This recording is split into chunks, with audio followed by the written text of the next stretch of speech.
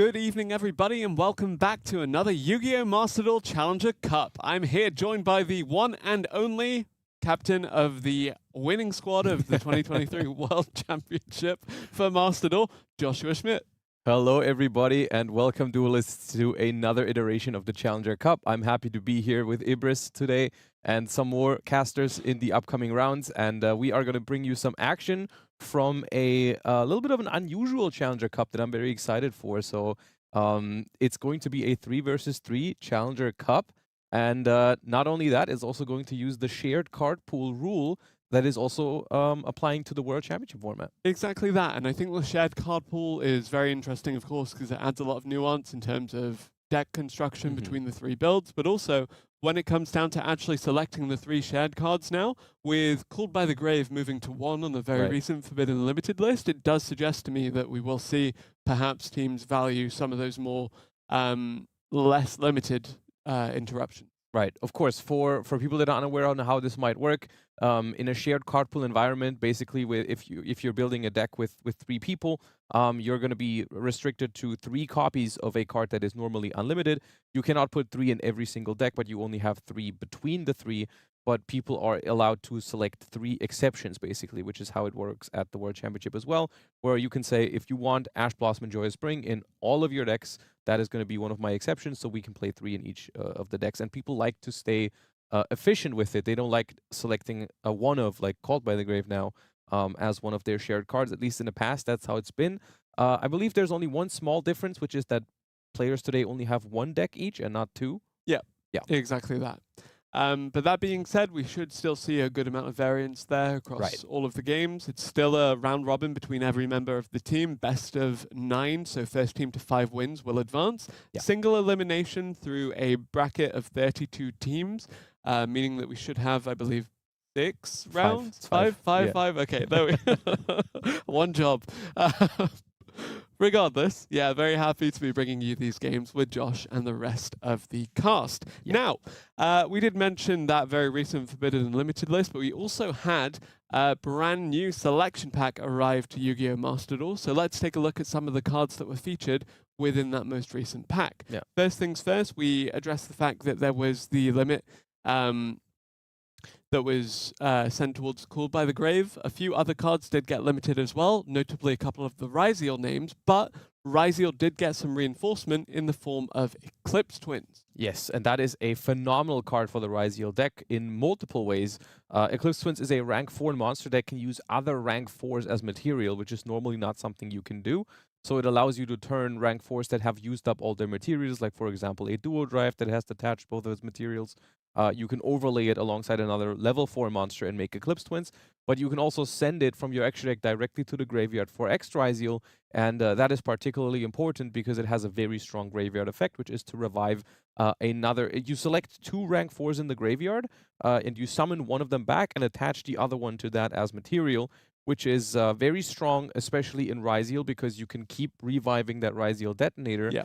And also, once you've sent it to the graveyard for X Ryziel, you can then later on attach it to the detonator as material, and then once it goes to the graveyard, you will bring the detonator right back, which makes the Ryziel deck a lot stronger into removal. You know, if your opponent removes the detonator, well, it'll come right back. And while Ryziel has been a mainstay of our competitive format for the past couple of months, there was an additional bit of support for a deck that is maybe a little bit less common. Of course, the Monarch cards getting an additional form of support in Eidos, the Underworld Monarch. Well, Monarch is always a scary deck because even though it's a very old strategy, it has a couple of cards that are particularly powerful or have aged pretty well. Mobius, the Frost Monarch, and Zaborg, the Thunder Monarch. Yeah, that's not what I was referring to. Okay. I was more so referring to cards like the Monarch's Erupt or the Domain, which are cards that even in modern standards can be used to decide games on their own. Of course, Monarchs, because of those cards, is typically a deck that you will see without an extra deck. So it is very telegraphed at the start of the duel. If your opponent has no extra deck, it is usually a Monarch deck because those cards only function if you have no extra deck while you control them. So what does this card do for the strategy in particular? I think it offers it a little bit more consistency because it is a 1 tribute monster, which typically The really powerful ones that you're trying to summon on the first turn have been 2 tribute monsters, leading to some awkward hands where you just couldn't assemble the double tribute material. Like, for example, the little squires are there to give you tribute fodder. Idea gives you 2 monsters to immediately tribute for, like an Ether or an Erebus. But if you happen to start with the other squire, which I believe is the small one, is also called Ados, that only gives you 1 tribute fodder, because it's just like you summon it and then you gain an additional tribute summon. But I believe that will combo with the Ados, the Underworld Monarch, because that only needs 1 tribute fodder. All right. Well, Monarch, maybe not the deck to beat within the format, but still very legitimate in terms of the amount of support that it's just received. But a deck that is very much a contender for that top spot, or at least one of the top spots, is, of course, Lunalight, another legacy support. Yeah, that is a scary strategy. And Lunalight has already been a pretty good deck in the past. Some of their cards are particularly strong in modern Yu-Gi-Oh! Because they have a unique trait that some older Yu-Gi-Oh! Cards have, which is that they're still lacking like that once per turn restriction that they nowadays put on a lot of cards where, throughout the history of Yu-Gi-Oh! We've learned, like, okay, if you can do something multiple times in the same turn, that tends to lead to some strong combos, and Lunalight does have some of those cards that can be used multiple times in the same turn, like, for example, the pendulum effect of Lunalight Tiger to revive a Lunalight from the graveyard. As long as you can keep that Lunalight Tiger, like, loop it back to your hand, you can keep reviving stuff from the graveyard. But of course, the biggest deal about this deck is the new boss monster that it's gotten, because it now actually is its own strategy, whereas in the past it's been more used as like an engine in other decks to spam some rank 4s. Now it's its own deck because Lunalight Liger Dancer is quite the boss monster. Yes, indeed. And of course, we did see Tom Kleinergraber actually pilot the Lunalight strategy all the way to the finals at this year's World Championship in the TCG category. Now that new support is making its debut in Yu-Gi-Oh! Master Duel, will be really exciting to see how that does roll out. Moving on from this, however, we do have another card to show you, the cover card of this pack, Future Begins 0. It is, of course, the number F0 Utopic Future Zexal. It's cool because it's the boss monster, quote-unquote, the new boss monster of the Onomat strategy, which has a big wave of support and is particularly strong, I believe, in combination with Ryziel. So I'm excited if we're going to see some of that, or I predict that we're going to see some of that, especially in the shared card pool environment where every team has to pick 3 decks, and I believe for some of them, the Onomat Ryziel deck will end up in the top 3. And that is, of course, because the Onomat deck is very synergistic with rank 4s in general. They give you the ability to get to generate a lot of extra level 4 bodies on the board, which of course a Ryziel deck can make great use of. Unfortunately, in that strategy, since you're going to be locking yourself into rank 4s with the Ryziel cards, you can't actually make the Utopic Future Zexal. So if we're going to see this card today, it would have to be in a pure Onomat deck or combining Onomat with something else, which I guess could also happen. I've seen people mess around with that in the past. Yeah. It will be interesting to see if the Ryziel Onomat players can go all the way to the finals. I had to do it. I'm sorry. It's probably not the last time you're going to do that today if we're going to see some Onomat. Yeah, I guess so. That being said, there is something else that I have to do, and that is, of course, say about how much you love the Sky Striker cards. And we do actually have a Sky Striker card here and some Sky Striker support arriving to Master Duel. Sky Striker Ace equals 0. That is a very, very strong card for one of my favorite archetypes, yes, Sky Strikers, and I really hope we're going to see some today. I do think it is a good deck, especially in a best-of-1 environment, because Sky Striker, at least with the modern support, likes to go second a lot of the time, where you're going to try to catch your opponent off guard and then play a bunch of those powerful spell cards to take apart their board and then gain control from that way, because, of course, it's a lot easier to just get a bunch of spells into the graveyard when you're going second, and you can activate cards like Regeki, Lightning Storm, or whatever it might be. That's going to fuel your engages and so on and so forth. And Sky Striker Ace equals 0 is a great way to gain more consistency and actually make Ray a starter again for the deck, because previously Ray was, of course, necessary in the deck, but it didn't actually get you very far in current standards. You know, like summoning a Ray and then making a Ayate to then go into the battle phase and attack directly to send engage.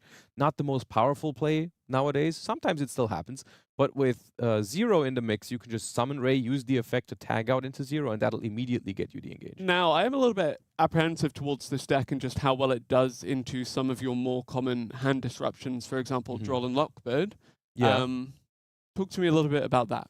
That is definitely a concern. That's something to be on the lookout for. It did just go to semi-limit on the latest update. Yeah, so and perhaps not every team has it as a shared card. exactly. For So that's something I would hope for. It is also Ash Blossom is also a pretty good card against it because you can stop engage, you can stop 0 to search engage, but you could also say that one of the advantages of Sky Striker, in my opinion, is that it's one of the decks that doesn't care as much about Maxi. I mean, Maxi is going to be good against it, but it can sometimes just play a couple of spells, perform one special summon, and then call it a day. Yes, indeed. And Sky Striker, of course, being the theme of this jacket, which will be on the prize table for a few of our regular season tournaments throughout this season of Challenger Cup. But something we do want to show you is the game mat that will be part of the Challenger Cup season final for this season. Of course, we spoke about Lunar Light. Here is a Lunar Light game mat for all of you Lunar Light enthusiasts. Yeah, it's going to be a popular one amongst the season finalists of the season. Of course, in order to win this match, you're going to have to get to the season final in the first place, which requires you to participate in any of the Challenger Cups and collect some points. And then I believe it is the top 128 usually that get to that. 32? Oh, 32 this season. 32. Okay. It is the top 32 this season. That being said, we do have a tournament underway for you right now. It is the 3v3 here for you tonight, and we do have Ash Blossom and Joy Spring immediately coming down. All right, so like we said earlier, we are going to be following 3 games basically at the same time because it is a 3 versus 3 tournament. So here at table A, we have a Ryziel deck going first with an X Ryziel, which is a limited card. We've just drawn the limited X Ryziel because it's that easy. However, it's been met with an Ash Blossom, and we have not been able to extend further, which is very unfortunate. Any level 4 there would have done it. Even a Molcharmy, normal summon it, make a rank 4 duo drive, and go from there. Their hand must be very heavy on non-engine, probably. So we'll see if they can defend themselves with those cards. At first, though, the pre-preparation of rights is going to reveal that it is a Mitsurugi deck that we're going up against. Of course, another big, relatively new contender in Master Duel. Not from the recent pack, but from the one before that. But really, really powerful, of course. And we're going to see why here in a second, probably. And now, speaking of Ash Blossom coming down, we did see Lunar Light get answered by it in Duel B. Let's look at Duel B very quickly, though, just to see how the Lunar Light duelist is able to progress here. Already down to 3 and 2 cards in hand, respectively, for both of these Lunar Light duelists. is a deck that is going to force a lot of interruption from the opponent, but Ali here was able to stop Lunar Light from summoning that powerful Liger Dancer, and therefore we are going to pass with just the Gold Leo on board, which is not ideal for Lunar Light here.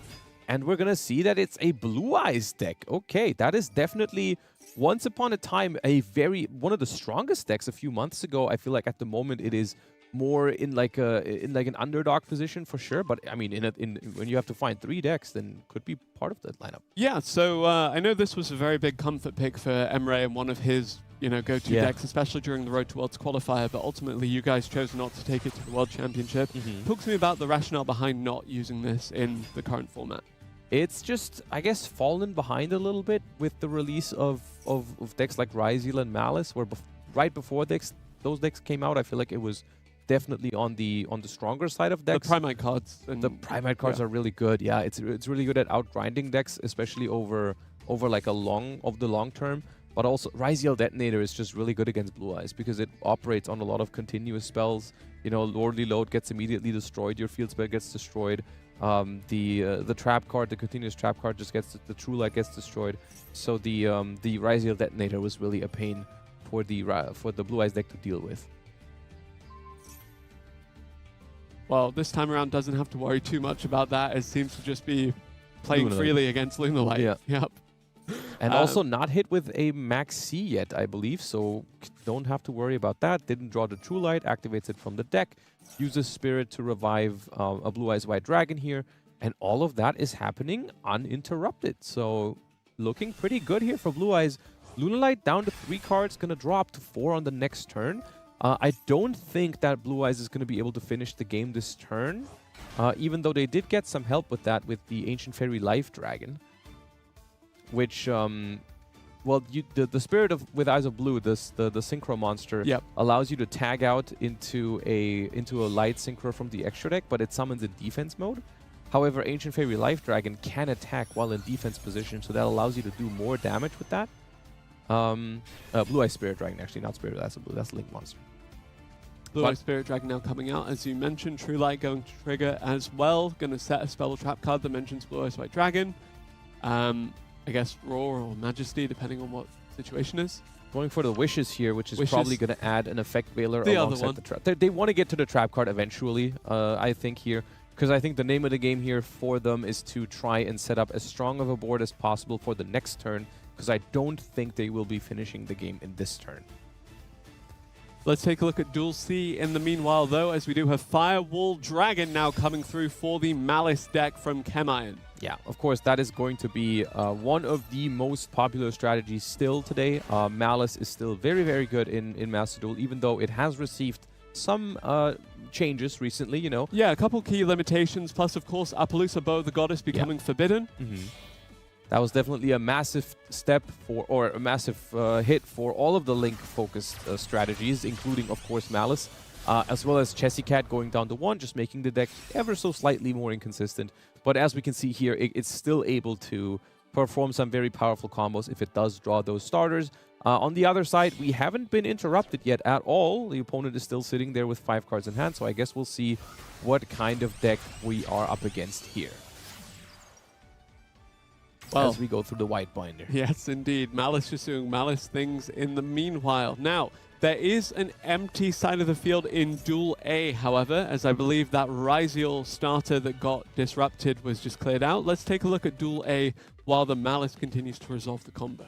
Yeah, and we are still in main phase 1, so there is still a world where the Mitsurugi deck is going to be able to attack for game here.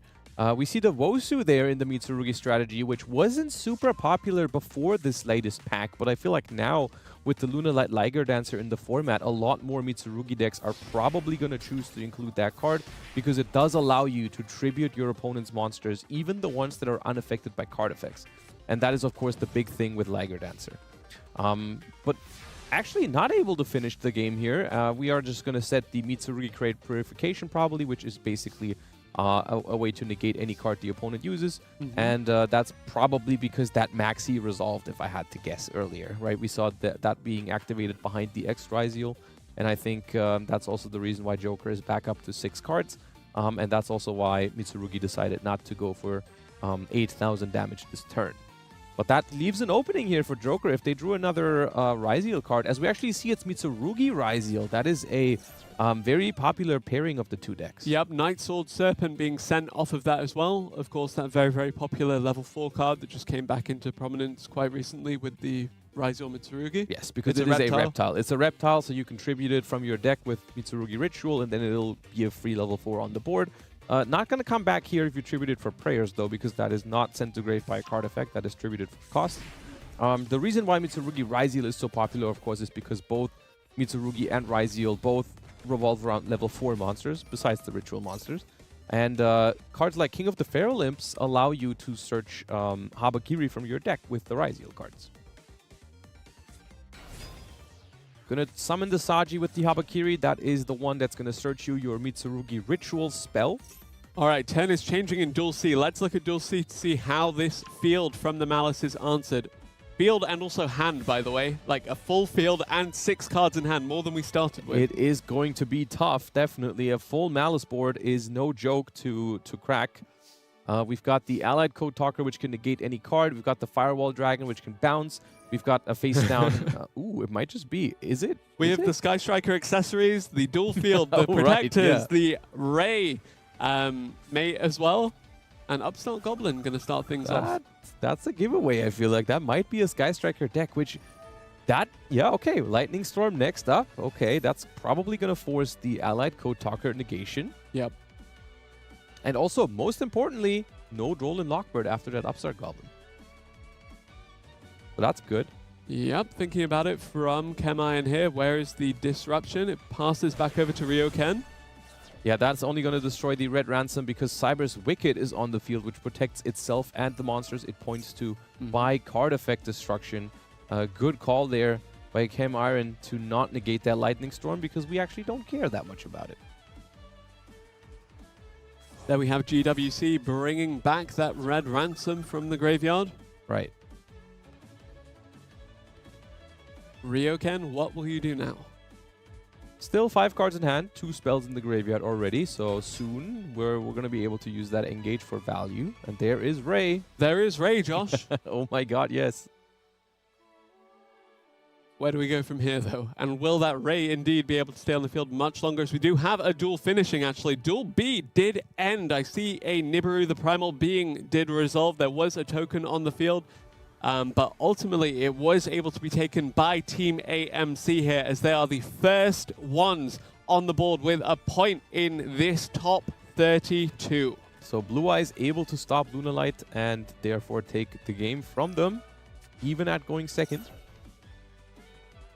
And we're going to use that Ray effect here. That is probably aiming to summon out Sky Striker Ace equals 0.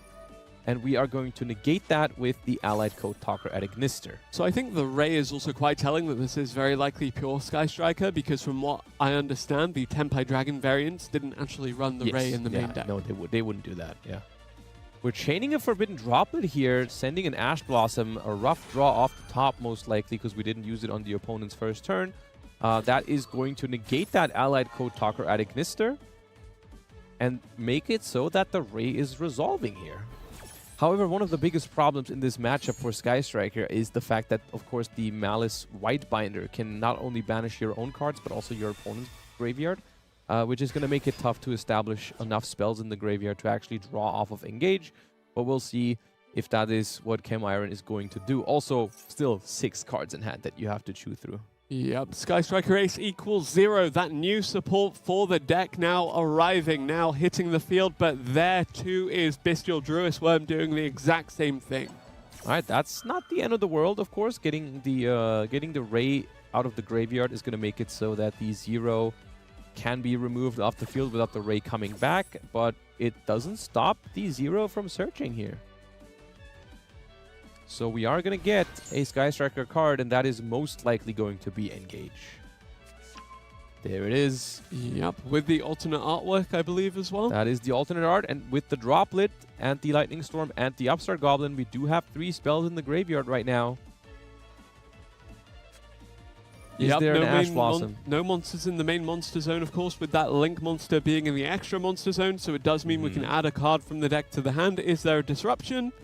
Because otherwise this turns into both a card in the hand and a draw. There is the disruption. Ash Blossom. Yep, that is why I said earlier that is a very good card against Sky Striker. Do we have a way to stop it? We do not.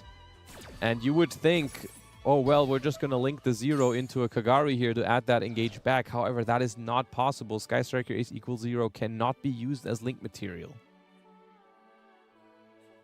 So at the moment, no easy way to add that Engage back from the graveyard. Down to 2 cards in hand. Ooh. Talents, though, could make that 3. Yeah, we're going to try to draw 2, and can't Ash again this turn. Chaining the Maxi, though. Interesting decision to not use that earlier when the Ray was trying to tag. Ah, you couldn't. Because the Droplet sent a monster. We tried to negate the Ray. Yeah. And then we got Dropleted and sent a monster, so we couldn't Maxi anymore. Right. Firewall Dragon going to play on top of that, however. Yep, that is going to target the 0, and we're chaining linkage here. That's huge. That is one way to turn that 0 into a Kagari without linking it off, because linkage, despite the name, does not actually perform a link summon with the monster you're sending away.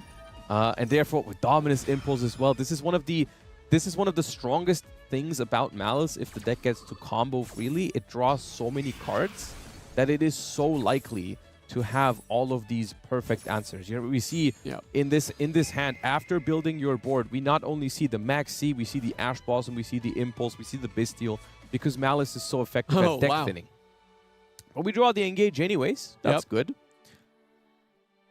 We do have it look to resolve now, and actually that should be 2 cards to the hand, 1 searched and 1 drawn off the top, but are they enough to bring Ryoken and the Sky Striker deck back into prominence here, as we do have Chem Iron still in the lead, although this field, while it was pretty scary, now running out of effects to use this turn. We are running out of effects here, however, Maxi is still active, so even if we find more ways to play here, it's going to be tough to give more cards to the opponent. At the same time, we haven't used Kagari's effect to add back yet, so there could be another Engage in the future, but at this point it is pretty difficult, I think, to decide. What is your game plan? Because I don't believe you can do 9,700 damage through the board that is there, and also the March Hare that is in hand, because at any point we can go March Hare, banish Whitebinder, and then Whitebinder bring itself back as well. So we're gonna have to clear this board somehow.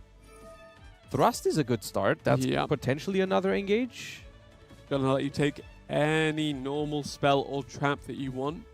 I think the Cyber's Wicked is particularly annoying here because it makes it hard to actually clear the board with Sky Striker. You can't just Raigeki this, or like we saw, the Lightning Storm earlier did basically nothing.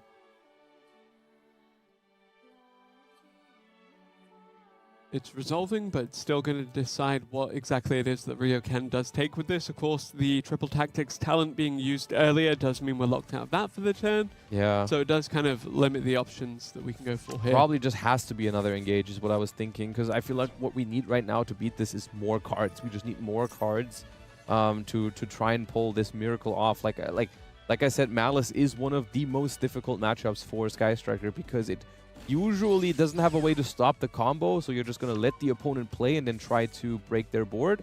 But that is particularly difficult against a deck that draws this many cards. Yep, going back up to 4 cards in hand for Ryoken, but importantly doesn't have the normal summon left, doesn't have too much left in terms of extra copies of Engage, but does have the Widow Anchor to potentially take control of a monster. Should have 2 Widow Anchors by now. So I guess we'll see if they're going to use both right here. I do believe Cyber's Wicked also protects from battle, though, so we can't even just like take the firewall and attack the Wicked is the difficult part.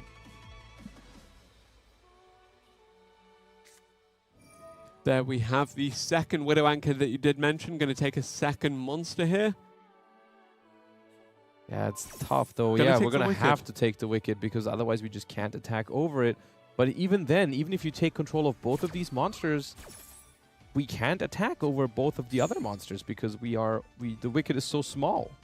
So we can only attack over one here, and then I guess we can turn them... The cool thing here is we can turn them back into Sky Striker engine by going into Azalea. Yep. However, more draws under Maxi for the opponent means a stronger next turn. Also, Malice is not out of interruption yet because we have the March Hare to banish the Whitebinder, draw a card. Now the Whitebinder is going to banish the White Rabbit from the graveyard, and that's going to give you that TB, the MTP07. MTP, yeah. And we're taking 2 engages away with it as well. Hard Scripture in the or banishment as well. Now going to come back. I was about to say graveyard, but nope. Exactly where the Malice cards want to be, and now on the field as well. 5,000 attack. We said the Wicked didn't have much to get over the other monsters. Well. And the annoying part here is now you have a Cyber's Wicked in the main monster zone, locking you out of any other Sky Striker effects. And I don't really see a way out here. I can't even imagine any 2 cards that would do it at this point for Ryoken here. We're going to see the Typhon, which at least is going to make use of the Wicked and make the main monster zone open again if we put it up there.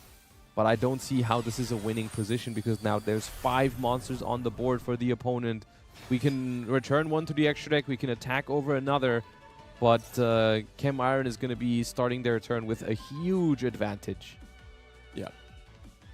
Still 2 cards in hand for Ryoken, and actually will be the Typhon now progressing to that battle phase. Super Starslayer Typhon Sky Crisis, able to dispatch 2 of these monsters, but still 3 of them on the field, 3 of them in the hand as well, about to be 4 as the turn is about to pass over.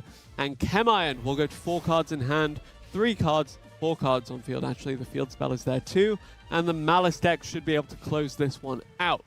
Yeah, I can't imagine which kind of cards you would need here to actually stop the onslaught that Malice can unleash here, especially with Malice being so much more dangerous when it already has all those things in the graveyard. You know, like if it's already scary enough when it just goes first and combos with an empty graveyard, but when like the Whitebinder and all the other Link monsters are already in the graveyard, all it takes is 1 banish. Then you're going to banish the Whitebinder. That's going to come back. That's going to banish all the other things. And yeah. Yeah, let's look at Duel A in the meanwhile, actually. So we did have a Superstar Slayer Typhon Sky Crisis appear there, actually being used aggressively to clear out the field and actually close this one out as well. All right, a perfect 50% win rate for the Typhon. We got one game where it won, and we got one game where it's probably going to lose. So the win rate for Typhon perfectly at 50% here in this first round of games. And the win rate perfectly at 100% for Team AMC in these games. If Malice is able to finish this game off, they are going to be up 3-0 in this best of 9, meaning that in the 6 games remaining, they only need to win 2 more to take the entire series. There is another linkage, however, just to see if there is any kind of further disruption from Konami here, and there is another Dominus Impulse coming out. Yep, drawing cards is powerful. Still, we've seen people come back from scarier fields. I don't think they're coming back from this one. They're coming back? Okay. Maybe something good off the top of the deck. And there's not going to be another. There's not going to be another off the top of the deck here, because we are banishing the Heart Scripter. And it will come back with 5,000. It's going to come back with 5,000 in this battle phase, and it can still attack. And even if the last card is something to stop this, there's way too much card advantage for Malice here.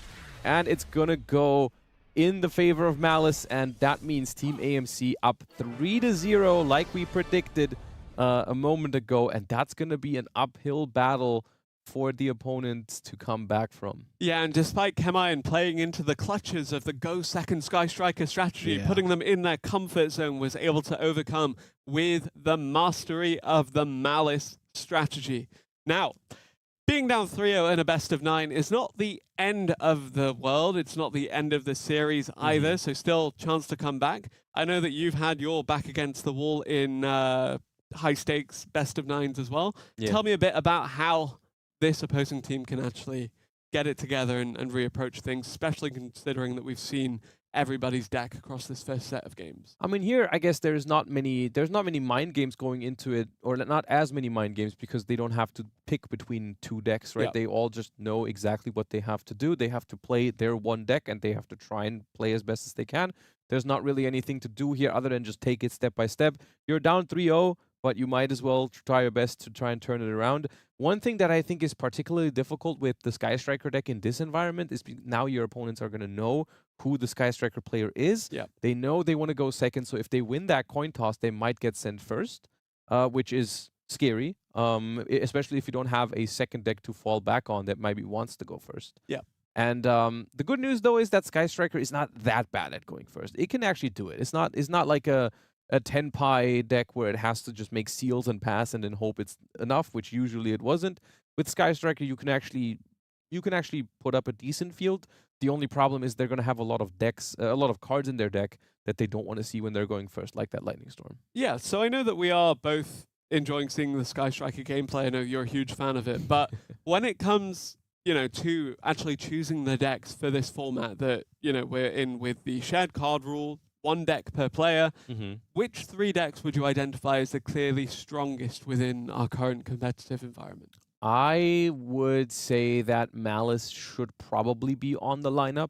That deck, as we just saw, is still capable of some incredible combos and is also just able to play some of the best cards in the game. Like Dominus Impulse is a phenomenal card at the moment because it's both good against Malice and Mitsurugi. So that card is phenomenal, and Malice is able to play it. So I really like Malice for that. I also think Mitsurugi is a very solid strategy in best of 1. And also just in Master Duel in general is well positioned because Mitsurugi can deal with a Maxi fairly well. So some Mitsurugi variant. I'm not actually sure what my favorite one is, but like pure Mitsurugi is cool, even though that would conflict. Yeah, maybe you designate Dominus Impulse as your shared card and you play pure Mitsurugi and Malice with Dominus Impulse each. And Blue Eyes. And Orchist, maybe. Like those 3. That was what I was going to say. It's like a shared card, Dominus Impulse, and then you play Mitsurugi, Malice, and Orchist. I think that could be cool. Yep, could very well be. As Allure of Darkness, a very cool start for the Malice deck. It's both draw 2 and then banish something that will inevitably summon something else. Yep, and But that's there why we is ash it. Blossom. Yep. The problem with ashing Allure of Darkness is that Allure of Darkness with a high likelihood already indicates that they have a Malice card in hand, unless they're just activating it with a Bestial, which could be the case. But most of the time, when they activate Allure, they have a Dark already. We see Signet Mining here. That is just one way of Malice to make up for that consistency that has been lost by that most recent Forbidden Limited last And update. actually having to send the Mulch Army there, of course it does give an extra little bit of use to what otherwise be fundamentally a not so useful card going first. Exactly. But it also does suggest that this was perhaps not the ideal starting hand for Chem Iron here. It's turning out pretty good because we actually had the one of Chessy Cat, and the Allure of Darkness was negated by Ash Blossom, but, well, guess what? Chessy Cat is basically Allure of Darkness, but for Malice, and so we still got to draw those 2 cards.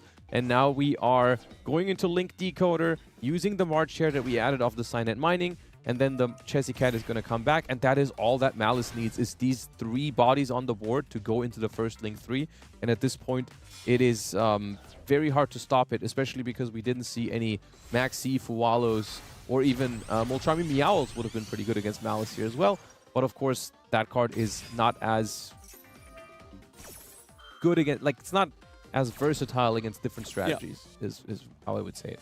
All right, so you mentioned Orcust, and I'm noticing a conspicuous lack of it in this set of games, of course. So far, not. We haven't seen it. I mean, there's other options. That's the thing, right? Orcust. It could also just be Lunalight is another deck that could very well be the third in the lineup. I do think that that we're gonna see Mitsurugi and Malice in a lot of lineups today, and then like some variety in the third deck. Like, for example, teams that decide to play a version of Mitsurugi that doesn't incorporate Ryzeal might just play Ryzeal or Onomat Ryzeal as their third deck. But we will also probably see some people play Mitsurugi Ryzeal. I'm enjoying Gem Knight still. Gem Knight is also a viable deck, I think, yeah, especially in best of 1, these blind second strategies. Sometimes Gem Knight can even be played as a going first deck. So I think that is something that we could see. But I think basically the third deck is going to be where the diversity is going to come from today. Like, we're going to see some Lunalight, some Sky Striker, some Orcust, some Ryzeal. Let's take a look at Duel B, actually, because I believe that should be the Lunalight now resolving. The Perfume Dancer actually able to add the Lunalight Perfume that will revive 1 Lunalight monster from the graveyard as well, and then have an extension effect from the graveyard on top of that a little bit later. Yeah, arguably even the more important effect sometimes is the graveyard effect, where you can send a card from your hand to the grave and then search for a Lunalight monster, which is just another thing that you do along the way to get all the pieces together.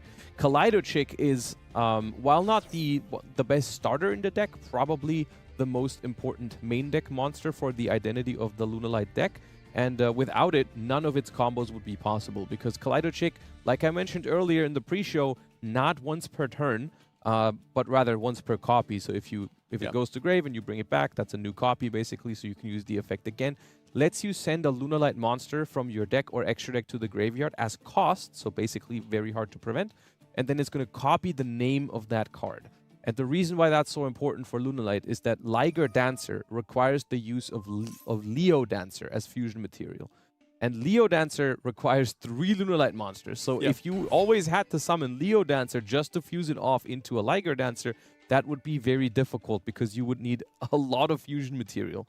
So Kaleido-Chick copying that name really easily is very important. Also, Lunalight has a way to fuse with material from the graveyard. So that Leo Dancer you send from the extra deck to the graveyard is going to function as fusion material for a you have Liger heavy Dancer. Polymerization to use the extra deck as fusion material as That well. too, yes. But that's usually something you can only do going second, because it requires the opponent to have monsters. But usually the way this deck combos into 2 Liger Dancers, which is the standard combo if it goes uninterrupted, is you use a Kaleido-Chick at some point in the combo to send a Leo Dancer from the extra deck to the graveyard. So the Kaleido-Chick on your field is now called Leo Dancer. Then you fuse with that Kaleido-Chick from the field into the first Liger Dancer. And then you use the Miracle Fusion-like effect of the Lunalight Wolf to use that Leo Dancer you sent to the graveyard as material for the second Liger Dancer. Sounds like you've put enough time into this deck to be very happy about the season final map being the Lunar Light Liger Dancer. But another thing making you very happy is, of course, the Sky Striker deck that we're seeing in Duel C. It used Lightning Storm, but the Blue Eyes is in defense position. Let's look at Duel C to see how this turn continues to play out. Actually, the Sky Striker ended, so Blue Eyes gets another turn. Blue Eyes gets another turn here. However, Sky Striker S0 does have a secondary effect as well, which you can only use one of its effects per turn. You cannot use both on the same turn, but it can tribute itself as a quick effect to summon Ray and Rose from deck or graveyard, yes, and then destroy non-target destroy a card in the field. So, for example, we could choose to use that here to destroy the Lordly Load if we wanted to, but we don't want to. One card in hand for Ryoken here. Could be a disruption, given the fact that they did not set it. Could also be a monster, which would be a little bit unlucky. Sometimes in Sky Striker, you do play that triple Ray. You do play Rose because of the 0. It's basically required. So sometimes you draw multiple normal summons and can't make use of it. But I guess the most interesting part here is Blue Eyes able to push through this 0 interruption as well as the face down card? But honestly, Blue Eyes not the most aggressive of decks. I would not expect it to be able to go for game this turn. However, one of the biggest choke points for the Sky Striker strategy when you're interrupting the opponent is Ash Blossom or Ghost Bell onto that 0 when it tries to summon Ray and Rose to destroy a card, which is what we're going to see here. They're attempting it. Do we have Ash or Bell? Does not look like it. We are resolving, so we're going to get Ray and Rose and destroy a card non-target. Quite useful that the 0 takes itself off the field as well, so no threat from that Primite Drill Beam that's face down right now. Right now it can't be activated because it's a quick play and it was just set, but the in future it's sometimes it's a good thing, sometimes it's awkward that it summons both of these, because now you have, of course, the Ray has a quick effect to summon a Link monster, but the Rose is kind of stuck in the main monster zone. So let's say that set card is a Widow Anchor. You can't get that out there right now. That being said, we did have a monster effect be activated, so the Blue Eyes is going to extend further. Doesn't want either of the Rose or the Ray, instead opting for 2 cards being added here. Not too worried about that 1 card in hand from Ryoken either, so instead just going to extend for this Blue Eyes deck from Ali. And I guess the question that's left to be answered is what that face down card is, because if it is a Sky Striker spell, the only one that you can activate is the new Lemnis Gate. That card does not actually have the requirement of having to have an open monster zone, which is probably because they made it at the same time as Sky Striker is equals 0 because they wanted it to work in these instances. But we'll see. Lordly Load is going to summon another Blue Eyes. That is typically an indicator that not too much more is going to happen this turn, because Lordly Load's effect to summon a normal monster is going to restrict you from using any monster effects from monsters that were special summoned. Let's look at Duel A in the meanwhile, however, as the Ryziel deck is now extending further. Looks to have taken control of that Firewall Dragon, presumably with the triple tactics. Yep. And now we have the Malice just continuing to make a response with that trap card being activated to summon back the White Binder. White Binder going to banish some cards and potentially just allow this Malice to maybe hold on for 1 more turn. Well, Ryziel doesn't really have that much left. Presumably we're trying to resolve this duo drive right now, because it does still have 2 materials.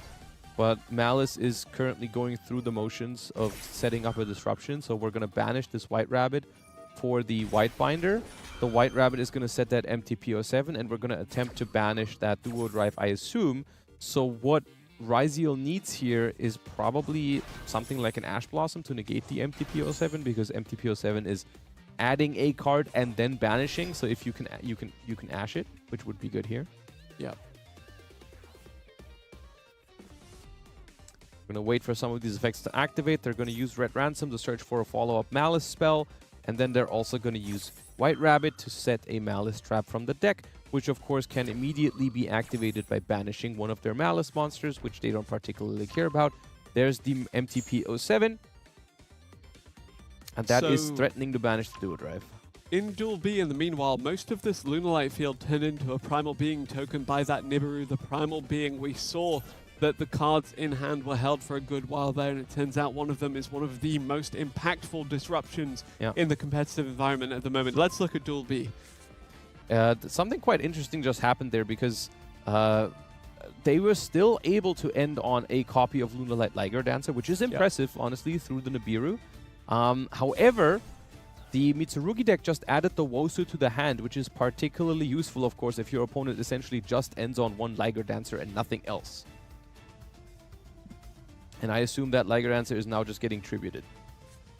They've set up the pendulum scales. Yeah, that's what they do all the time, pretty much. Yeah. Okay, Ash Blossom on pre-prep is pretty big. If they don't have a ritual monster right now, they can't really even give them the Wosu.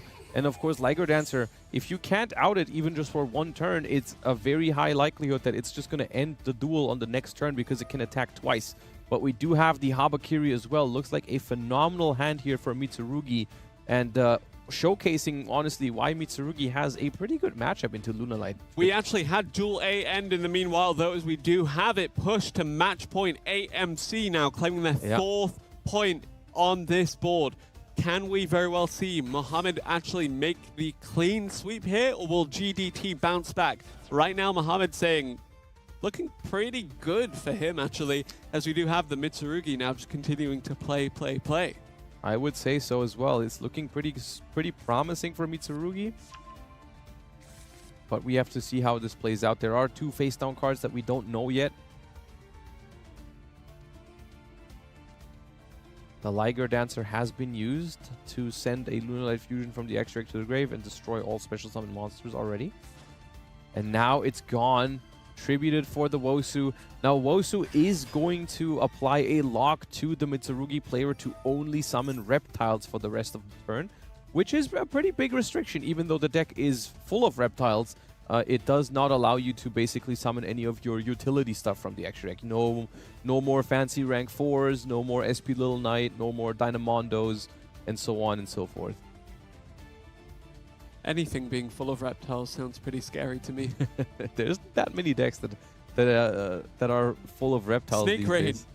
Otherwise, that would be a very good card. Yes, I mean I think it is a good card. It is anyway. a good card. It's just missing the shell. I suppose. Nobunaga, the queen, the deity of poisonous snakes. Something like that. I don't remember, but Phenomenon was definitely the king. Anyway, king of this game right now is Ameno Habakiri no Mitsurugi, as its effect in the graveyard has, well, resolved. Mitsurugi mirror to the hand. And we're probably going to activate that mirror next step. Oh no, we have the ritual spell as well. Okay, that must be nice. We just have both ritual spells to our disposal, and we're choosing to use Mitsurugi Ritual first. And there we go. Dominus Impulse, phenomenal card against the Mitsurugi strategy, bringing them down to 2 cards in hand. However, those 2 cards, I believe, are Mirror and Murakumo, so we can keep going here with the Mirror to Ritual Summon. From the graveyard is the unique trait of Mitsurugi Mirror, is that it lets you Ritual Summon a monster from the graveyard, and we are tributing probably the card in hand. We did actually see Skystrike Ray send the Neo Kaiser Seahorse to the graveyard by battling over it. Now Duel C, let's look at it very, very quickly, as we do have the Sky Striker player just playing within the battle phase here. Quick play spell from the hand, Sky Striker Mecha, Shark Cannon being activated. That's going to interact with the opponent's graveyard. We're going to take the Maiden away. Now, Shark Cannon does give you the option to summon the monster as well. However, in a lot of cases, you use it more so to just banish your opponent's cards to get rid of them in the grind game. And Ray resolves to tag out into that 0. Now the question is, do we use Zero's effect to search? Yes, we do. Still in the battle phase here. Yeah, Sky Striker can actually put up some decent amount of damage. Not quite 10-pine numbers, but on an open board, Ray is game. And we see the Lemnis Gate in the battle phase. This is another one of the new cards. It's a very fun one. It allows you to shuffle back an equal number of Sky Striker Aces and Sky Striker spells from the grave. So it basically gives you a lot of recycling.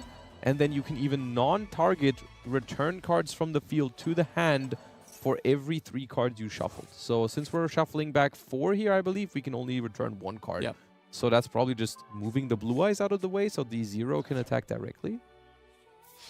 And that's what we do. Yep, there's 1 attack for 2,000 now. Still 4,300 left to punch through. There is the mobilized linkage and that being is used from the hand. threatening. That is threatening game because we can summon a Kagari. Kagari can add back the linkage. And then that's enough damage because the Kagari attacks. Then you linkage into another Sky Striker monster and all of that in the battle phase. So no effect veilers here or anything like that.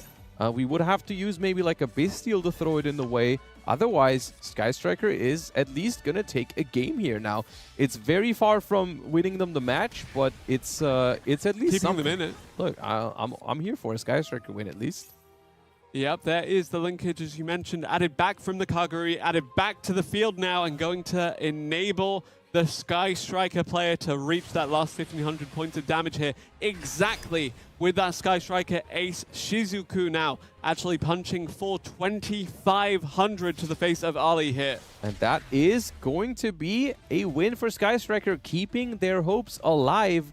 If Lunalight is able to win this game against Mitsurugi, we are going to go into another set of games. At the moment, it is, of course, 4-1 for Team AMC, so any one win for AMC is going to secure them the match. Yep, 0 cards in hand now for Mohammed on the side of Team AMC, however. So the Mitsurugi cards on the field and in the graveyard are going to be what he is relying on here. Mitsurugi Magatama going to be added to the hand to completely invalidate that last statement, but it's still going to be played right now, and it's going to be deciding here. Only the Primal Being token left on the field, but there is the end phase now. Yeah. The turn is passing back over. Honestly, even though they were able to out that Liger Dancer, it's still looking like Lunalight might have a chance here because we are going to start this turn with both scales still up and both of their effects are reusable here. We can use the Wolf to fuse potentially, and we have the Tiger to revive. What skip the draw phase? Dugaris? Dugaris probably. Okay, yeah, nice. Dugaris, draw 2, discard 1, and then skip your next draw phase. We're going to summon Kaleido Chick to send another card. We're going to send Silverhound for cost from deck to graveyard. That is big. Silverhound is not going to trigger here because it was sent for cost. However, Silverhound is a spell trap negation if you can banish it alongside another Lunalight Fusion monster from your graveyard. So that could potentially render that Magatama useless if they have a Lunalight Fusion in the graveyard, which for they sure should. do, because that's what the Primal Being token was. Also, the Liger Dancer was there, right? So unless Yep. they somehow banish the Liger Dancer, it is in the graveyard. So we're going to use the Tiger to bring the Goat Leo back.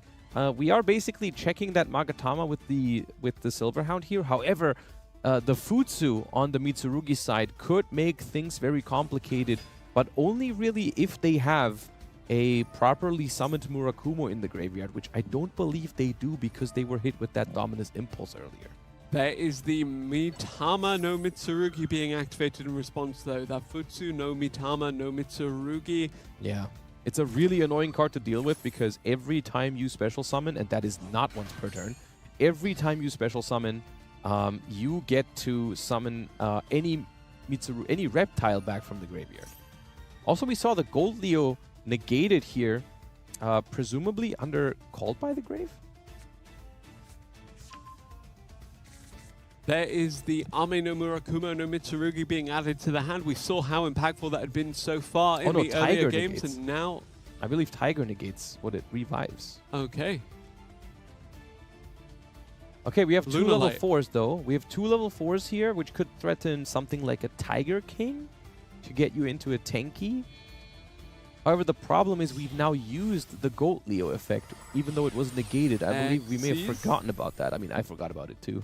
Yep, there is the Brotherhood of the Fire Fist Tiger King. That's a classic. Yep, so is Fire Formation Tenki in Tri Brigade back in the day. That's not That's back not back in the day. That's not back in the day. Back in the day of Yu-Gi-Oh! Master Duel. Okay, we see Magatama here, but I believe that is what we sent the Silverhound for, to be able to stop this. So I would assume that this is going to be stopped. Yeah, we're going to tribute 1, tribute the Futsu. That, because it's tributed, will give us another search. We're going to try to destroy the Wolf. That's what the Silverhound is going to stop. But I guess they're still doing it here to force them to banish 2, which gives them less fusion material for Wolf here, because Wolf banishes from the graveyard. So Magatama is negated. Wolf is going to resolve. I guess we'll see what fusion monster they can summon, and then afterwards, the Futsu is going to trigger. Give them another search. Oh, and that is 4 for another Liger Dancer, and I think that means that Lunalight is going to keep Team GDT in the series here. I believe we are going to get another round of games, because Liger Dancer is one of the best Yu-Gi-Oh cards at finishing duels. Because what you can do now, after this Futsu returns, you can simply use Liger Dancer. Yep, destroy all the special Destroy summon everything, monsters. move to the battle phase, it attacks twice, the other things can still attack, and that is going to be way more than 8,000 damage. Really, Liger Dancer, such a strong card. Yep, very, very big attack numbers and very punishing effect. But the Mitsurugi still continuing to extend just a little bit. Can Mohammed actually stop this? I guess we're about to find out. I don't believe so. Hmm. Ooh, they might... Do they not have another Lunalight monster in the extra deck? Because they're not using Liger Dancer to send anything. Oh, now they are. Okay, well, I guess that's also... Yeah. Oh, okay. I see what they did. They were scared of the... Because all of the small Mitsurugis have an effect to replace themselves when another thing is destroyed. That wouldn't have worked against Liger Dancer, but they were just playing it safe. Because Liger Dancer destroys everything at the same time. And you cannot, like, when something says you contribute this instead of something else being destroyed, that doesn't work if it's also being destroyed. Okay. Okay. That makes sense. Something else that makes sense is, of course, the fact that we now have 2 and 4 on the scoreboard here. It's not a clean sweep, but it's also not the brightest looking scenario here for Team GDT, but they can still do it. They did win. They did go positive in the second round at least. That's something to look for, right? They went 0-3 in the first set, but now 2-1 in the second one. That's decent. You know, you gotta do your best. And now, I mean, of course, they have to win the next 3 games. If they just lose one of those, then they're out. But I mean, they did okay in this round, and it's not impossible. Theoretically, there was a point when they were down 4 games, so you know the reverse sweep is still alive. Yeah, they were down 0-4, and now it's 2-4. So I think it is possible. Yeah, doable. And hopefully you're not just saying that because you want to see the Sky Striker deck win. Well, I mean, I'm not biased. That being said, yeah, really, really great set of games there. I'm really glad that we got to see the Lunalight deck shine alongside that Sky Striker. It was really impressive, I think, especially because they were hit with that Nibiru. They were still able to make a Liger Dancer. Then, even though the opponent was able to out it with the Wosu, it's not always the end of the game, because sometimes, you know, when your opponent has to, even if your opponent has an out, but they have to play weird to get to that point, right? Like, they basically had to get to that Define Wosu. playing weird. Well, they had to search the Wosu as their first action, basically, because otherwise, if they start playing and then search the Wosu later, the Liger Dancer Raigeki effect is going to be even more impactful. So they had to search the Wosu basically instantly. Yep.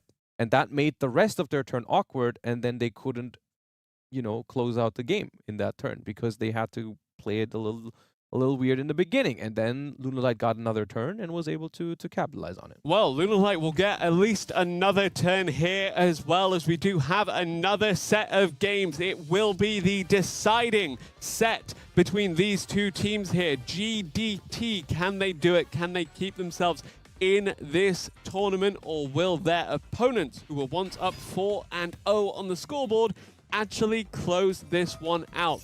Only one win needed for Team AMC here. And as much as it's positive here for Team GDT that they're going first in this duel, normal summon Sword Ryziel, now that card is limited, is not ideal. It does technically work, but if you're hit with an infinite impermanence, there's not a whole lot of ways you can keep playing, but Mitsurugi Prayers is one of them. Lunalight Kaleido Chick actually hitting the field in Duel B, as well as we did have the Molchami Fualos resolve against the Sky Striker that was sent first. That concern that you had, actually realizing here. Yeah, that is one of the things that happens if you play a best of 9 and you can only play that one deck and you're trying to blind second. Did we see the Sky Striker versus Malice yet? I don't think we did. That was the first one. That was the one that they were not able to win going second because the Malice setup was so strong. Duel C would be Sky Striker versus... They've played against the Blue Eyes, they've played against the Malice, so this is the Mitsurugi that they're up against. Lunalight is going first, though. That's good for them. And Ryzeal is popping off right now with Mitsurugi. Regular polymerization now coming out. Yeah, that is a standard in Lunalight because Black Sheep can search it, and you can actually recycle it later on with Lunalight Masquerade. I think that's kind of cool when they make fusion archetypes that are actually incorporating the OG polymerization. I think that's pretty neat when they find a way to do that. Like also, I'm a big fan of the patchwork engine in other decks when they use the with Frightfur and Edge Imp Chain. Yeah, I think that's cool. Back in the day. Kind of. That being said, we have plenty of cool Yu-Gi-Oh! Action taking place right now, of course, with this series really heating up between these two teams. As we mentioned before, AMC just need one more win, and it looks like Duel C. Let's take a look at that, because the Sky Striker was sent first, and that is so not great for Ryoken. I will say the first two that I was looking at here were Duel A and B, and those are not looking bad. Both of them are not looking bad. You've got Lunalight popping off, and you've got the Ryzeal Mitsurugi deck, at least able to set up some Mitsurugi disruptions. But I guess it's really coming down to how bad is it for this Sky Striker deck that they were sent first. And I guess one good thing is they resolved the Maxi. They are drawing right now as the Mitsurugi deck is special summoning, which tells me that the Maxi that they used earlier has resolved, which basically means Mitsurugi is under a lot of pressure here. You know, can they finish the game this turn? If not, Sky Striker is just going to basically... I would argue that's almost better than going on first. the bounce back, just getting plenty of cards. You have the setup with everything face down as well. Exactly. Time will tell if indeed there is an extra turn for the Sky Striker deck here, as Ryoken really needs to keep themselves in this game if they're going to make it, and if this team is going to progress through the tournament so far. Now, you mentioned Duel A and Duel B both being really, really good for Team GDT. Let's take a look at Duel A. As we looked at Duel B, we looked at Duel C, but this one is now where the Blue Eyes deck is truly allowed to come alive against Ryzeal Mitsurugi. Yeah, not the worst that happened there, I would say. Like, I mean, the Sword Ryzeal was stopped by an Infinite Impermanence. We did have the prayers to keep playing with some Mitsurugi cards. However, it seems like we've just gotten to a Murakumo and not much else. So Blue Eyes is able to play here. It's not too oppressive what we're facing. We do have Ghost Bell and Haunted Mansion stopping the Spirit with Eyes of Blue from summoning out a Blue Eyes White Dragon, however. It looks like we may have some kind of response, but no. Ultimately, that will resolve, and indeed, as you said, it will stop that summon of the Blue Eyes White Dragon. Ali, though, has a response to the monster effect being activated. Triple Tactics Talent going to allow for 2 cards to be drawn. Actually, I think every time that I've seen this resolve today so far, it's just been draw 2 cards. Yes, and that's usually, funnily enough, despite that's the only effect of Triple Tactics Talents that technically really generates card advantage, where you have more cards than before you activate it. It is not a great sign when you have to do that, because typically basically what people are doing when their hand is already good is they either look at the opponent's hand to take out interruption, or they take interruption away from the board. Let's cut to Duel C, though, as this could very well be game against the Sky Striker, and it could very well be game against Team GDT, unless we are in the battle phase. We are in the battle phase. Both Murakumos have attacked. What you're going to do here is, that's a trick that you often do with Mitsurugi, is you tribute a ritual monster after you attack with it, so that you can then bring it back and attack again. So that is going to be what we're trying here in the battle phase. We're searching out a Wosu, which honestly really annoying sometimes for Sky Striker when they contribute to 0. We're using the Murakumo here. Does it successfully return from the graveyard? It looks to be the case here. It seems to be resolving. We search Magatama. We bring back the Murakumo. If this attack connects, basically the game and the series is over in favor for AMC. I will say, though, if Sky Striker is able to stop this one attack, I think they are just fine because they have so many cards in hand. Do we have anything here, or will it be AMC advancing? There is the droplet. That's not enough. That's not enough. That's putting it exactly to 1600. Anything else? I guess if they were going to use a droplet to prevent them from attacking for game, they should have had to use it earlier to have both of the Murakumos. Yep. That being said, that may suggest that there is something else that can be activated. Hopefully. Linkage? Anything? Still two Or mystery face downs? I guess maybe they're sending... No, that doesn't make sense either, because if you send 2 spells here... Widow Anchor is live now. Do we have Widow? We do have Widow Anchor! Okay. Oh, this is such an interesting interaction, because the only reason why this works is because the Murakuma was chained. Because the way Sky Striker Widow Anchor works is you can only take the monster, you can only target even a monster that you can negate. So had that Forbidden Droplet resolved, both of the Murakumos would have been negated, and therefore Widow Anchor couldn't have even been activated on them. Yeah. So if we just hadn't chained the Murakumo there, which is kind of like a force of habit, you're just supposed to chain it so your opponent has to discard. If we hadn't negated the droplet, we would have actually been able to attack for game through that Widow Anchor. Now Sky Striker does get another turn here, however, they had to send a lot of cards away for that droplet to even be able to play the game. Now we're going to activate multi-roll, which was the other face down. That being said, very, very well played by Ryoken to actually make it to this stage. Let's see, 4 cards in hand. Can any of them make a bounce back against the established field of 2 Murakumos from the Mitsurugi deck? We have 3 spells in graveyard already, so nothing is impossible here for Sky Striker. All we need is access to some powerful spells like Engage, like Talents, like Thrust. And then we could break apart this Mitsurugi board. However, it's kind of sad that we had to send so many cards for a droplet just to survive that turn, because despite using that Maxi successfully and drawing like 3 cards off of it, Raigeki. That's a start.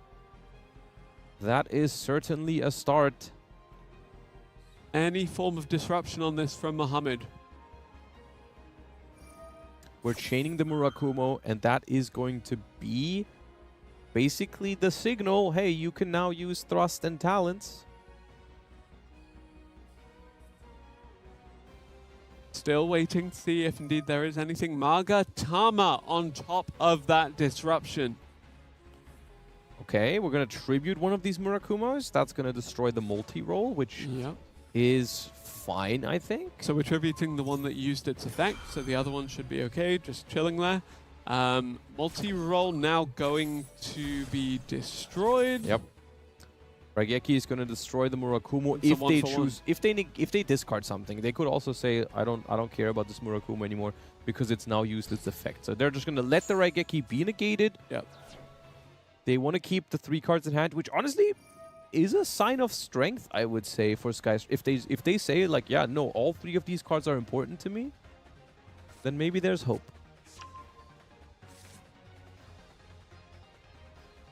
Mitsurugi Prayers now being added to the hand as well, as we do have Ame, no Murakumo, no Mitsurugi now returning to the field. So 2 Murakumos with 2 face downs against 3 cards in hand. Afterburner is the one that we activate next. That is scary here because that's going to threaten one of the face downs as well. Honestly, probably what you care about more here. You don't really care about the Murakumo. We're going to use the prayers, tributing the Murakumo probably. This is an interesting, once again, another wording thing with the Sky Striker cards where Afterburner is worded in a way where you destroy a monster, and if you successfully do so, you can then also destroy one of the spell traps if you have 3 spells. Yep. If you don't destroy the monster, you don't get to destroy a spell. So Mohammed's saying here, I'm just going to chain these prayers because I probably don't want to gamble the 50-50 on which one you hit. I'm just going to get rid of the prayers because I want the other face down to be safe. Yep, missing the target here from the Afterburners, but still 2 cards in hand for this Sky Striker deck. Ryoken still very much in this, but Mohamed not making his life easy. Still 6 cards in hand, still the Mitsurugi effects resolving, still the Mitsurugi monsters very much a threat here. And Sky Striker is going to have to pull off quite the it's quite the uphill battle here with how many cards the Mitsurugi deck has in hand. The follow-up turn is going to be quite tough to deal with, I would say. Okay, reinforcement of the army. That is access to Ray. That is potentially also access to Engage. if that resolves, because we can go Ray into 0 into engage, or we can go Ray into Hayate, into send engage, into Kagari, add it back. Multiple ways we can go about it. Here's a triple tactics thrust. Yep, we can add the engage, or we could just take the talents and extend from there. Now the big question here is that the face down Mitsurugi trap? And also, do they have an Ash Blossom in hand? Those cards are the most important here. We're gonna go for the first engage. And this is going to be the moment of truth. Is if this engage is activated and resolves, you basically know, okay, there's no Ash, there's no Mitsurugi trap.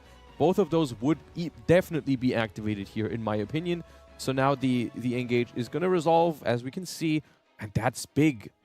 That's big. That probably means the face down is Infinite Impermanence, if I had to guess, or Dominus Impulse. Okay, I guess we're about to find out once the Ray is summoned. Now, Widow Anchor in the hand. Could be called by the Grave. Could be called by the Grave too, I suppose. Actually, no. The Maxi. Regardless, it's getting Harpy's Feather Dusted. Yeah, we're gonna find out. Did you correctly mind read? Let's see. It was the Mitsurugi trap. Okay. Interesting decision to not use that one and engage, and I guess they got punished as hard as possible for that because they drew with the engage. Not only they got a free Widow Anchor, and they drew an answer to the trap card. Yep, there comes the Sky Striker Ace Ray now in the main monster zone. Probably not there for much longer though, as we do have the two Murakumos crashing into each other, 3200 and 3200. They should both go to the graveyard here, and then the Ray can clearly attack directly. This is game if there's no interruption. This is 6 cards in hand for the Mitsurugi, so yeah, maybe there's something, but Dominus Impulse won't stop it because there's not going to be a card on the field. So the way this would work is Ray attacks directly for 1500. Ray attacks directly for 1500, tags out into 0. 0 attacks for 2000. And then 0 tags out into Ray and Rose for 3000 more.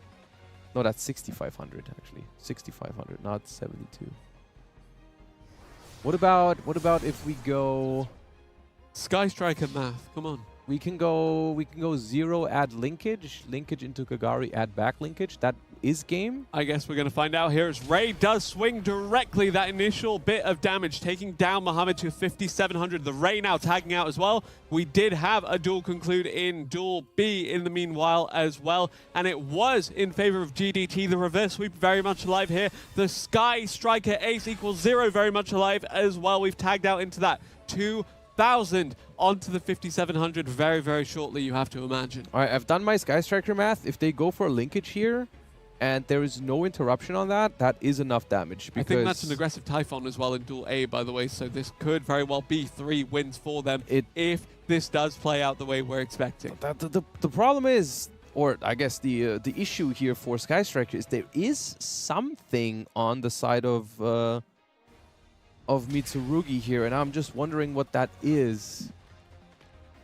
But they actually choose to not go for the linkage route with 0.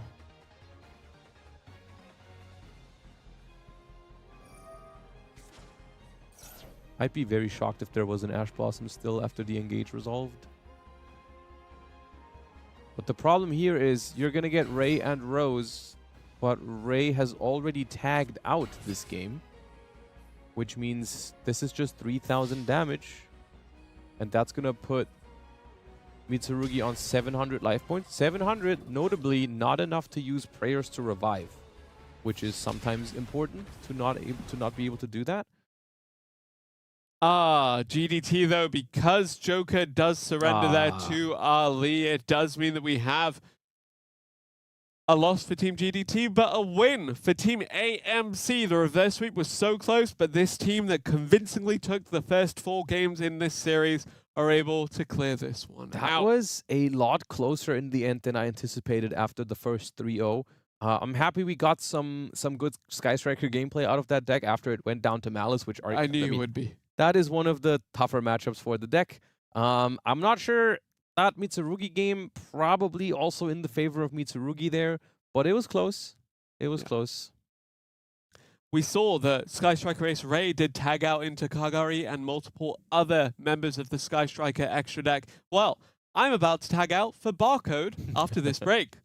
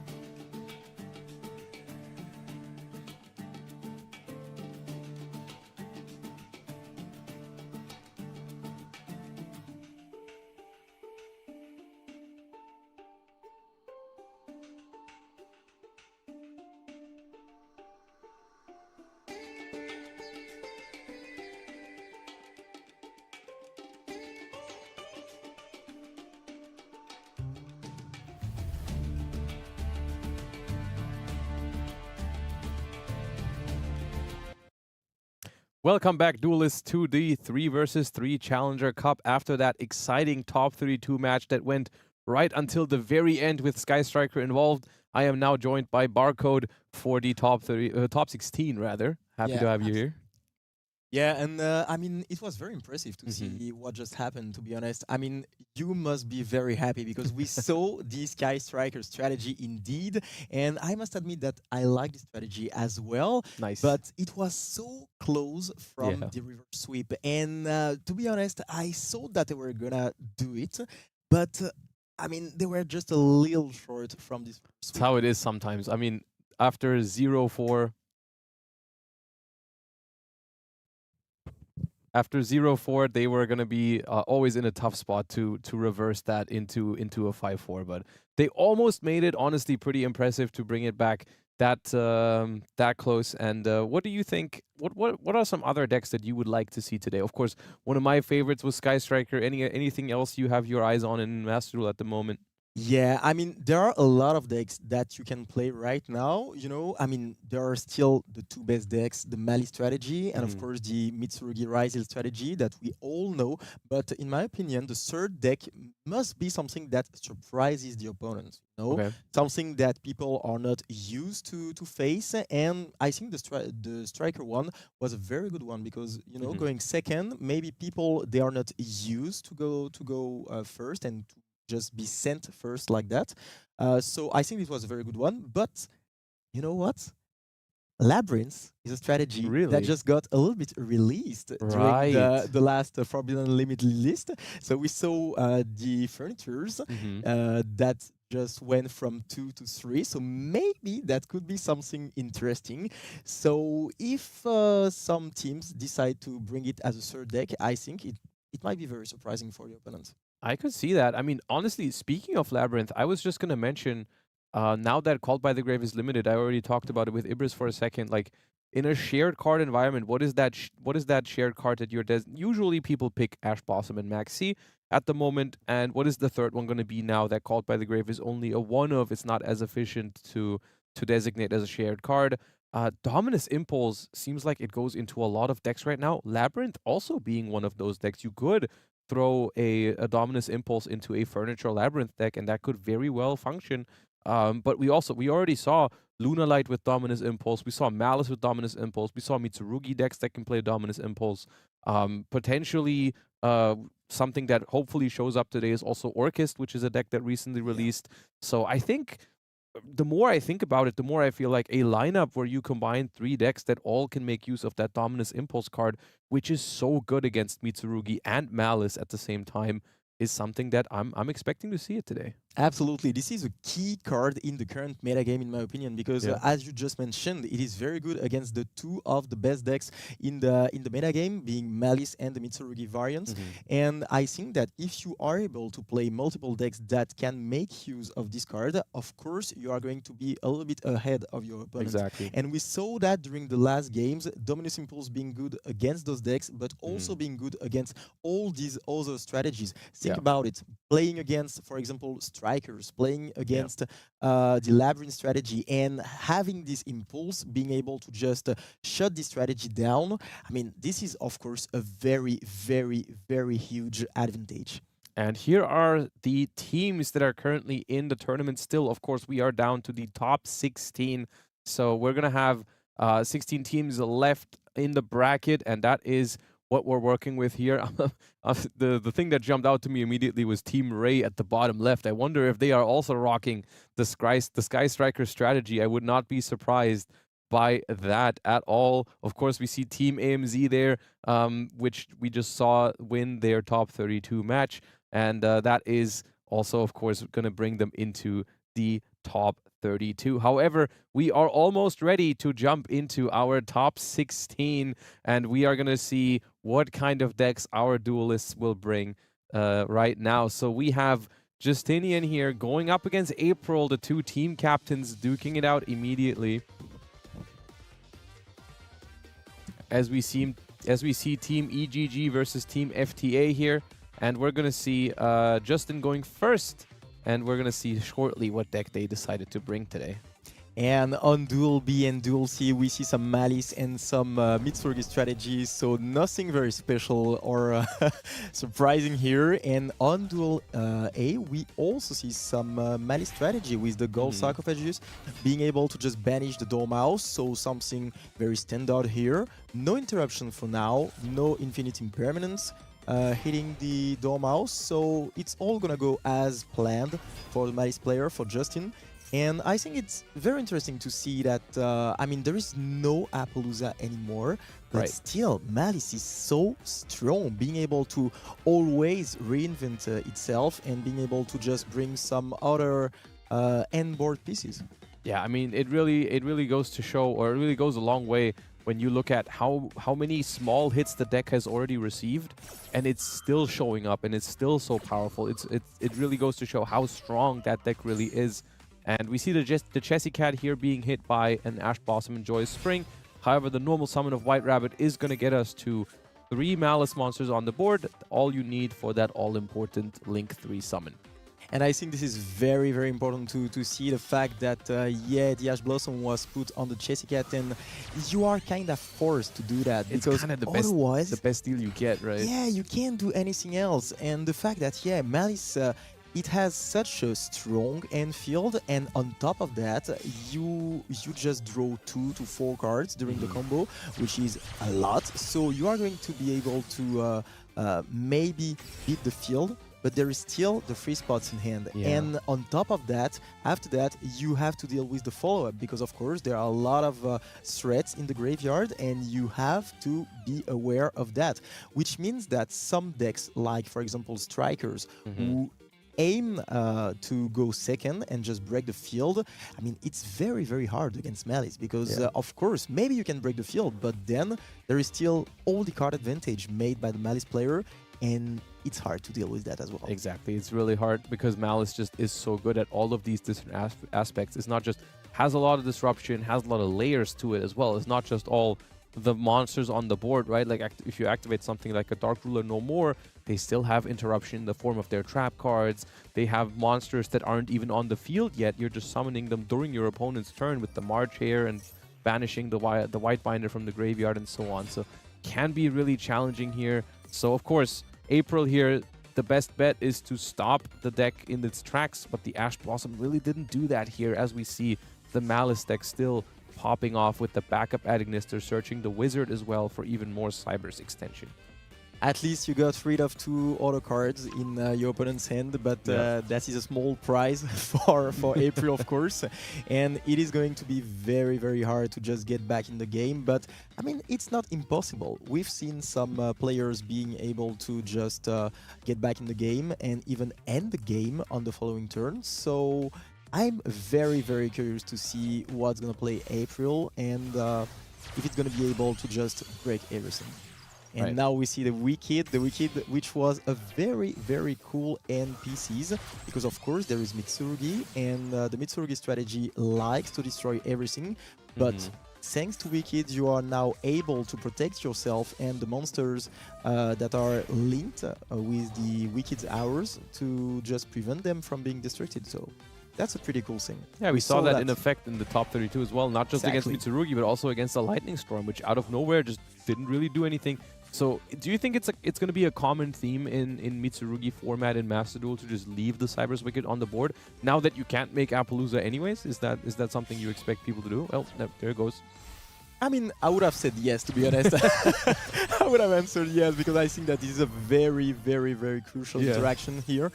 Being able to just, you know, when you are playing against somebody and this is a blind matchup, you can always leave it there and it will not harm you. Yeah, it looks like Duel A and Duel C are actually going quite similar at the moment, because in both cases it is the team's respective Malice duelist going first and pulling off the combo quite well here.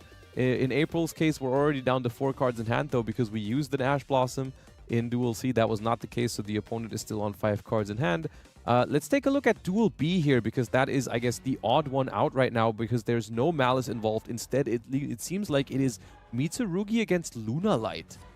We see Teramiari here on the Lunalight strategy, which is another super strong and scary contender in the current format. Of course, not as popular as Mitsurugi or Malice, but still, I think, a force to be reckoned with. We see Lunalight Masquerade attempting to send a Lunalight monster from deck to grave, met with an Ash Blossom and Joyous Spring here.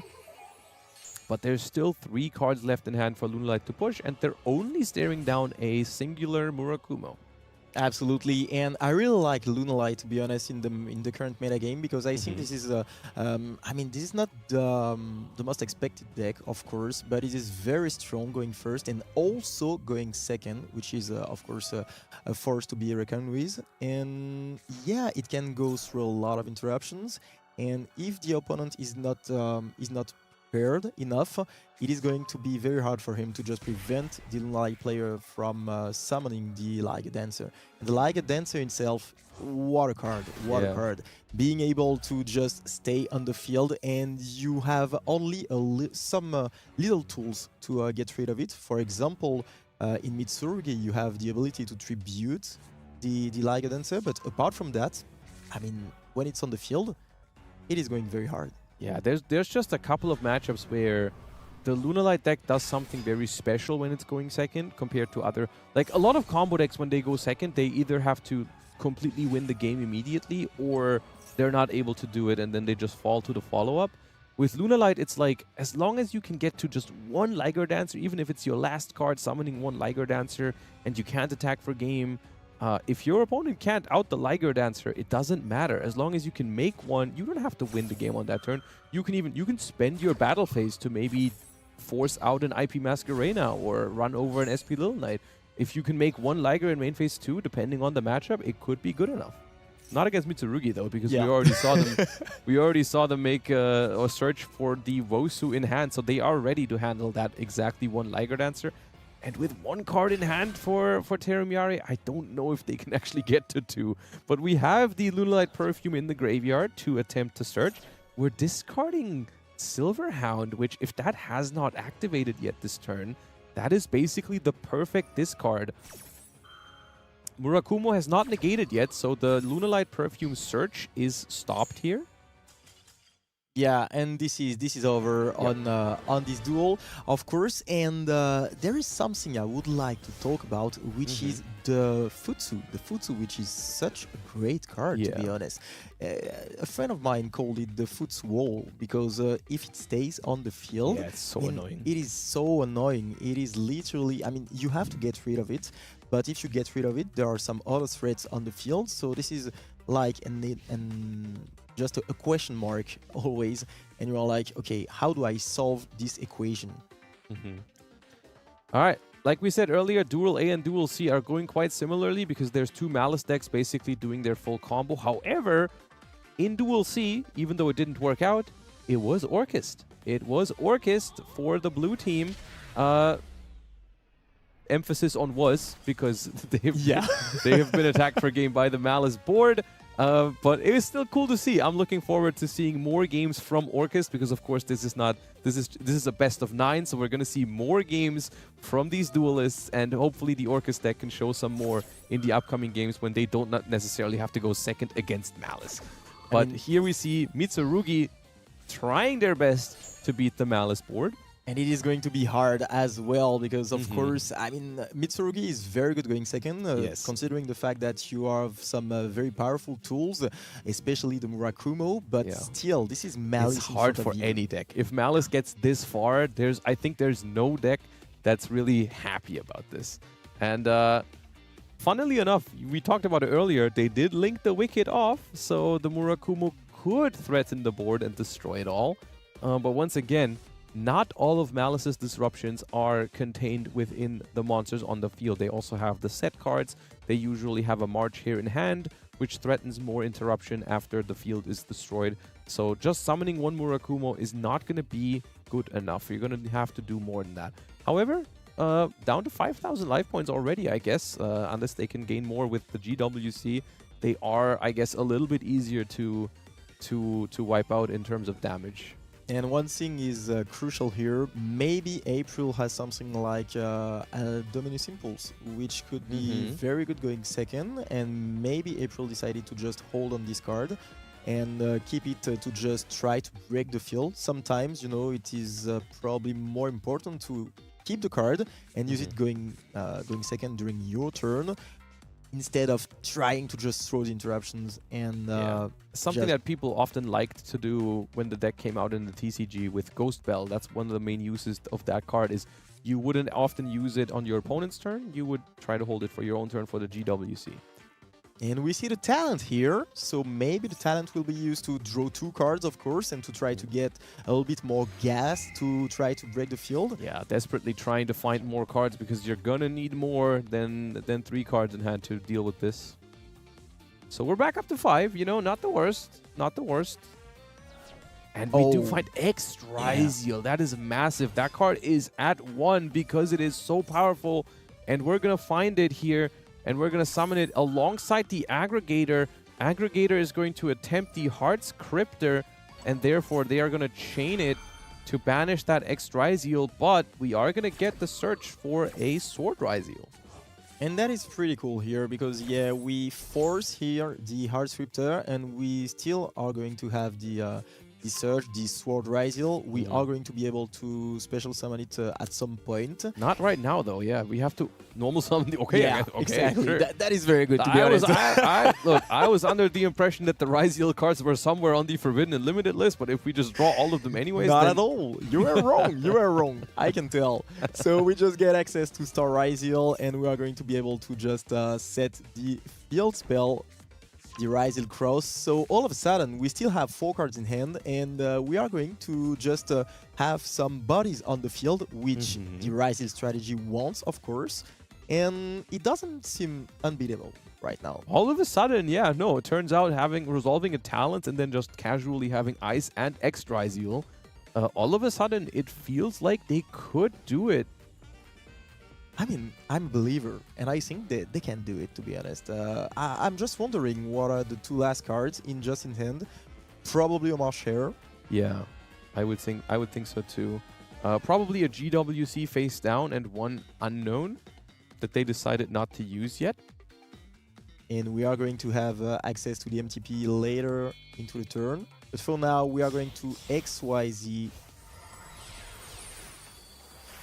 And that is a King of the Feral Imps, indicating that we need access to... that hand is perfect, I feel like. Second Ash Blossom. Maybe this is the perfect hand to just bring Malice down. We have the Ash Blossom for the MTP, which prevents Justin to add some follow-up and to banish the Feral Imp on the summon.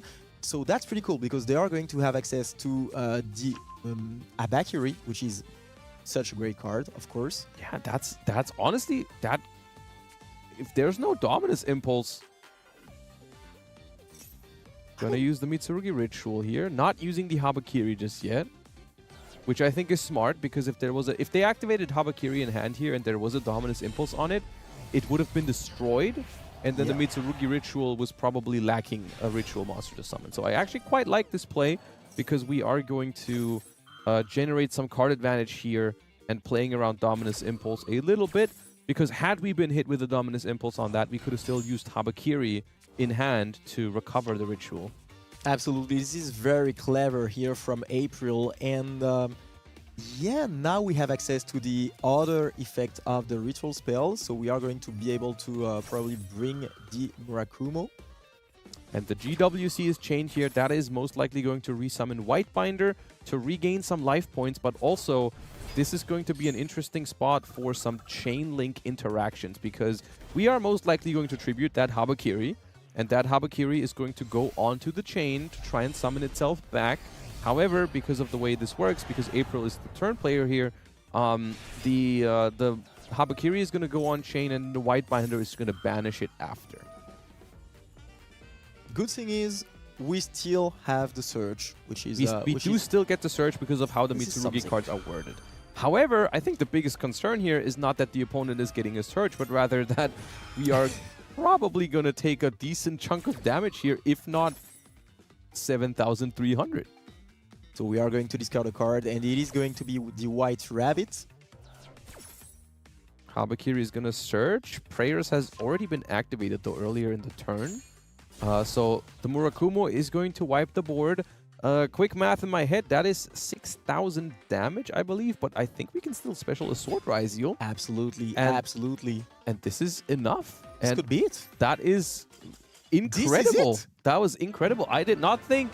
We talked about it, why the Malice board is so strong and how hard it is to beat.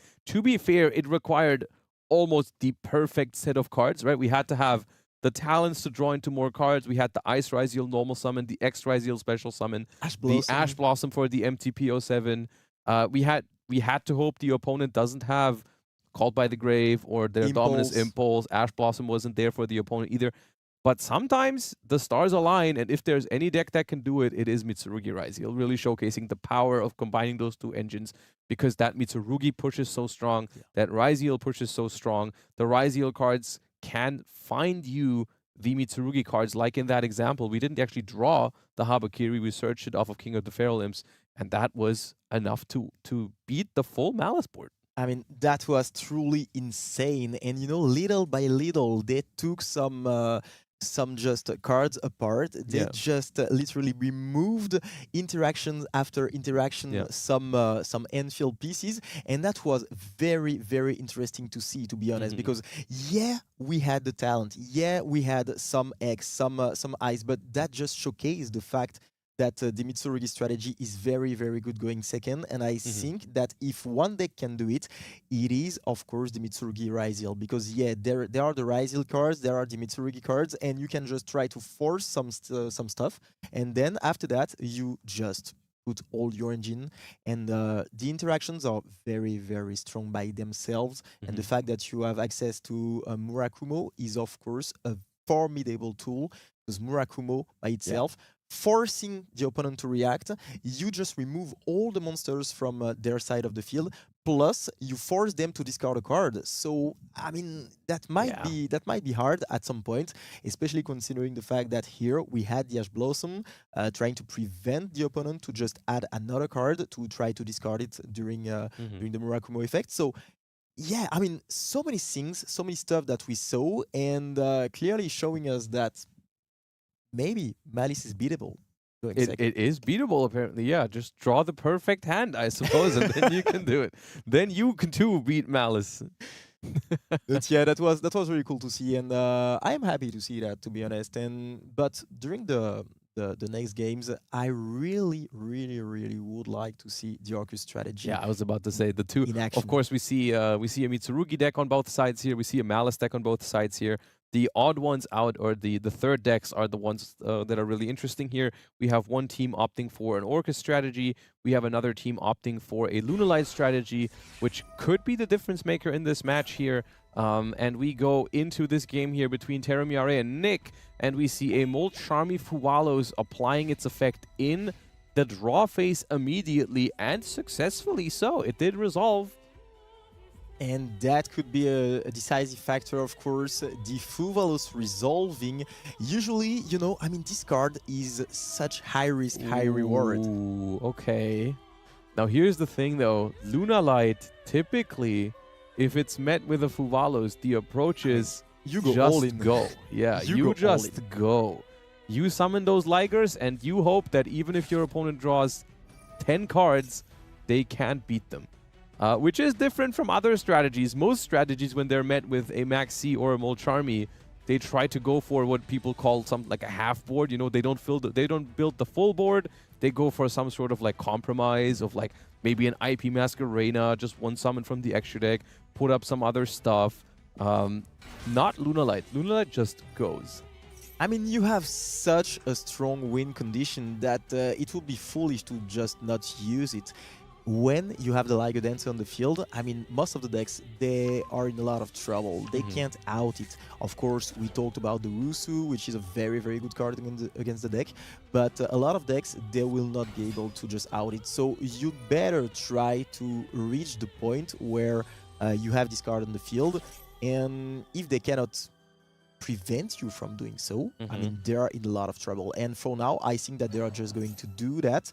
No interruption on the side of Nick yet, but there will be some, of course, at some point, because he will draw a lot of cards. And I mean, that's the thing with these 3 versus 3s, because, of course, these players are communicating with their teammates. They will know the matchup in this case, and for Nick, it should be the Orcus deck. So Orcus, I'm not sure how good of a time Orcus has against the Liger Dancer. One advantage that Orcus has for sure is that, well, or rather, one of the ways you can out a Liger Dancer is by summoning a monster that's bigger than it and attacking it. The problem is Liger Dancer has that effect to destroy all your opponent's special summoned monsters, which typically, it basically outs the out to the Liger Dancer. Orcus, however, has Dingirsu, and Dingirsu can protect everything by detaching a material. So usually the strategy is, let's say you summon Dingirsu first, and then you summon, for example, a big Access Code Talker. And then when they try to destroy the Access Code Talker, you protect it with Dingirsu, and there you go. Your big monster can now attack over the Liger Dancer. So out of all the decks that you're going up against, Orcus, I think, is one of the harder ones, because it could realistically have an answer. Absolutely, and we are going to see if they have this particular answer. For now, we see the Meows as well, so we are going to draw a lot of cards on the side of Nick, so we are going to try to find a solution to everything. And there is something which is pretty cool that we haven't talked about during this specific matchup, but this is, of course, the Dominus Impulse, because you have the opportunity to play this card, and this card might be good against Lunalight. It is not enough by itself, but still, if it's paired with another interruption, it can do a lot of harm. I mean, this is, once again, both teams are rocking a lineup here where I am wondering, is Dominus Impulse one of your shared cards? Because we have Orcus and Lunalight as the third decks respectively. Both teams have Malice, and both teams have a Mitsurugi deck. Now, we saw... Okay, I'm going to ask the question here. Deck out? I mean, you can go for it. There's two You can go Charmies for and it. a Maxi. Is it really, is it unheard of? Can we? That would be absolutely insane. Normally, I don't really believe in it by just like deck outing into one Maxi or one Molcharmy. Usually isn't. If it's two Charmies and a Maxi, we gotta talk about it, right? It's gotta be a possibility here. So we are going to see what is the decision on the Lunalight side, but That's a bold Maxi. I feel like I would be scared to activate that. absolutely, it is literally a double-edged sword here. But I mean, if your opponent, I guess they know their deck lists better than we do, because if they have a ton of cards they can draw into, that will further stop the opponent. Like if you draw into Impermanence and Dominus Impulse and Ash Blossom and whatever else you might have, then you don't have to be scared that your opponent is going to deck you out, because you're just going to not let them. But that's going to be interesting, because for now we haven't seen a real interaction, because Yeah. of course this is some draw interaction, so we are trying to prevent the opponent from going into an all-in board. But the problem is that, of course, as you just said, the Lunalight strategy doesn't care. You want to just go They're all going in. in. They're going in. And yeah, it might be a little bit hard here for Nick, because something that might work against some other decks that just care about those Maxis and Molcharmies might not work against Lunalight. And the fact that there are some spots that are taken by those Molcharmies and by those Maxis, it just indicates the fact that maybe that you have a little bit less free spots to literally interrupt your opponent. Of course, there might be the impulse, but apart from that, what do you put into your deck? Maybe some impermanence, and then It would also, what do we the, have? the thing is also, like, they are, of course, playing in a shared card pool, so they would be taking all those cards away from the teammates as well. Yeah. And actually, you know what? I think what they just did was they kind of gave up on the deck out plan here, I think, because we just hard fused into a Liger Dancer. Absolutely. And yeah. I guess now we've shifted the goal a little bit, because now it's no longer deck out, but now we have successfully summoned that Liger. And now I guess the question is just, can you out it? Because if you can, you win, but if you can't, then I win, I guess is what they're saying. I mean, it's literally possible, in my opinion, because we know all the cards on the Lunalight player's side, and Yeah. we have a lot of cards on the side of Nick. Yeah. So But it depends if they play an out, right? Like, even Yeah. if they have the Dingirsu to protect something in theory, what if they don't play Access Code Talker? I mean, For they are in a example. bit of trouble. I would think that you play Access Code Talker and Lunalight in Orchest. I think I would play it, but I'm not sure if it's standard. We are going to see that. And it's two soon Ligers. enough. Yeah.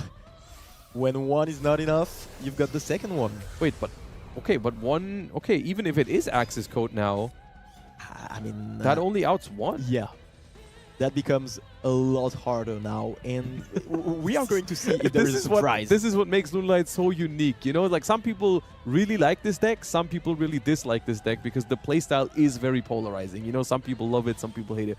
But it's like, it's very unique. You know, other decks, if any other deck gave the opponent 10 draws like this, or however many it was, they even had to shuffle back for the Molcharmies, by the way, which normally doesn't happen. Most other decks would just lose there, right? They wouldn't really have a way to come back from this. But Millennium Orchestra, by the way.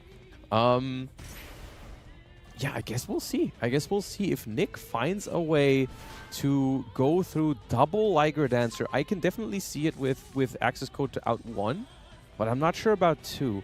One other card that some people have been playing in Orchest that could do it is a Boral Sword Dragon, you know, a good old classic from 2019, returning in some Orchest variations. But for now, we're going to go through the motions. The Millennium cards being used in the deck, there was more Charmies. The Millennium cards being used in the deck often just to go into Zombie Vampire, because, you know, sending 4 cards to the graveyard from the top of the deck is very strong in an Orchest strategy. But I wonder if there are some spices in Nick's deck to just be able to deal with this situation. Yeah. I kind of feel that you have to get prepared to this situation going into this tournament, because of course there is gonna be some Lunalite player that you are going to have to face. So it might be surprising to me that they don't have a plan for that. Is the plan to just prevent them from going into 2 Liger Dancers and then using the access code to just deal with one, or is there a plan for 2 Ligers? Yeah, here's the counter argument though. If that is the plan, they didn't do a very good job at it, because they just used cards to draw cards. They didn't actually prevent anything. So it really seems like their plan is to let them happen, the Liger Dancers, right? The plan is, okay, you can make your Ligers, but I'm going to draw a lot of cards, and then I'm going to use those cards to out the Liger Dancers somehow. How? We don't know yet. That's on them to show us right now. We see a rank 8 here. I believe this is probably the Dingirsu. Oh, it is the zombie vampire that you talked about earlier. So we are going to try to find a solution in the graveyard. Is there going to be something? I mean... We see that there's Fiendsmith cards as well. So this is really... a very combo-heavy Orcus deck, you know, not a classic pure Orcus. That might be the solution. Might be a solution, to be honest. You can just boost the attack of the other Fiendsmith cards and try to just battle over it, I guess. You would have... Yes, Agnum Day could produce a big enough Fiendsmith monster, yeah. Yeah, if they play Agnum Day, that could do it. So maybe this is the solution. Maybe Agnum Day plus access code is the solution to just get rid of those Dingirsu, though. Liger Dancers. You're going to have to do all of that plus Dingirsu. And the thing is, like, the Dingirsu would probably have to be on the field before you make... Because right now, at any point, one of the Liger Dancers can just send all of the monsters to the graveyard. And then that's going to make it harder to summon all of those other monsters. And of course, the opponent is very well aware of the plan to just deal with those 2 Liger Dancers. So it's going to be very interesting to see when he's going to just use the effect of the Liger Dancer. But for now, we are going to just link summon the Nightmare Phoenix. Okay, so we're more worried about the Masquerade here. I guess we're just going for the Nightmare because we want to go through the Nightmare anyways, because Nightmare Phoenix is probably going to turn into a Nightmare Mermaid, and that's going to give you access to your Orcus card. We didn't really even have a good discard there in the Girsu, which is kind of funny that Orcus, even with like 10 cards in hand, didn't have a great discard for the Nightmares, as we were discarding a second Girsu. And now we see the Nightmare being summoned on the field. So classic stuff here for the Orcus strategy.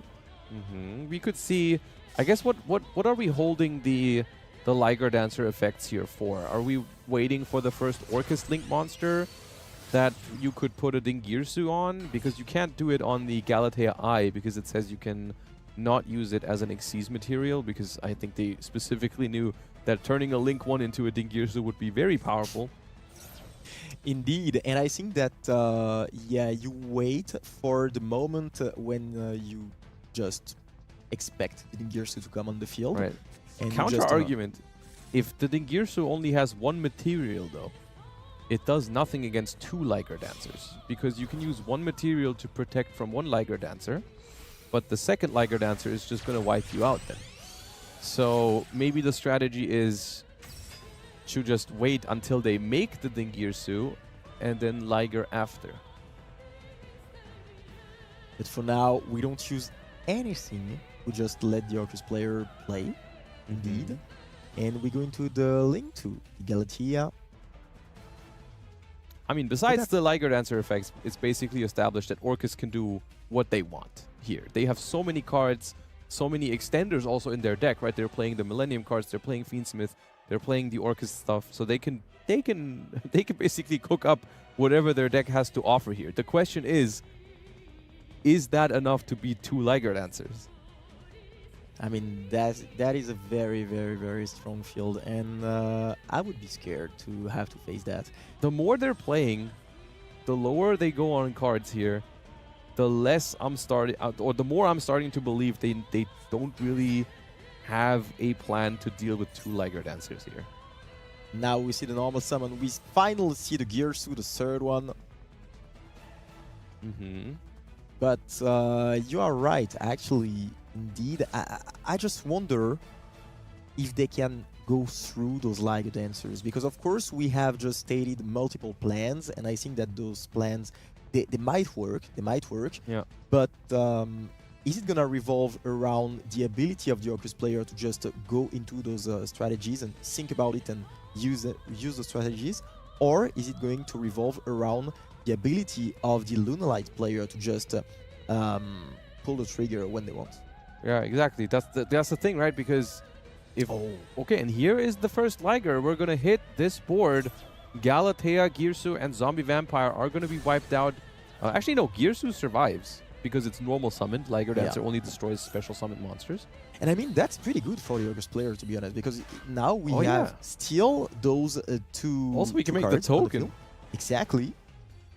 Interesting. I guess maybe that's something they maybe a little misstep to use the effect right there. But okay, maybe they have an idea behind it. IP Masquerena is another card that is a very interesting card against Lunalight, because IP Masquerena makes it so that the monster you link summon with it cannot be destroyed by card effects. So as soon as an IP Masquerena is on the board, the Liger Dancers, the Lunalight player really has to think about, okay, what can they summon here? Because if I let them summon here, I can no longer destroy it with the Liger Dancer. And we can see that this is the last duel of this round, because on the Duel A and the Duel B, we already have a winner. So it will revolve around the ability of those players to just win for the team. And yeah, this is very interesting, to be honest, because the fact that they decided to just use Liger Dancer at that timing, I mean, you still have a lot of gas, considering the fact that the Girsu was still on the field and was able to special summon a token. Now we have the IP Masquerena, and the IP Masquerena is going to be linked off into another monster, and this is going to be the Enlil Girsu. And it's not going to be able to get destroyed by card effects, so... Yeah, but it's not strong enough to beat over the Liger Dancer, so even if it's immune to their destruction effect, how is it going to help you deal with them? I mean, you can just take the token and try to link line again, I guess. Also, the Fiendsmith plan is out of the window now. We should be... Are we locked into Darks yet? Have we used any of the Orcus Graveyard effects? I mean, Maybe not I don't think so. I don't think so. We've gotten very far without using any Orcus effects then. Which is pretty cool. Oh yeah, we are not locked into Darks. Okay. Yeah, we are going to be able to special summon the Lurry, and that is another threat, because of course we talked about it, the fact that the Fiendsmith cards can just go on top of the Liger Dancer, because you can just gain so much attack. But for that, I don't see a way to protect it from a Liger Dancer destruction right now, even if they play the Agnum Day. So we are going to be able to fuse thanks to the sequence. Just 2 for a Lacrima. Yeah, absolutely such a good card. In theory, against a deck that has an unoutable Towers monster, Lacrima is a win condition, because you could like repeatedly burn the opponent until they have no more life points, even if you can't out the monster. That is specifically something that will not work against Lunalight, because those towers are faster. Yeah. Those Liger Dancers are faster than Lacrima burn, because with just 1200 burn per turn, you're going to need a long time, and Liger Dancers do not need this long. Absolutely, they do not allow you to do so. And we're going... I think we are just going to get rid of the follow-up. I guess we're trying to do They don't need follow-up, though. If those Ligers remain on the field, they won't need no cards in hand, no cards on the field other than those. But yeah, I think that's just gonna be the plan. Yeah, the There plan is no way. Okay, I guess. Look, I think Agnum Day was unlikely to begin with, because the Orcust extra deck is kind of tight. You know, you probably just play a small Fiendsmith package in there to maybe summon a Caesar with the Lacrima or something like that, or just Agnum Day. I doubt they have the plan to go like to go Agnum Day, or like, and all those cards in there. So, but when they summoned the IP Masquerena, I was really expecting more than the Enlil Gear. So I was like, okay, maybe Maybe they're going to use the IP to summon the access code or something like that, so it's protected. But it seems like they just played into it without a real plan win condition, or yeah. I And mean, never even made use of the Dingirsu during the entire turn. They didn't even attempt to make it. which would have been great. And yeah, we see the gate from the Hound in the graveyard, so we are going to get rid of the Babel. the Babel gets Babel. negated. But that's a bit concerning, to be honest. Yeah, we are going to special Now summon at the the very Dingirsu. end. Okay, well, you know, now we're protected from the Liger Dancer, so maybe it's not even... Oh, now it's end phase. Okay. That's gonna be hard. That's gonna be hard because those two Liga Dancers, they are still there. They are still very, very scary. At the moment, I don't see how they even prevent them from attacking for game this turn. Exactly. Because, yeah, you're going to have to destroy the Endel Girsu by battle, because it still is protected by the IP Masquerena. But everything else, you can use one Liger Dancer effect, Dingirsu protects, second Liger Dancer effect, everything else is gone. Also, this Liger Dancer is going to go very big if you don't negate this Saber Dancer Graveyard effect.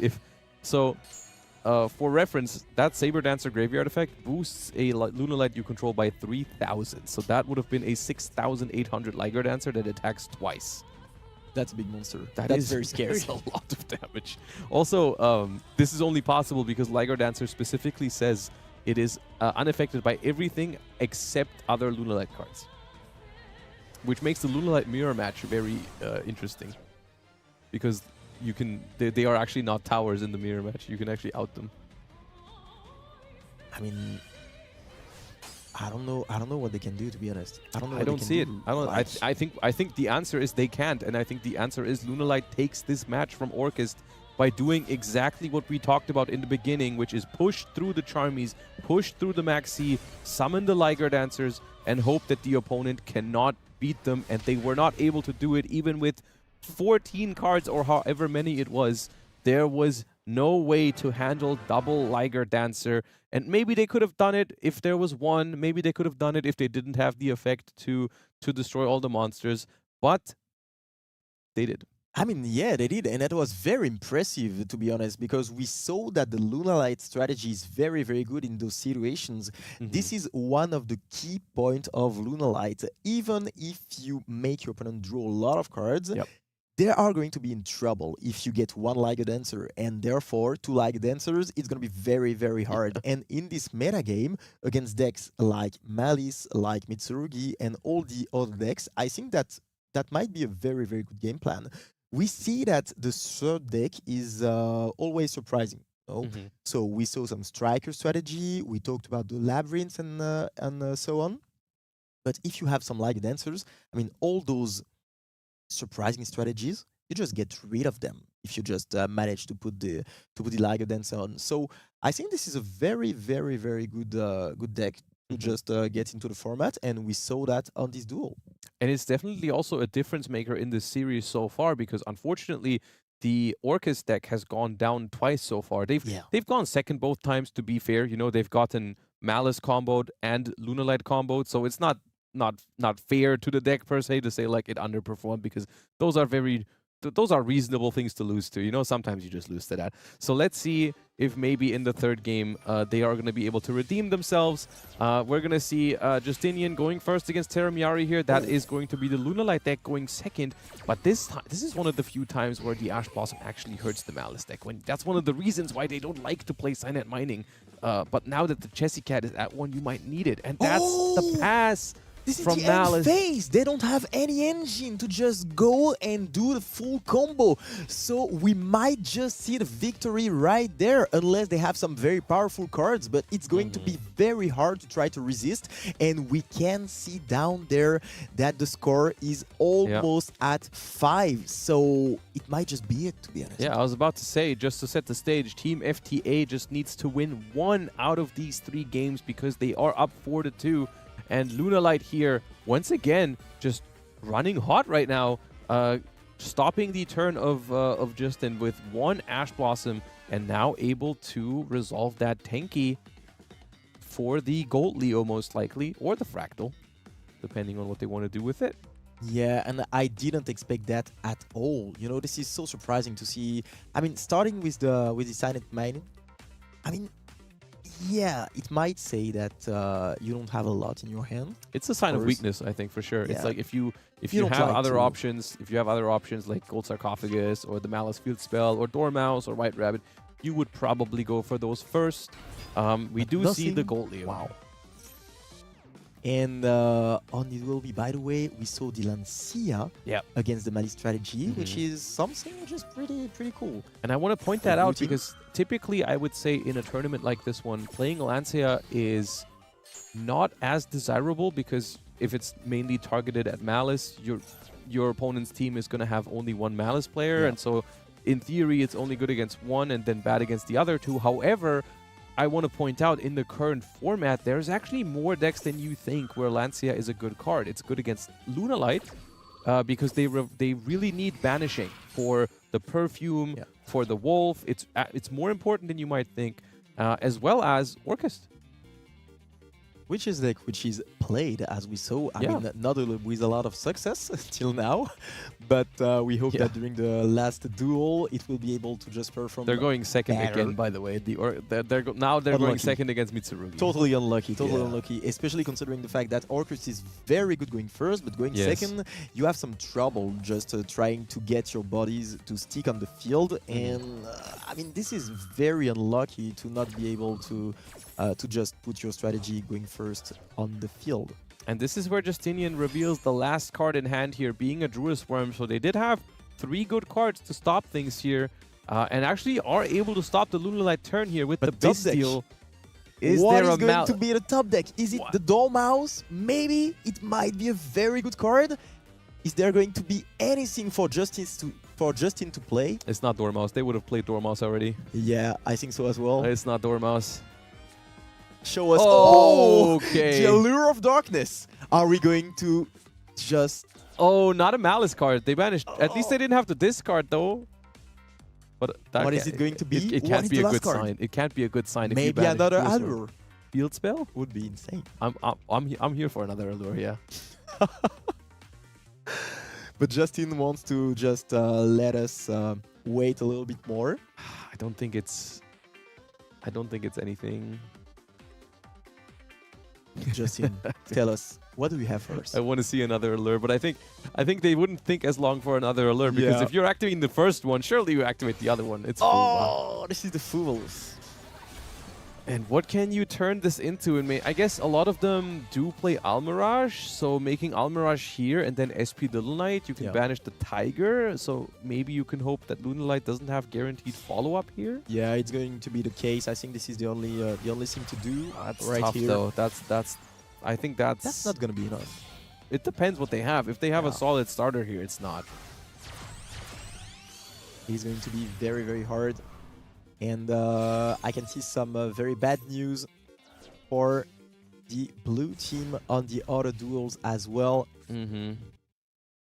Because, Oh, yeah, we don't even get to see it. I mean, it's unlikely that the SP Little Knight is gonna hold there anyways. But actually, Lunalight can't play. Do you see it? Lunalight cannot play against the Little Knight. absolutely. So it was enough. The SP play was enough. And the Allure of Darkness just brought some some wonderful Fuvalos to just stop the Lunalight strategy. But yeah, I mean, unfortunate for the blue team, of course, Yeah. because they are going to get beaten. And the fact that the Orcus strategy didn't get to play Yeah. was a bit heartbreaking, because I think that this strategy is not that bad. It is pretty good. No, It it's is pretty fine. I good mean, going first. Yeah, it lost in scenarios where I think a lot of other decks would also potentially. If Lunalight establishes 2 Liger Dancers against you, there's a lot of decks that lose to that. And also, if you go second against the Malice combo and you don't draw the right cards to It stop is them, so then, hard. you know, that's fair enough. Obviously, kind of the difference maker in this series, because the Orcus deck was forced to go second 3 times and had some pretty tough luck while at it. I don't think that means anything negative for like the deck in general, though, because those things happen, you know. And we do have, since the round is not over yet, actually, because that 3rd round of games was relatively quick, we are going to jump into another match here between Team Joel and Team T-Bon. T-Bone, yeah, I think that is it, yeah. And we see Memento. That is not a deck that I had on my radar for today.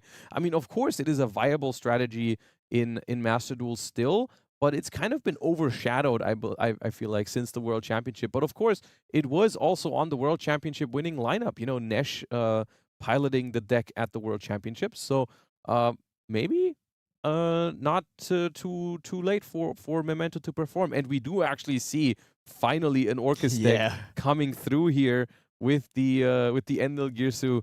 And we see the strong board that the deck is able to make.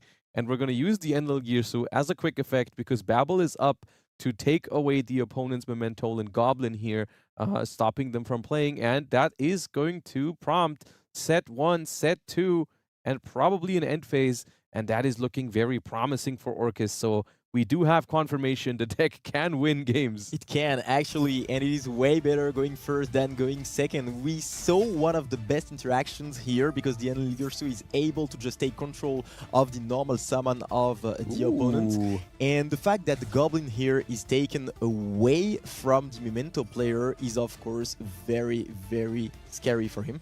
And yeah, finally we can see that Orcus is a very good deck going first, but I want to put an emphasis on the fact that Memento is also a very good deck.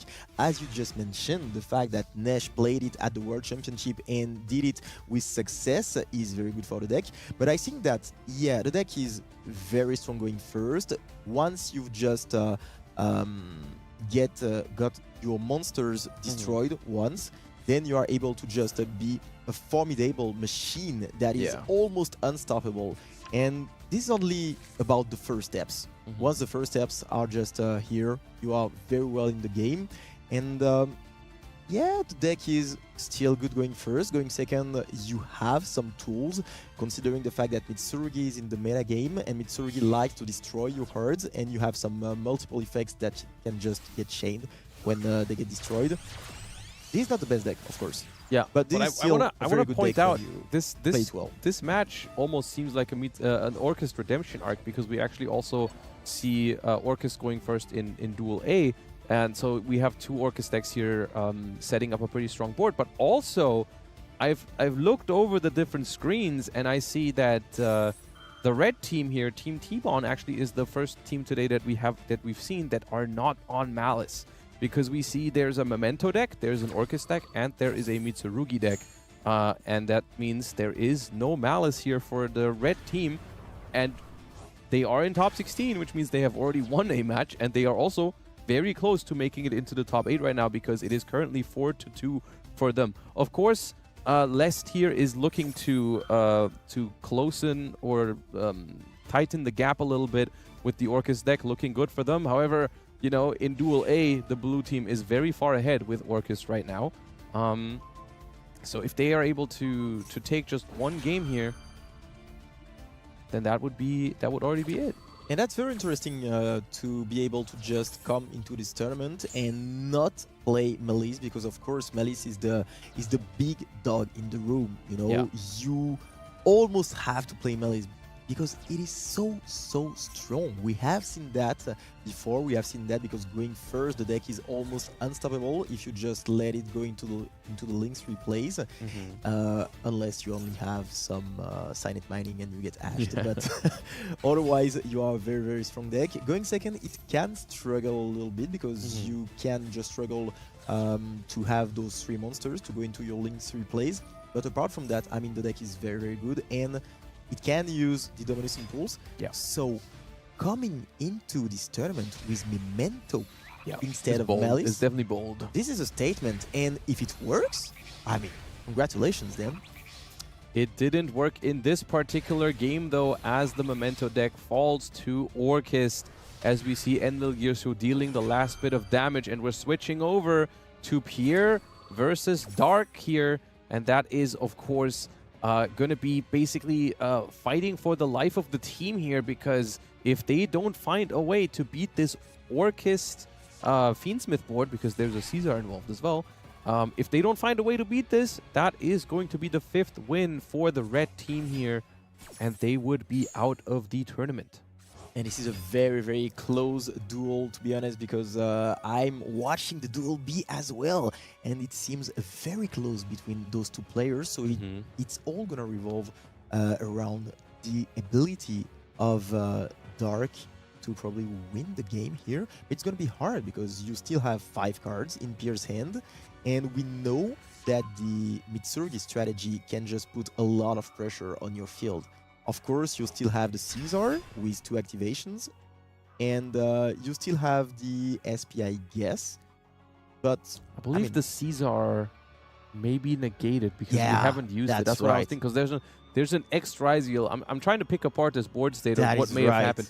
I believe Pierre probably started with X Ryziel, sending Aggregator, negating the Caesar. Because otherwise, I think the Caesar would have definitely negated the prayers or the Futsu there. You're absolutely right, and that is not a good sign for the Orcus player. I was looking at that board and I was like, that's definitely the strongest thing they have is that Caesar. So if that Caesar is already negated, that's going to make it a lot easier for 6 cards in hand to break through this Orcus field.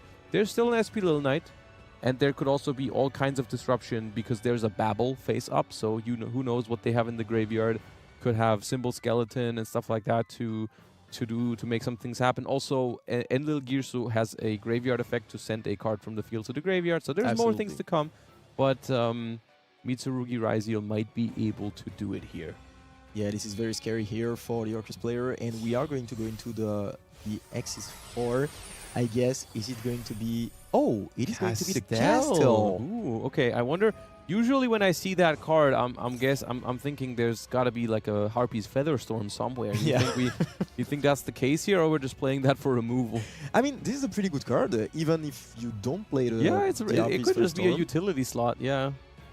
Because you can just remove a monster from the field, I mean, temporarily, because it goes to face down defense position, but there's still a way to interact with the opponent's field and then try to force things to just be able to use, for example, the Sword Ryziel and to go into something like the Nader.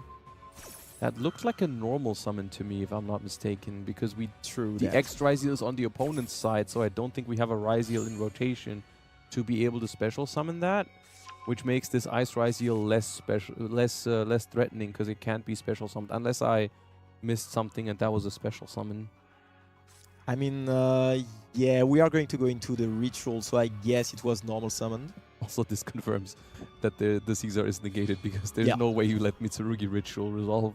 I mean, that might be something like a plan. A hidden tech, yeah. A very weird plan. Let my Caesar get destroyed by this Murakumo. And we are going to see the Murakumo, not for the first time today and not for the last time. There is going to be the effect of the Abakiri as well, so we are going to get even more cards. But Dingirsu might protect this field from this destruction, and therefore it's not going to be as simple. Like we saw Mitsurugi earlier, just destroying the board and then attacking for game. Not the case here because those monsters are going to stick around. And there is something that we saw about the third deck. It is almost always something that can resist to the Murakumo effect to destroy everything. Right. We saw the Dingirsu with the Orcus strategy, but as well as the Memento strategy, because the Memento, they almost like to get destroyed. I mean, you would prefer not to, but it's fine, it's okay. So maybe there is a plan there, and people just try to play decks that are not as bad against Mitsurugi. Absolutely. Yeah. It's even better sometimes going second, because against Orcus, sometimes the Murakumo discard/negate effect is actually like disadvantages for you, because your opponent just discards one of the Orcus cards, and it actually feels like an extender for them. Absolutely, absolutely. Sometimes you don't know how to discard this card. They always have hard power when you have Mitsurugi. But this is very interesting, very, very interesting, to be honest. We still have the Futsu and the Murakumo, so... And what I'm thinking here is I don't even think they have to necessarily deal 8,000 damage this turn, because all of a sudden this is looking like the Mitsurugi board is bigger than the Orcus board, and they even have more cards in hand, so just setting up here could already be enough. But honestly, depending on what interruptions we still have on the Orcus side, it could very well be enough. If this duo drive is resolving... Oh, do we still have some? Do we still have some? And this is very interesting This is because the 4-4. yeah, this is the 4-4. So it all revolves around this game, and this game is so interesting because we still don't know who's going to win. Of course, the Mitsurugi Ryzel strategy is going full all in there. We are going to add the cards thanks to the duo drive, and I just wonder if there is still an interruption on the side of the Orcus player because I don't see anything, and the duo drive might be something that you want to interrupt. Yeah, if you could interrupt, then you probably would use the duo drive here. We're going to go into the battlefield here to try and do some damage here, I believe, partially also because it's been a long round. I don't know how close these duelists are to overtime, because that, of course, is something that that exists in these Challenger Cups, and I believe they have just over 2 minutes left, so maybe Pierre here thinking better to secure some damage before time runs out, because that is an important factor here. We're going to go into a main phase 2. I will say, the way I'm looking at this game right now, I feel like it is very, very favored in the Mitsurugi Ryzel anyways. Oh. Truce Worm is nice to have. That is a cool card to try to interrupt the Mitsurugi here because it will prevent the Mitsurugi player to have a second level 4. So that's pretty good. Actually, it And won't, because the Futsu just brings back a level 4 here, right?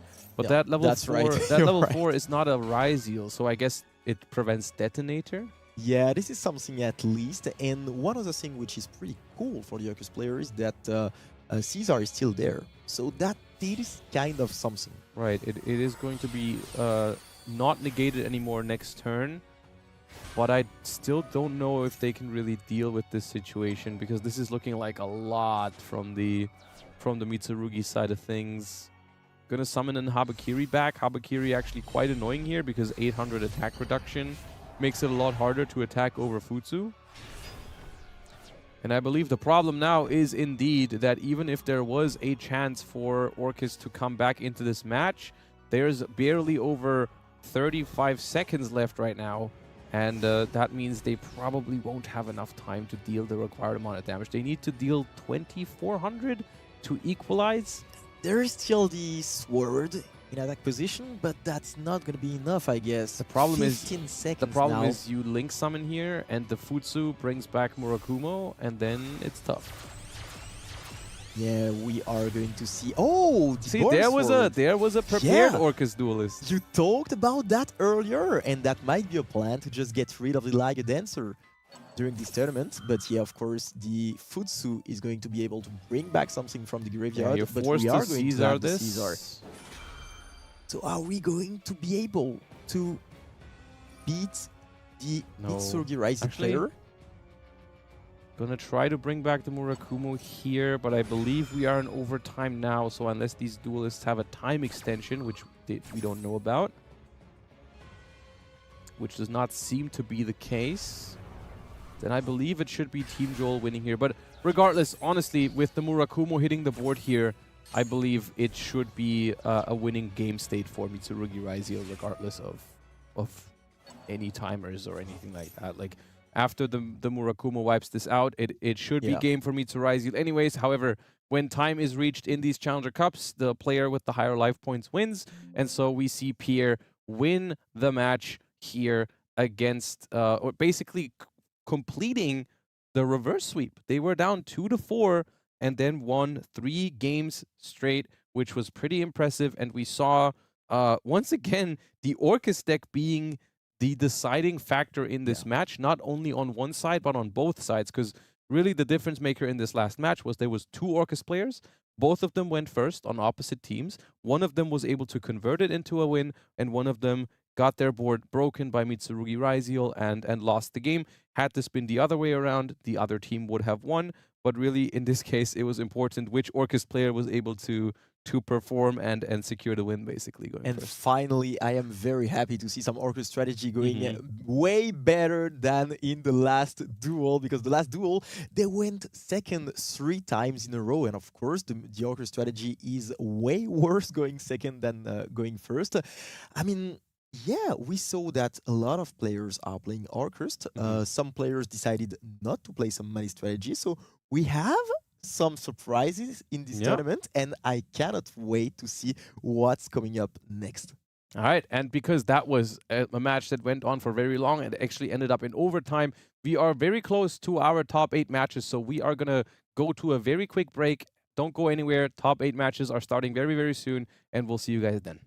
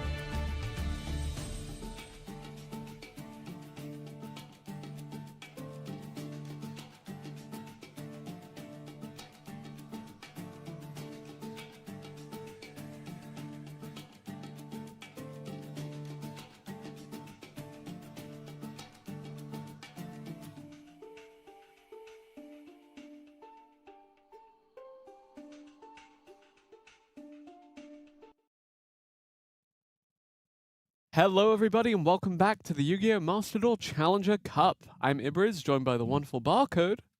Yeah, absolutely. And you are back right after a very, very special round because we saw some very interesting things with Josh, especially the fact that, first of all, the Malice board got broken.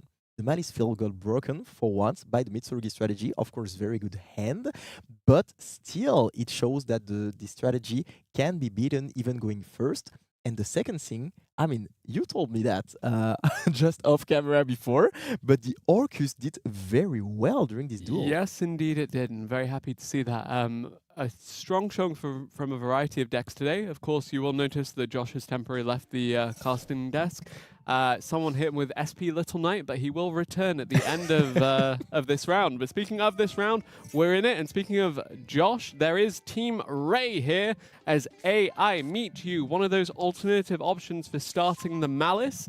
Now that they've had to delve deeper into the likes of the Cynet mining and that since the recent limitations. Absolutely, and there is a very, very, very bad thing that happened to the Malice player here because April just activated the Lancia in the main deck, totally countering the Malice strategy. There is a solution because we have the backup at Ignister, which is a very good card under Lancia. There is a backup. But yeah, this is a backup plan. But is it going to be enough? Because you are not going to be able to perform the full combo, and it might hurt you in the long run. We are going to get access to Wizard. Very familiar name to a lot of players within the European scene, especially because of how proficient this player is on Branded. And now it will be really interesting to see if it will be the Branded piloted by April here. But let's see what they've brought to the table. Now, looking at Duel C, on the other hand, we do have the summoning of, I believe, the Zombie Vampire to start things off with a send from the deck. Let's look at Duel C. And we see the Infinite Impermanence here on the Zombie Vampire, which is a pretty good target, considering the fact that you can get access to so much engine with this card. And this card getting back in the game and being able to get used by the Orcus strategy is a very, very interesting thing, to be honest. But for now, we are going to be able to go into the Moon. So we play the Finsmith, which is something which is common. Yeah, kind of a throwback to when it was Fiendsmith, Millennium, Kashtira, Snake Eye, you know, everything that could be splashed together. Bronus, I don't know where you are tonight, but thinking of you. Now, look at Duel B on the other hand, as we have what I believe is another Blue Eyes deck actually making appearance here as we are deeper into the tournament. A little bit surprised to see Blue Eyes come this far, but actually very impressed to see that it does seem to have already had a fantastic start as just a face-down defense position for Terra here. And yeah, we've talked about that earlier, but of course there are going to be two main decks, and usually it is going to be Malice and the Mitsurugi Ryzel strategy. But the third deck indeed is very surprising because some players have been playing Orcus, because Orcus of course has some great tools going first into the other decks of the metagame. Some players have been playing some other decks. We have even seen some Sky Striker for the pleasure of Josh, of course. But here, the Blue Eye strategy is, I mean, it always does the same thing. It is pretty consistent, we know what it does, and we know how you can do it, but it is not at the level of the other strategies, but still doing great, considering the fact that we are in top 8 and still we see these big monsters on the field. Yes, indeed. It looks to just be extension after extension here for the Blue Eyes deck. Yet to hit the battle phase, so could very well still look to push for game in this turn. Another Synchro level 9 now going to come through here.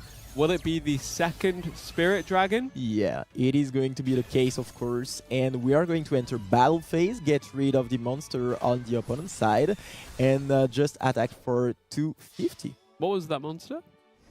I didn't quite catch it. Yeah, same here. Regardless, Blue Eyes, fantastic position so far. And actually, we do have a battle phase summon from the Tribute, so we could very well just delve into the extra decks. And more important to note, we'll summon in defense position, so not quite ready to push yet. But let's see where we go with this. Now, tagging out the second as well. Blue Eyes Spirit Dragon, number 2. Where are you going? What are you looking for? And this you're going to the graveyard, but yeah, this is the Crimson Dragon. Of course, we are going to perform the full combo, and now we are going to be able to just target the Blue Eyes Ultimate Spirit Dragon to be able to special summon one of those big level 12 synchros from the extra deck. And we are going to be able to protect those monsters with the Cypher, which is so good, of course, in this position. Yep, we're also going to be able to deal 4,000 points of damage there. And then Blue Eyes White Dragon should be able to close this one out and take the point for Team Elect to break open this first game in your top 8 here between Team Ray and Team FTA. Will it be the burst stream of destruction, or is there something Terra can do to stop this onslaught of the blue-eyed dragons. And here comes the Blue Eyes White Dragon trying to just end the game and give the final blow. We are even activating the Max C during the attack, and the burst stream is there to bring the first point for the Team Ray. The level 2 Earth Insect and the burst stream of destruction do secure that first point on the board here. Team Ray taking the lead in this top 8 match, and it looks like they're gonna run away with that lead as ETA has a full field of Malice monsters. But we have the Sagi, which is going to be sacrificed and tributed. I mean, you still have some tools, some great tools to try to break the Malice field with Mitsurugi. But the problem is that we don't really know what has been activated and not activated yet. We see that there is no card in hand on ETS side. And on the Duel C, I mean, there is the equalizer here, because we see that the duel is now finished and the team FTA is going back 1-1. Very close duel. It will revolve around this duel to see who is going to take the lead after the first series. And now we see the Mitsurugi Ritual. So yeah, we see that there is absolutely no other cards in hand for the Malice player, and that might be annoying, because if the field is broken, I mean, you don't have a lot of follow-up. Yep, the allied Kotalker at Ignis are going to run interference on this initial starter of the ritual, but surely there's another follow-up from April here. Surely they have something that can capitalize on this in the 3 cards in the hand. Absolutely, you are totally right. I think so there, and it's going to be very interesting to see if another time Mitsurugi can just break the Malice field. Are the Malice traps particularly annoying to deal with as a Mitsurugi player, or you think it's okay? I mean, it is pretty fine, because you have a lot of power, a lot of tools to just get rid of it, or to just try to play around those cards. So it might not be as big of a problem as for some other decks, because, you know, when you are playing the Mitsurugi cards, you have so many powerful cards that just force some interactions that at some point you just have a card that will just go through and end the game. Of course, you need to have a very, very, very good hand, but it seems to be the case here. Does very well, as we have Mitsurugi Ritual again now being activated, and we can just delve into that deck and actually bring something out from the hand. Probably the Murakumo here being brought on the field. Yeah, this is the case. We are going to sacrifice and tribute the Habakiri, and now is there going to be an answer? Yep, this will clear the field of monsters if it does resolve. No response here. No response, which means that, I mean, there is no monster left. Yeah. No Still monsters. 2 face downs, very promising perhaps for ETA. April very, very well played to actually overcome that. Still not 8,000, or rather 5,700 points of damage. 48 right now on the side of the field of April. Can we get closer to that number? I guess we're going to special summon the ice, of course, indeed. And the problem is that we have the Murakumo on field. So even if there is a very good card set, we are going to have to discard a card to just have the effect resolve. And it's not going to be the case. We still want to play, and we are going to special summon the Draw Drive to get access to more Rising cards here. Yep, now it's 6,100 points of damage, but more importantly, some additional disruption and insurance to this game closeout going to come through once we're able to access the likes of the Detonator to deal with these 2 cards that are face down. Absolutely, it looks very promising for April here, and I don't see the Malice player just get away with the victory here. It looked very good for the Malice deck initially, though. Like, that was a really good setup. Yeah, that was a very good setup, but twice tonight we've seen the fact that maybe Malice can be broken by the Mitsurugi Rising strategy. On the first game, it was of course possible by the fact that there was the triple tactic talents, there was also a very, very good hand, considering the fact that there was the X Ryziel, the Ice Ryziel as well. But here, I mean, the hand was something that you can expect from a Ryziel Mitsurugi deck. And April now cool. just delving deeper into the extra deck. Do we just go straight up for the detonator here? Yeah, I think that might be the case, to be honest. And yeah, this is the case, of course. And we are going to go into battle phase, probably. But first, we are going to attach these Eclipse Twins? very, very cool Eclipse Twin. Node Ryziel for good measure as well. The monsters keep coming. The attack points keep coming. And this should be FTA taking this lead here. But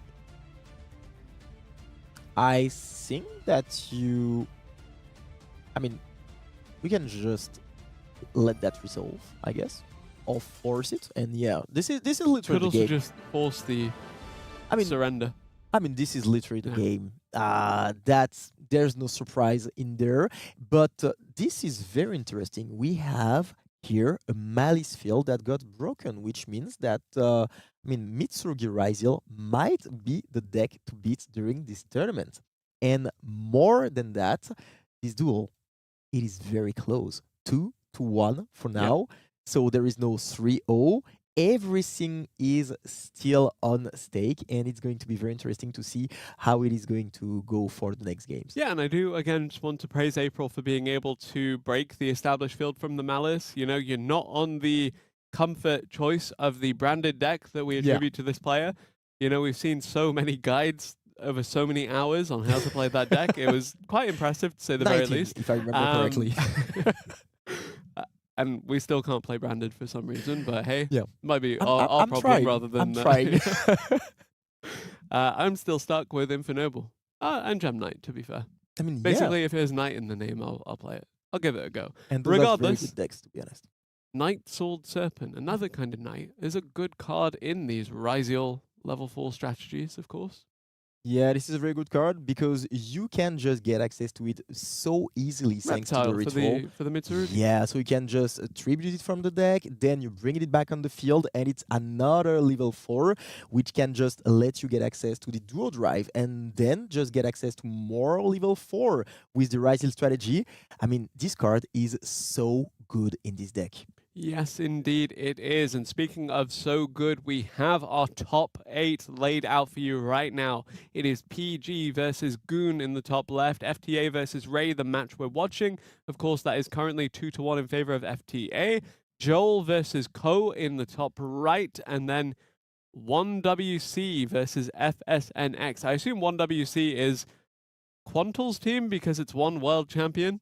Yeah, absolutely. And this is a very cool name, to be honest. And, hey, we're also 1WC as a broadcast tonight. Yeah. Totally. But unless you're hiding something from me. Do you think so? Well, I mean, I don't think not so. Not on branded, at least. Anyway, we have another game for you. And let's get straight into it, of course. 2-1 on the scoreboard. Oh! FTA in control, but Orcus, Harp, Horror going to start things off for the opponents here. Hergelion going to have that answered, but then has the answer themselves on top of it. Ash Blossom and Joy Spring in response to the Molchami Fool Loss, but there is a Gamma! Gear, Gamma chained to that. Hand disruptions back and forth now coming through. And that is something crucial here, because the Orcus strategy, it literally is not very good into Fuvalos. You make your opponent draw so many cards, and the fact that you get here the Gamma is of course insane for the opponent of the Orcus player. We can see that there is some Lunalight strategy going there with the talent, and here I guess you can just remove the perfume. Yeah, I'd say so. Definitely does put a lot of pressure on Terra to rely on the top deck. Granted, I feel kind of vindicated on behalf of Terra for being able to open with such a good response there, because we saw in the previous game they just had to set a face down and pass. So, you know, we're seeing two sides of the coin there when it comes to the kind of high roll strategy of the Lunalight deck, where it can either... and once again, we've seen that same before. Side of the coin. Yep, never mind. It's...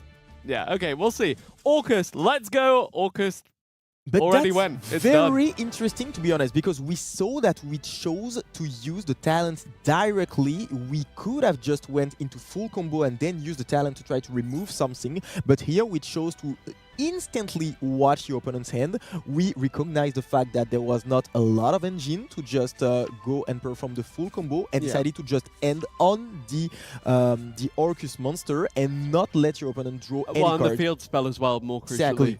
Exactly. But that was very, very interesting, very clever in my opinion, and you just took the victory on the spot.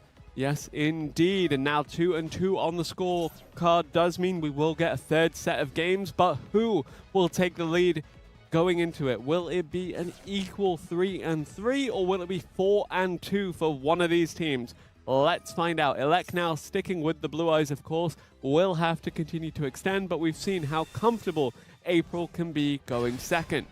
Yeah, we saw that, but on the Blue Eyes side, for now, you just get uninterrupted, so you know what you are going to do. Now, you are just going to go into the synchro plays, and the question is, do you want to go into the level 12 plays? Potentially. I like the Crimson Dragon and what it can do for the strategy, to be honest, when it comes to turning the ultimate Spirit Dragon into something else. That being said, we do have the Cybus Wicked in Duel A right now, just to add further insurance to the Malice end field.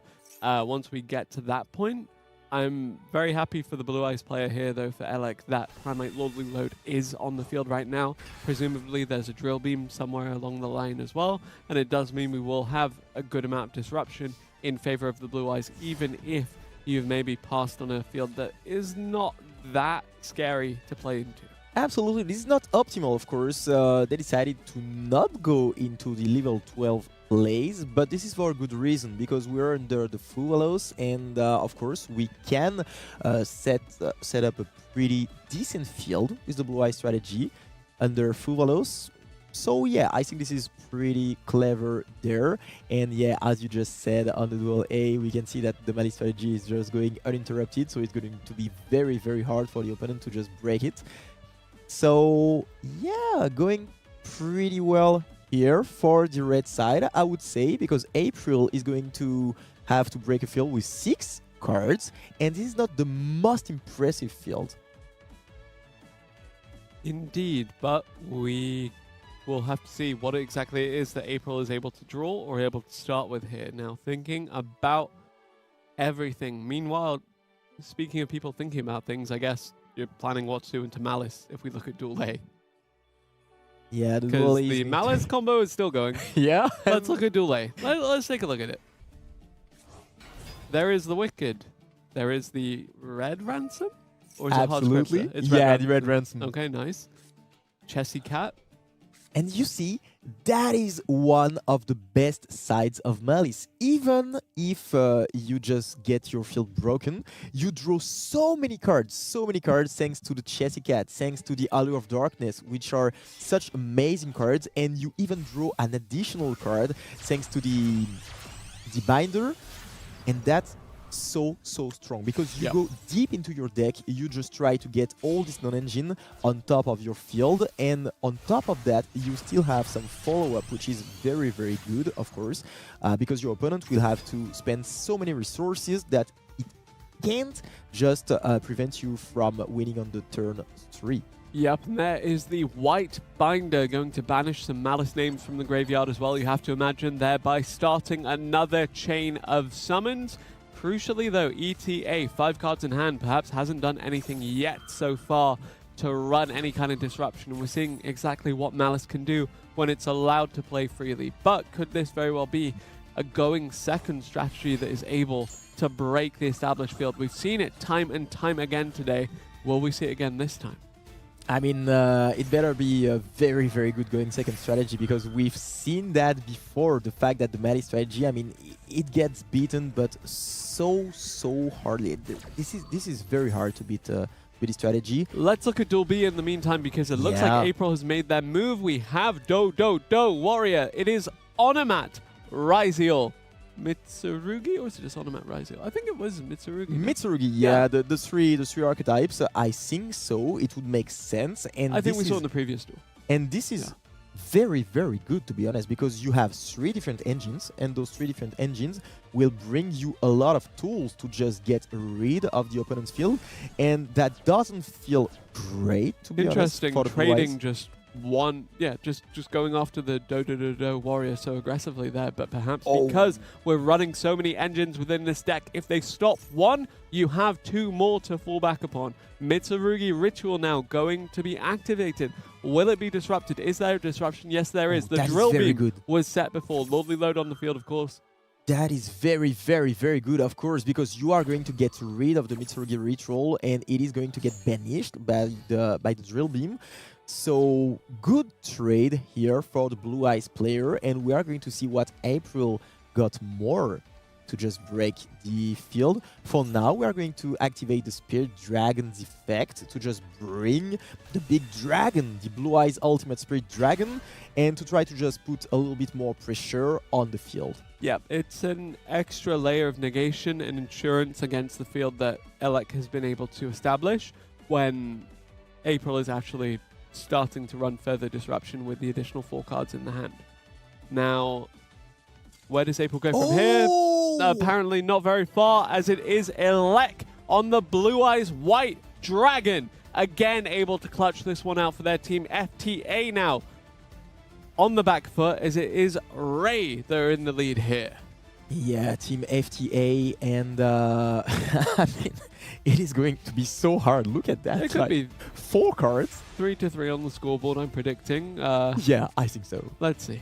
I think so. But, I mean, it's not over yet. Let's see what the Team Ray has to just try to bring down the melee strategy. But, yeah, as you can see, it's almost unbeatable right there because, this is nice art.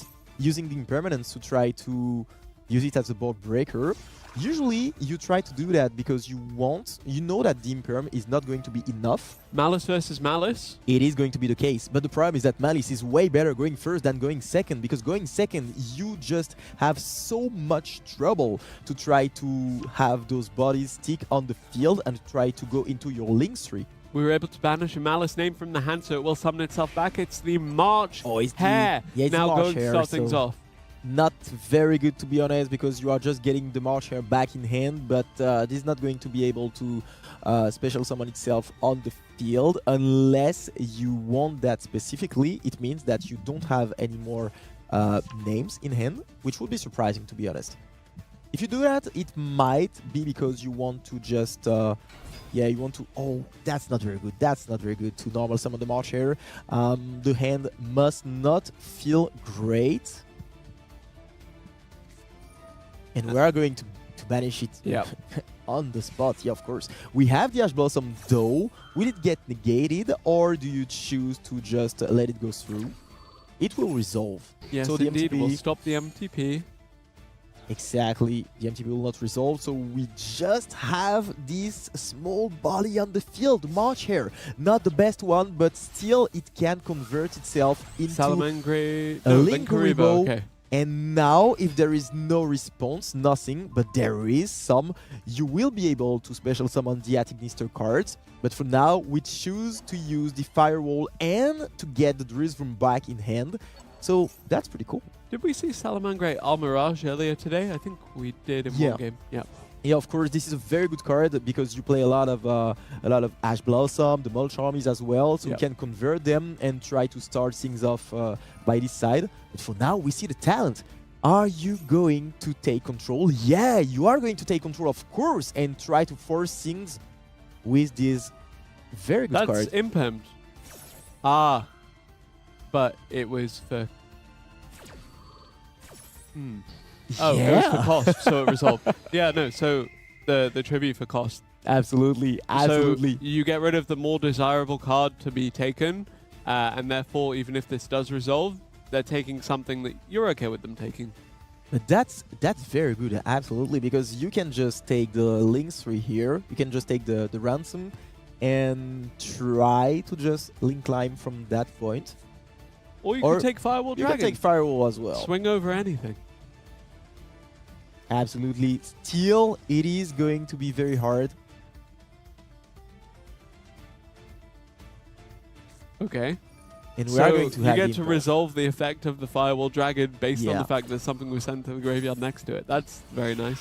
But the Impulse now less nice for ETA. However, dealt with 2 of the problem cards on the side of Scar, so could very well now look to extend if there are any further extenders in the hand. There are not a lot of extenders after that. Ah. Yeah, that is the problem. Malice going second is way less scary than going first because you have to get into those links replays to be able to just play the game properly. And the problem is that against a full field, it is very hard because, I mean, you can get the normal summon, of course. It is going to get destroyed or banished or anything, but it is going to get rid of. Then what do you have? If you don't have a Link 1, I mean, you have almost nothing. You have the March Hare, you have the Bestial, regarding the fact that, I mean, you have to get a Malice name in the graveyard. But there's not a lot of things, and we saw that during this game. There were a lot of stuff. I mean, there was the talent, there was the Allure of Darkness, trying to just draw and dig into your deck a little bit more, but still not able to break the field. And we did actually see both teams equalize that series up 3-3. So we reset to a best of 3 here in the final set of games in the top 8 between these 2 teams. Now, Blue Eyes White Dragon, undefeated so far in this top 8 feature match. Will it maintain that? Hugelion against April. Not the Blue Eyes players, but still very, very powerful players that have won games themselves earlier on today. Now, Orcust looking to start things off against Ryziel Onomat Mitsurugi. And that is going to be a very interesting matchup because the Orcust strategy going first is very scary. You have so many interruptions, and those interruptions are layered, which means that you don't have everything on the field. You have some interruptions in the graveyard as well, and you also have access to this very powerful trap card, the Crescendo, trying to negate something, and being a counter trap adds even more power to this card. But on the other side, you have a very powerful deck to just break some fields. The Mitsurugi cards, very powerful because you can just force so many things and you have access to this Murakumo. And you also have access to the Ryziel cards, and we've seen that before. The X, so powerful, even if it's at 1, if you draw it, I mean, it is something very good for you. Orchestrated Babble to the hand as well does resolve, so this is very, very important for the Orcust deck if it's allowed to be played, and it's able to resolve further. But Moon of the Close Heaven going to be activated here.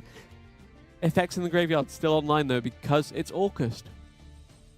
Yeah, and this is very scary to be honest. And on the other side, we see on the Duel A that a shifter has been activated, and we have to talk about that a little bit more. But yeah, shifter still a very powerful Malice card. cooking. Yeah, exactly. But here we sit on the Moon. I guess we want to go further into the combo, but for now we are just thinking a little bit on the side of April. Does the Blue Eyes deck just win the coin flip every time, or do people just like sending it first? I mean, this is the spirit of the cards, you know? Yeah, if you play Blue Eyes, you get an advantage. And this is to be able to win the coin cost. Coin cost. Yeah. Okay, Fiendsmith's Requiem now, but Ash Blossom and Joyous Spring coming out as a response there. Yeah. And this is pretty good because, yeah, you force the Ash Blossom here. And if you have another way to extend, then your Orcust plays are pretty much, yeah. Foolish Burial going to be very good because it will start some kind of extension there with whatever gets sent from the deck to the graveyard. Duel A, let's look at Duel A in the meanwhile as Engraver hits the graveyard there, doing its thing, fine. Malice, now we see the turn pass over. Terret on the Lunar Light had such a miserable set of games so far in this series. Can they turn it around? What? Are you kidding me? No. That's so rough. That's a surrender heartbreaking. instantly. 3 out of 3 games. I don't know if it's Curse of the feature match. I don't know if it's Curse of the casters.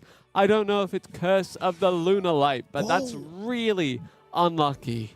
And we see the Ash Blossom on the Allure of Darkness, but all of a sudden, the Crosshack Designator is being activated, and that means a lot, to be honest, because that means that we absolutely need the Allure to resolve. So very interesting because we know that we can just interrupt it very early now. Between Dimension Shifter and Crossout Designator, these one-offs are really putting in the work. Yeah, totally. I mean, the Shifter is is a very good card, and when you can draw it, you are very happy, of course. But the Crossout Designator, I mean, this is a good card, yeah, because you want to get rid of those Charmies, you want to get rid of the Maxi, of course. But, I mean, sometimes it can feel a little bit weird when you draw it, especially going second. Yep, and now we have a Royal Finish Maxi being activated somewhere. Nice, almost as nice as Hieratic Seal of the Heavenly Spheres. I mean... It's not the greatest, it's basically the... If you're playing a Dragon deck and you can't do your optimal combo, it's a comfortable pass. But that being said, we now have the Malice deck extending into it and a full hand of cards. That Scar. is so strong. The Chezigat, if it resolves here, I mean, it will bring so much advantage. Being able to draw Let's take a look cards. at Duel C. In the meanwhile, those Orcus doing Orcus things. One of those newer boss monsters, the Enlil Gersu, the Orcus Mech Knight, now coming through. World Legacy World 1 being added to the hand as well. Still turn 1. Still the Orcus player's turn. Absolutely. Where is And the field spell? slowly, little by little, bringing the pieces on the field to try to put the end field. Long Gersu, the Orcus orchestrator. Absolutely, but yeah, that's right. We still don't see the battle. I mean, it's gonna come at some Orchestrated point. battle's going to come. It is eventually. going to come, yeah. Of course, I totally agree. Well, let's go back to Duel B. There's some Orcus thinking there. Regardless, Malice doing some thinking of their own here, playing into what is essentially just a single disruption in form of the Hieratic Seal. Scar looking very comfortable, multiple cards in hand. A trap now being activated, MTP. Very interesting here because we see that the Chezigat is not here anymore, so we might have done something to this poor Chezigat. And for now, the White Rabbit is going to be able to special summon itself back on the field, which means that if it gets banished, it will not return Playing again. under Max C, however, so Yeah. it looks like if Scar is going to close the game out in favor of Team FTA and keep them in this tournament, they have to push for game this turn. If they're giving this many cards, it has to be game this turn. Okay, so we let the Linguribo on the field. We don't have anything on it, so that means that we are going to be able to special summon the backup on the field. And the backup is going to be able to add another piece of combo. But we don't have a lot of things to just go through the field. Let's look at Duel C because that Orcus field has become Primal Being token. A token, yeah. My Which favorite is, elemental hero monster. I mean, or Salamangreat. Or Infernoble Knight. sadly. Absolutely. I mean, I would turn that into Link Spider and then I don't know where I'd go from there. But we finally regardless- see the Babel. Yeah, there is You the field told us. spell. You told us, and it means that we still have something to try to interrupt the opponent. Quick effect graveyard effects as well from the Orcus cards. Exactly, one of the best cards in the Orcus strategy. April's draw phase now. Wow, that's a good one. That's a very good one to start things off. The prayers here, tributing. We are going to see if we are going to tribute something or just add. Looks like we are just going to add. And it is probably going to be the Habakiri.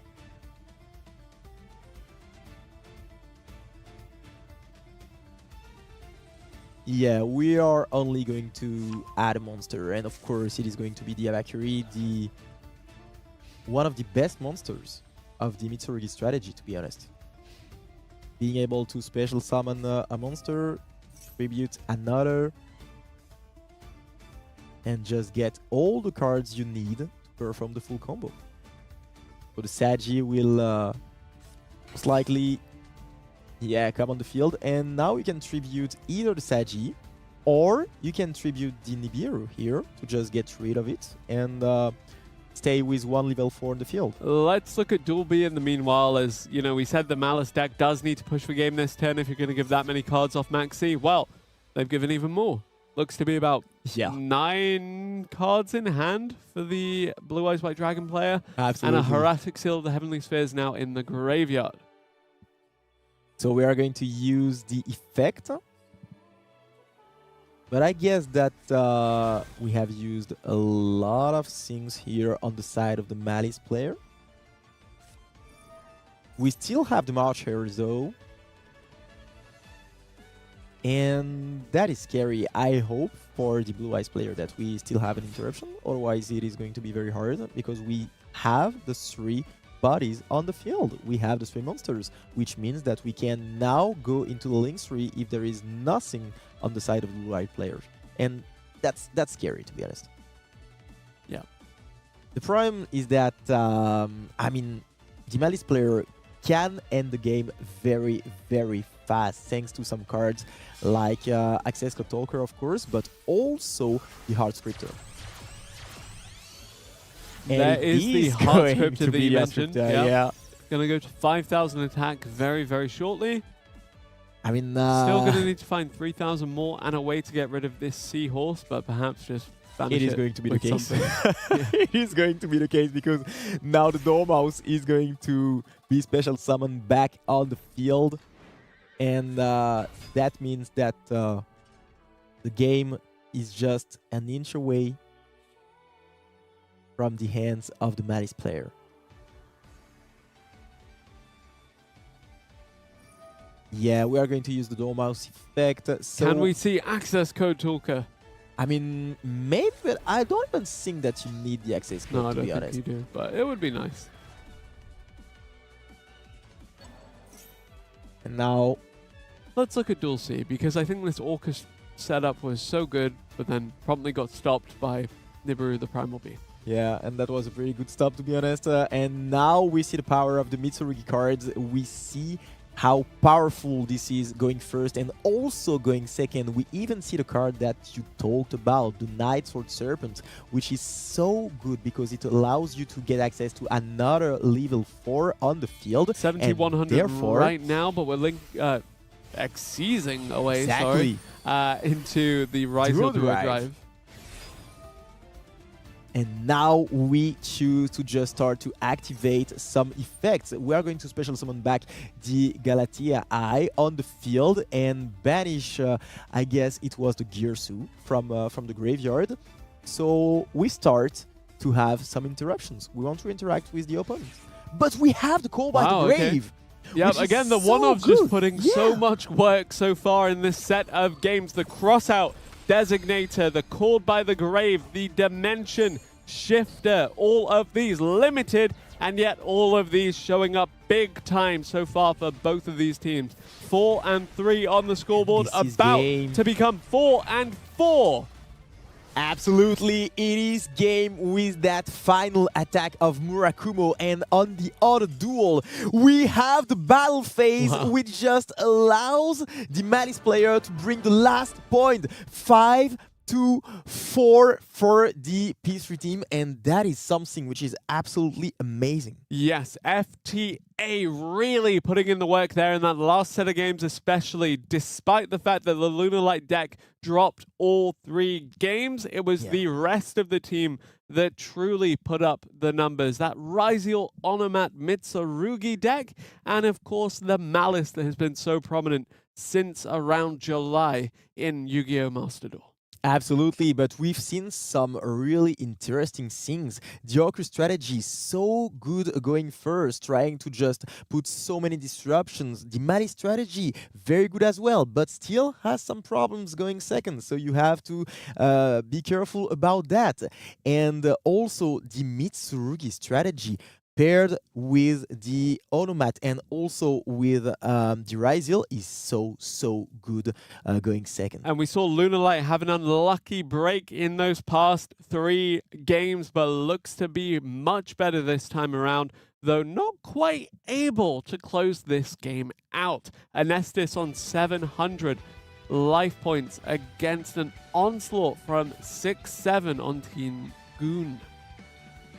And that still looks promising. Promising because, oh, this is some Orcus strategy as well. But there is the Book of Eclipse, which is so good.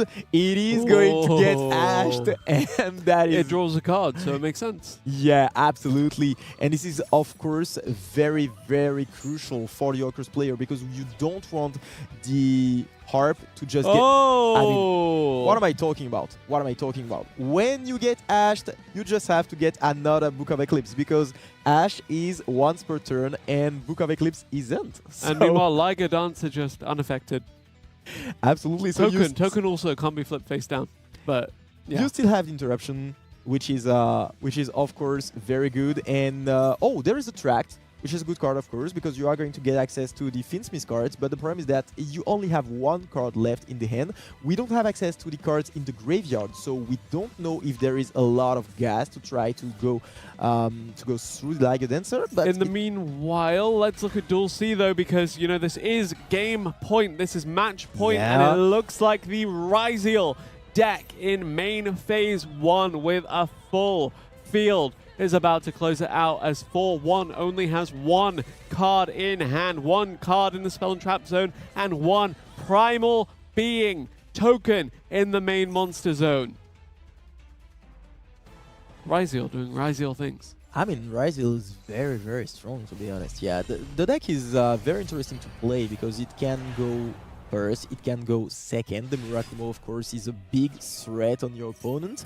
And it feels like you have a deck which is full of engine, and those decks are always very fun to play because you have so many different lines of play. You can force things off with all your engines, and all of a sudden you pop off with some Ryziel stuff or some Mitsurugi stuff, and yeah, you just win the game from that point. Yep, just win the game, and that's exactly what's going to happen for Team PG. But there's Crossout Designator, gonna run some interference, but too little too late, you have to imagine. Yeah, it is going to be the game. I don't even know what is going to be declared. It is going to be the White Rabbit. But of course, here the Malice player perfectly knows that I mean, the game is totally over. The White Rabbit getting, of course, negated by the Cross-Eyed Designator. And there is going to be the final point of the match.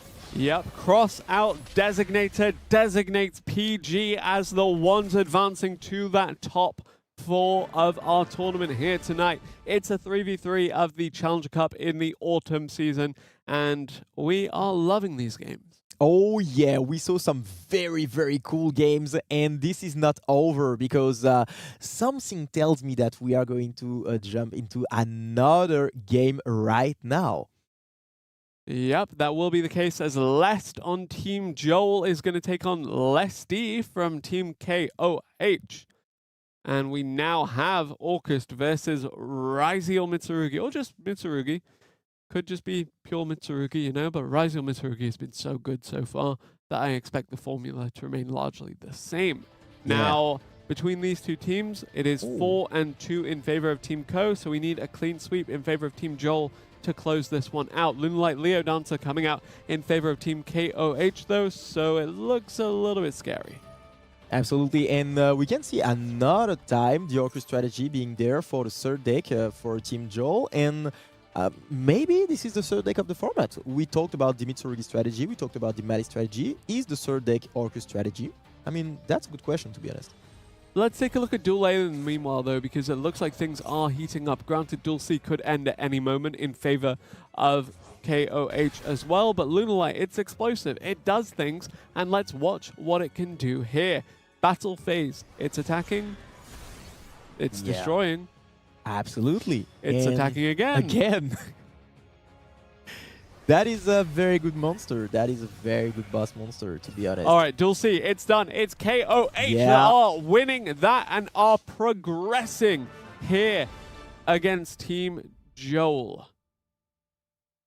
Yeah, this is over, and the Malice strategy is just going to take it all and bring the final point for their team. So, actually, I believe that was Bodan. So, Bodan Temnik, who was a competitor at Master Duel Worlds 2023 as well, the one that Josh, Quantal, Emre Team Snipe Hunters did win.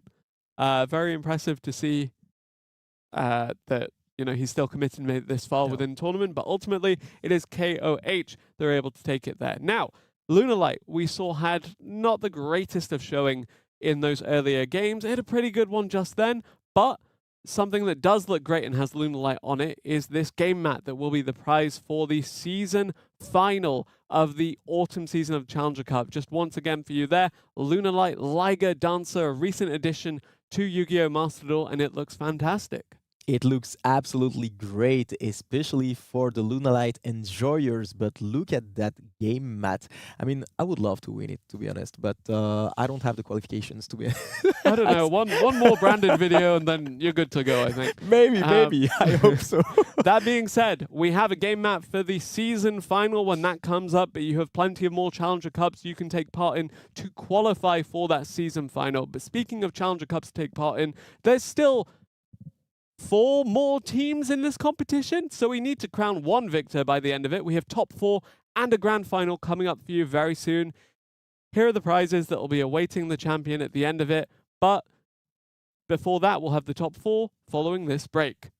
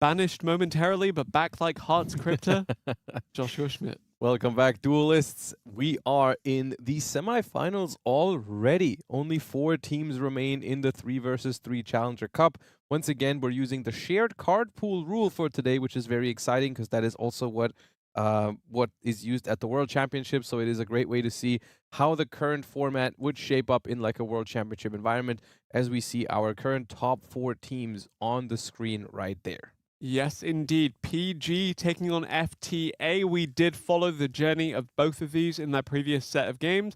Of course, FTA, a little bit more difficult, as kind of evidenced by the fact that it went to the full 9 games, but still fantastic play from them to get through there. Now, on the other hand, we have KOH versus FSNX, and FSNX actually were able to eliminate 1WC, which is Quantal's team. Oh, we don't get to see Quantal in top 4. That's unfortunate. I actually didn't know that. I was looking forward to featuring early. I was asked earlier, do we want to watch a Quantal game? I was like, surely we're gonna have more opportunities later to see him, because I was expecting him we to can watch Sky Striker instead, Josh. And I know where your priorities lie now. So okay, don't tell Quantal that we Team Raider out. What are you gonna do? I'll pick Quantal. Yeah, okay. Well, that being said, we do have 4 fantastic teams left with some really interesting decks, actually. Particularly, I was very impressed by April and the Ryziel Onomat Mitsurugi and how it did when it came to dismantling established fields. Yep. While on the other hand, I'm looking at the other duelists that are bringing the likes of Orcus to the table. Right. Because Orcus has performed, well, I wouldn't say above expectations, because we were expecting it to be one of the top decks. Yeah. But it's done phenomenally well into a broad range of strategies now. Yeah, and I mean, it is tough. It's always going to be tough, because in these sort of like 3 versus 3 environments, especially with a shared card pool, there's usually a deck that's like the odd one out in a lineup. At least in the past, it's always been like you have like 1 or 2 decks that are maybe the best decks in the format right now, and then like you gotta at some point pick and choose what you think the 3rd best deck is. Like, for example, I don't know, there was a World Championship where Tearlaments was clearly the best deck, and then you had to find 2 other decks that were just like the next best thing, but it was always like fighting an uphill battle. You have to bring battle. everything back to the 2023 World Championship. I like talking about that as one. part Let of me Team be. Snipe Hunters with Emre and Quantal. Yeah. That being said, yeah, really, really interesting to see how we work around the best decks in the format, because Malice in particular in those previous sets of games actually proven to not be infallible, was dropping games left and right. The gap between Malice and the other decks, I mean, is of course a little bit closer than it once was, because it actually has been hit a decent bit on recent Forbidden Limited updates. Of course, there is still a long way to go until the deck is no longer probably considered the best deck in the format, but it is no longer the best deck by a mile. Now, like half a mile, maybe. Yeah. Hey, Eclipse Twins can close that gap a bit, right? A little bit. That being said, Fiendsmith Engraver gonna search out the Fiendsmith tract here. All right, we're Fiendsmithing. We are Fiendsmithing, and we are gonna search that Fabled Lurry. Lurry gonna discard it, summon it. There we go. That much I do know. I also know that the Malice deck seems to be off to a great start in Duel C, by the way. Yeah, I mean, as long as it's going first and there's Malice names on the board, that is good. Molcharmi Fualos here resolves, actually, and that is one of the biggest problems of the Fiendsmith engine. It accomplishes a lot with just 1 card, but it does take a lot of steps to do so, and most of those steps will draw a card under Fualos. So I feel like they were happy for a moment when they weren't max-seed on the Lurry effect, but then the next moment it was a Molcharmi that came down. We're going to see the Requiem summon here, and then a pass, which is rough. Of course, if they are playing that Fiendsmith in Paradise, that can still be 1 disruption from the Requiem by summoning Lacrima and then sending the Paradise, but that's about it. Of course, one thing they could be holding is their own Molcharmi. That is one of the cool things about this move in particular, is you contribute the Requiem, and then you have an open board for a second, so you can chain the Molcharmis there. Which might be what we're seeing here.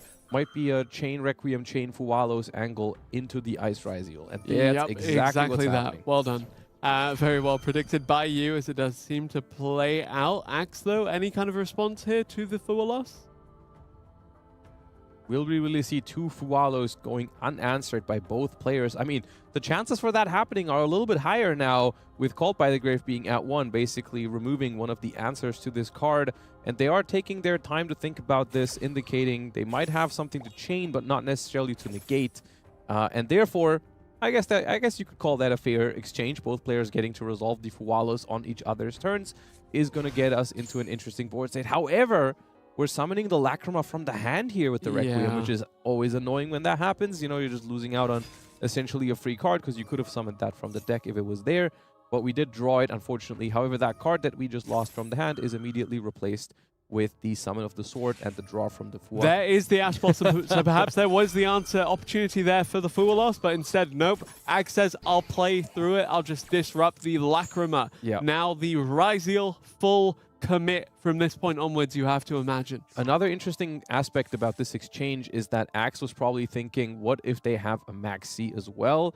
Would I rather hold that Ash Blossom just in case? Because, of course, you would use the Fualos first to check for an answer and then chain the Maxi to that. So they said, you know what? I can deal with the Fualos. I don't want to risk getting Maxi'd. And now that they know that there is no Maxi, at least not yet, they could draw it off of the Fualos, but they felt more comfortable using the Ash Blossom on the Lacrima. But interesting decision to not Ash the Fualos. I think the only reason for that would be that they are afraid of that Maxi even more, because we do see the King of the Pharaoh Limbs confirming that it is a Mitsurugi Ryziel deck, which one of the advantages of the Mitsurugi cards is that they can actually function under Fualos decent. They will give draws, but not too many. Ritual being a main deck mechanic. And there's that Maxi off the top, Yep. off of that Fualos. Where's the one of Called by the Grave, Josh? Not in the hand of Axe, and that is going to be rough. This is going to be 2 draws, one for Maxi, one for Fua, and I guess the question now is, You need to decide whether you want to close it out here or just pass. I feel like that decision has been made. I feel like by using that Habakiri and giving them 2 extra cards, we've made the commitment to go in, because if we pass like this, I think it's a very bad spot. Like, because the opponent already has 5 cards in hand, Fiendsmith set up on the board and in the graveyard, so this is going to be a rough spot if you pass. I think full commit. Just go for it. They are committed to going in here. At least what I said earlier is still true. Mitsurugi can perform a couple of summons that won't draw under Fuwa at least. So Ritual Summon from hand, Ritual Summon from graveyard. Those are going to give Max C draws, but they're not going to give Fuwa draws. So maybe we can piece together 8,000 damage with like maybe 4 to 5 draws from here on out. But that's tough. Both Malice duelists just summoned Heart's Crypto at almost exactly the same time. Cool. Yeah. Malice doing Malice things in both Duel A and Duel C, whereas Duel B is just standoff right now. But actually, the Mitsurugi is going to be able to Ritual here. Yeah, this definitely looking like the closest out of the 3 games right now. I'm happy you were watching this one in full screen right now, as the Habakiri is summoned from the hand, drawing 1 card for the Maxi, but none for the Fualos yet. We're going to tribute Aramasa and Kusanagi. Kusanagi is going to add back the Ritual spell, and Aramasa is going to search a Mitsurugi monster. Heart's Crypto making a return to the field in Duel C, as well as we do have, again, just Malice. Yep, on both sides. Now, so I'm trying to thinking about Mitsurugi Ritual, Tribute Futsu from hand, Special Murakumo from the deck, then search Mitsurugi Mirror. Mitsurugi Mirror, Tribute Murakumo from the field to revive the Futsu. That is 8,000 damage. Yes, that is 8,000 damage. This is going to be 2 draws. This is 2 more draws now. Yeah, 2 more draws from this point on. They have the ability to go for game though, but that's going to be 10 cards in hand for Lesti. yes, indeed. So we decided probably around the 4-card mark that this was going to be it. Absolutely just have to go for it with the Ryziel Mitsurugi. We've seen it before, how explosive this gameplay can be. Is there anything that Lesti could potentially have in those 12 cards, however, that could put a damper on this assault? It depends what kind of Fiendsmith deck it is, because so far we haven't really seen any of their engine outside of Fiendsmith. Like This could be a Fiendsmith control deck. It could be a Fiendsmith Mitsurugi deck. Anything that can really... It could be a Fiendsmith Orcus deck from what we know. Very hard to tell because the other decks on their team looks like they are Lunalight and Malice. So all of those options that I just listed are technically available for them. It could be Mitsu. Probably Mitsu is what I would guess. But then the question is also, do they play Dominus Impulse if they're pairing with Fiendsmith, which they might not. We have 2 level 4s on the field right now, so already looking to be in a decent position for the Ryziel portion of this deck. Yeah. But here come more of the Mitsurugi. And this is 1 draw for the mirror. Now we're going to use Habakiri in the graveyard. We're going to search for prayers. Habakiri is going to return to the field. This is technically game on board. However, Lacrima can bring back Requiem, but that only blocks 600 damage. They are committing more. Yeah. Even though they have game already, they are committing more draws. Oh, that's a full commit if I've ever seen one. I'm not sure if that's necessary. I don't know what that plays around right now to give more cards, but I guess it could work out. They're making this Murakumo very big. They've made it to the battle phase, so no Nibiru in the hand, and there's not that many cards at this point that'll stop this unless they have Bestials in the deck, I would say. Other than that, it's going to be pretty tough. Lacrima able to summon back the Requiem here, but that's not going to do much other than block 600 damage. Yep, Duel A, as it turns out, was won by that Malice deck that was comboing off, but the Malice deck in Duel C, I think, just passed the turn. They did. They're looking in a pretty good spot as well. They have the Allied Code Talker, 2 set cards, 4 cards in hand, looking decent as well for Malice over there. Maxi in draw phase. That's probably going to help. Yep, should very well be it there in Duel C very shortly. Let's see if there's anything the opponent can do there. Again, under Maxi has to be the full commit. There is Infinite Impermanence coming through. It's going to be able to prevent the effect of one of these monsters. It's not really, at this point, we're just activating stuff to maybe bait out something, but doesn't really do anything here. The Murakumo is going to keep its attack points. Requiem is going to be summoned in attack position, and Requiem can only use its effect during the main phase, so it's actually 0 because the Habakiri is there. We take the full 6,400. Habakiri attacks for 16. Is there anything we can throw in the way of this to stop it? No. And we push through not only the Molcharmi, but also the Maxi with the with the Mitsurugi Ryziel deck and take the win there. However, both Malice decks essentially taking the wins in their respective games for their respective teams here. Yep. So we've got a 2-1 lead with both Malice decks taking the win, and then the Ryziel Mitsurugi deck taking the win over Fiendsmith, whatever that Fiendsmith deck was. My guess would be Mitsurugi Fiendsmith, because that's a pretty strong deck. I've seen quite a bit of Magistus as of recent. Magistus Fiendsmith? Maybe not. Maybe Magistus something else. It could be a thing. I'm not saying it's not. No, come on. Like, it'd be a cool. I think it's just Chorozo behind me has distracted me. You're just willing it into existence. Maybe. Well, Bestial, Fiendsmith, Kashtira, Snake Eye was a thing once upon a time. Just throw a couple more engines in there for good measure. Right, why not? More engines have never hurt anybody, right? Yeah, exactly that. Wasn't that your second deck at WCS this year? Pretty much, yeah. That being said, yeah, really, really good set of games there. 2-1 on the scoreboard, so not a clean sweep thus far, and it does mean that coming into this second set, yes, the team that are 2 up could potentially close it out, but it's very, very likely, depending on the outcome of the Malice duels. Right. Also, at some point, the Malice decks are going to have to go up against each other, which they can't both go first in full combo in that matchup. That's true. Could it be here? It might very well be. So we didn't get to see much of the decks that were going up against Malice there, because I feel like the Malice decks ended the game relatively It went off without quickly. disruption. And then, yeah. So I guess we will have to wait and see what those other decks in the lineups are. I assume that there's still going to be, I guess, Mitsurugi somewhere, if the Fiendsmith deck wasn't Mitsurugi, but I guess we'll find out soon as they get to go first here again. So this is the player that just did Fiendsmith and Fualos last time, so we're gonna see if there's more to it this time around. Yep, going first again this time, and again with Tracked. So far, just Fiendsmith things again. Fabled Lurry coming to the hand. Fabled Lurry going to be discarded. Going to move to the field. I know that much at least. Yeah, Cut me that's some slack. the good old pattern. And there's Maxi a Maxi for good measure. again. Does it resolve again? No, this time it does not. Unless- Ash Blossom, of course, the most likely answer to a Maxi. As we see Lunalight going first in Duel C as well, that is definitely a scary sight to behold. Let's take a look at Duel C, because Lunalight, you know, we haven't seen too much of it on stream so far, and the ones that we did, you know, sometimes it did have to just set and pass. We had a very impressive win of it earlier where it pushed through Fualos, Meowls, and Maxi to summon double Liger Dancer against like 15 cards in hand and still won the game with it because Nice. the opponent just couldn't out it.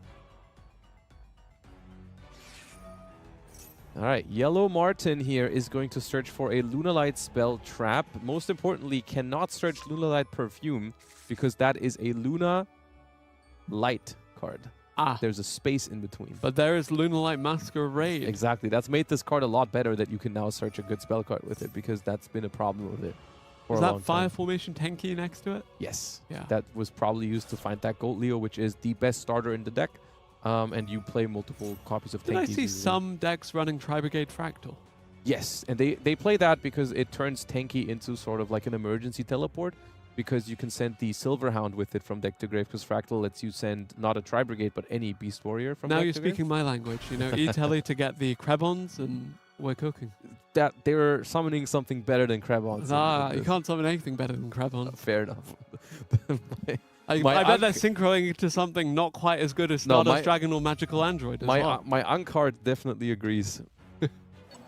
That being said, Lunalight, of course, with this recent support, has climbed back into that top level when it comes to being a contender for some of these meta decks. But there is Bestial Magnamut being activated to run Disruption on it. Bestials are very strong against Lunalight because the deck is, of course, full of dark monsters and also relies on the graveyard a lot. However, I think good Lunalight players will definitely find ways to maneuver around a single Bestial. A single Bestial shouldn't be enough to stop the Lunalight from making at least one Liger Dancer. Does it live and die by the pendulum scales, or is that just They luxury? They are pretty strong, and they are both one-of, so the fact that the Tiger got banished there, I'm sure is annoying. But I wouldn't say that like it's impossible to make Liger Dancer happen without Tiger. You definitely can make it.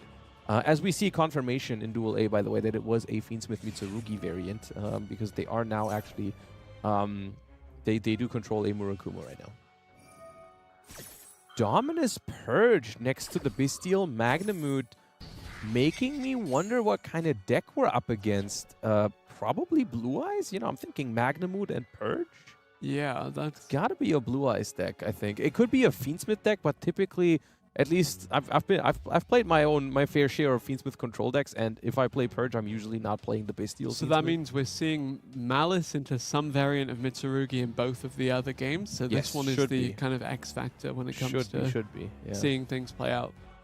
Again, Dragon didn't... It's actually, funny how both we of have- these players didn't really get to play last time, I think. Exactly, because and they we were also against we have the Malice. same parallel this time around because this last time it was the two Malice duelists on their respective teams going first. Yeah. This time both of them are going second, and both of the Mitsurugi decks are going first. So it's quite a match of parallels so far, and the deciding factor might be the odd one out here once again, which is the Lunalight against presumably the Blue Eyes deck.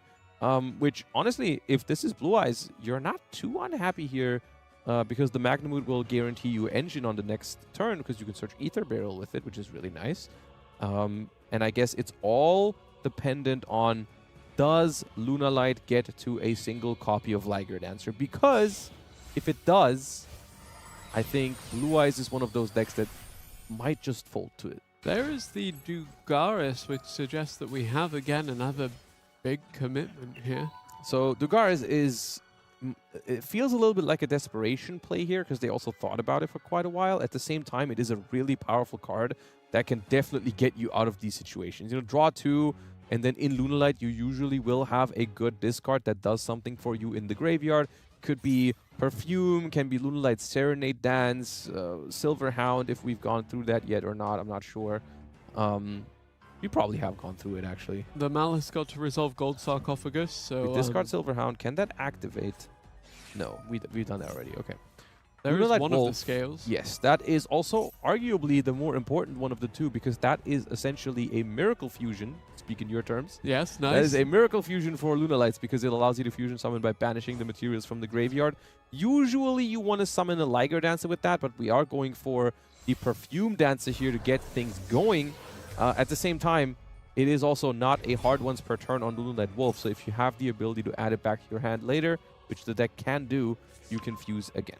And would you consider Liger Dancer to be the absolute zero of the theme? The absolute zero? No, don't worry. I don't know if it's quite that. Yeah, I think absolute zero still has... Yeah, it's the one. Absolute zero is affected is the problem. Fair enough. Lunalight Kaleido now going to hit the field. Going to just extend further here. And that's the first Leo Dancer going to the graveyard, and now that's trouble for the Blue Eyes deck because we know there's a Wolf in hand that can fuse again. We know there's already a Leo Dancer in the graveyard, which is the most important material for Liger Dancer. So we are almost guaranteed a one Liger at this point. The question is, can we get to 2? We're going to go for Cross Sheep here. Most likely just to put that Perfume Dancer in the graveyard so we have enough Lunalights to resolve the Wolf. And if we now resolve the Wolf to summon a Liger Dancer into the middle zone, we are also going to be able to revive a monster with Cross Sheep. But honestly, I think there is a high likelihood that if this summons a Liger Dancer, that's already enough to win the game. I'm trying to think of ways for Blue Eyes to beat a Liger Dancer right now. And we're confident that it is, in fact, Blue Eyes? Well, no, their name is Dragon, to be fair, so... I'm just thinking that's the most likely because I can't think of other decks that play Purge and Magnamood. Yeah, fair enough. That being said, there's another card we spoke about again and again earlier. It is the Lunalight Liger Dancer that will be available on a game map at the end of this season, in the season final. If you're able to qualify for that, it looks great. This card is great, as it turns out, as well. It's very, very strong. And depending on the deck, we might not know it from the outside, but this game could already be decided just by the fact that the card is on the board. I guess one way Blue Eyes could potentially out it is by sending one Blue Eyes for the field spell to buff another Blue Eyes by 800, which would be a 3800 Blue Eyes then. But then the Liger would just destroy it in the battle phase, I guess. All right, we destroy the Magnamood with the Liger Dancer. Then we move to the end phase. We have IP Masquerena and Liger Dancer to beat with just 4 cards, drawing to 5. It's a tall ask for sure. Also, there is a spell trap negation in the graveyard in the form of Silverhound, so not an easy task at all. And that is through 2 of the most powerful interruptions against Lunalight. We're searching a Bestial Jurisworm here, which is surprising to me because that cannot be activated after Dominus Purge. Do you ever get nostalgic for the days of IP into SP? Nostalgic? Yeah, this is a while ago. It's not been that long. People still do that. Okay, fair. What about IP into Nightmare Unicorn? Underworld Goddess of the Closed World? That's also not nostalgic. Do you know what nostalgic means? Well, you know, it's been a while since I've been on the receiving end of that. Granted, I play Gem Knight. Win the game. IP into Nightmare Unicorn is something I would consider nostalgic because that's what people used to do, but they don't do it anymore. Yeah, fair enough. That being said, Bestial Druisworm we saw not have the greatest amount of success in the previous game, but seems to be off to a better start this time around. Oh yeah, that's a better Druisworm than the one we just saw, yeah. Yeah, the one that couldn't be activated. Yeah.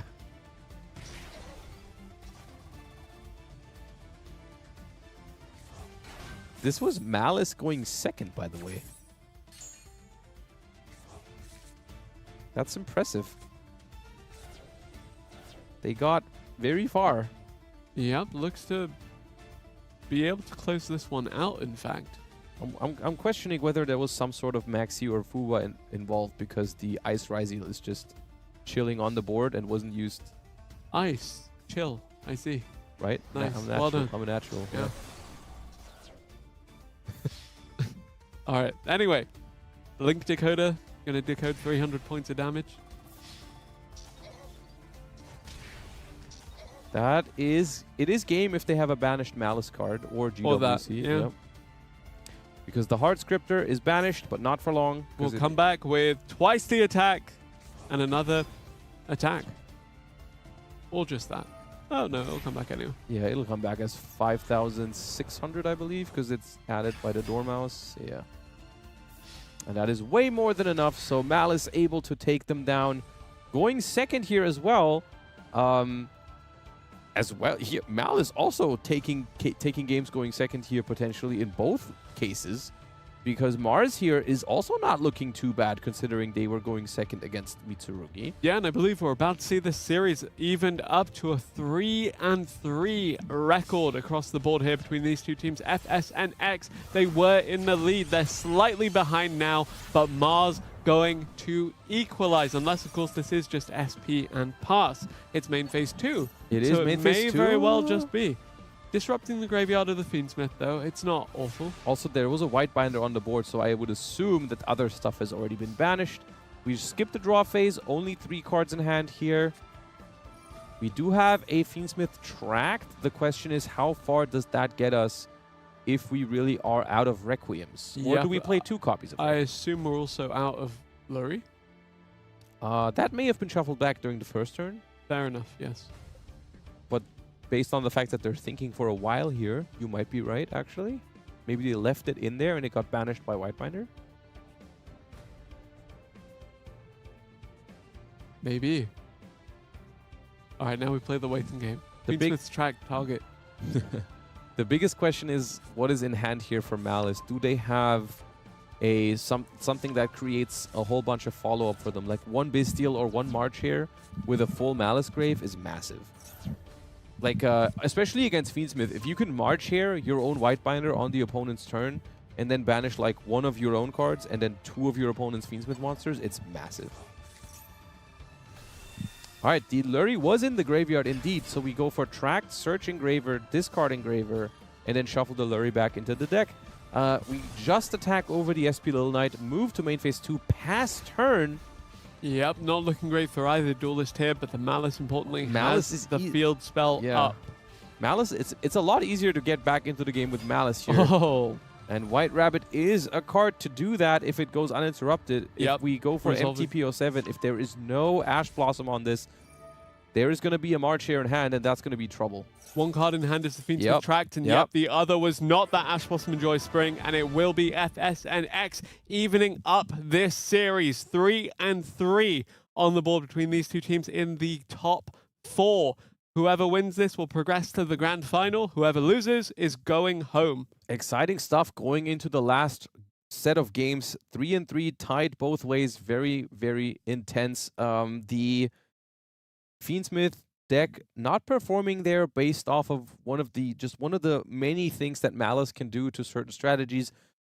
It wasn't able to like OTK on the second turn or anything like that, but like picking apart the graveyard for certain strategies is so massive sometimes. Yeah, for sure. Seeing the Engraver banished, never going to feel good for the Fiendsmith player. The Requiem, and I would also assume that the Whitebinder, before we tuned into the game, banished other resources from the Mitsurugi portion as well, because the Mitsurugi deck is also something that really functions off of certain one-ofs that you then keep reviving. You know, usually it's just 1 Kusanagi, 1 Saji, 1 Futsu, because you can keep bringing them back from the graveyard, but if they all get banished, then there's no way for you to get them back. Yep, and I do just want to praise the Malice players for actually being able to find so much success when going second. But that being said, this is something that can stop the Malice players right in their tracks. Artifact Lancer going to stop all the banished cards for the turn. Yep, and that is potentially pretty rough depending on what matchup we hit there. Was that the Malice Duelist? I believe so. Well, that's a good indication. That is Malice Duelist behavior under Lancia, yes.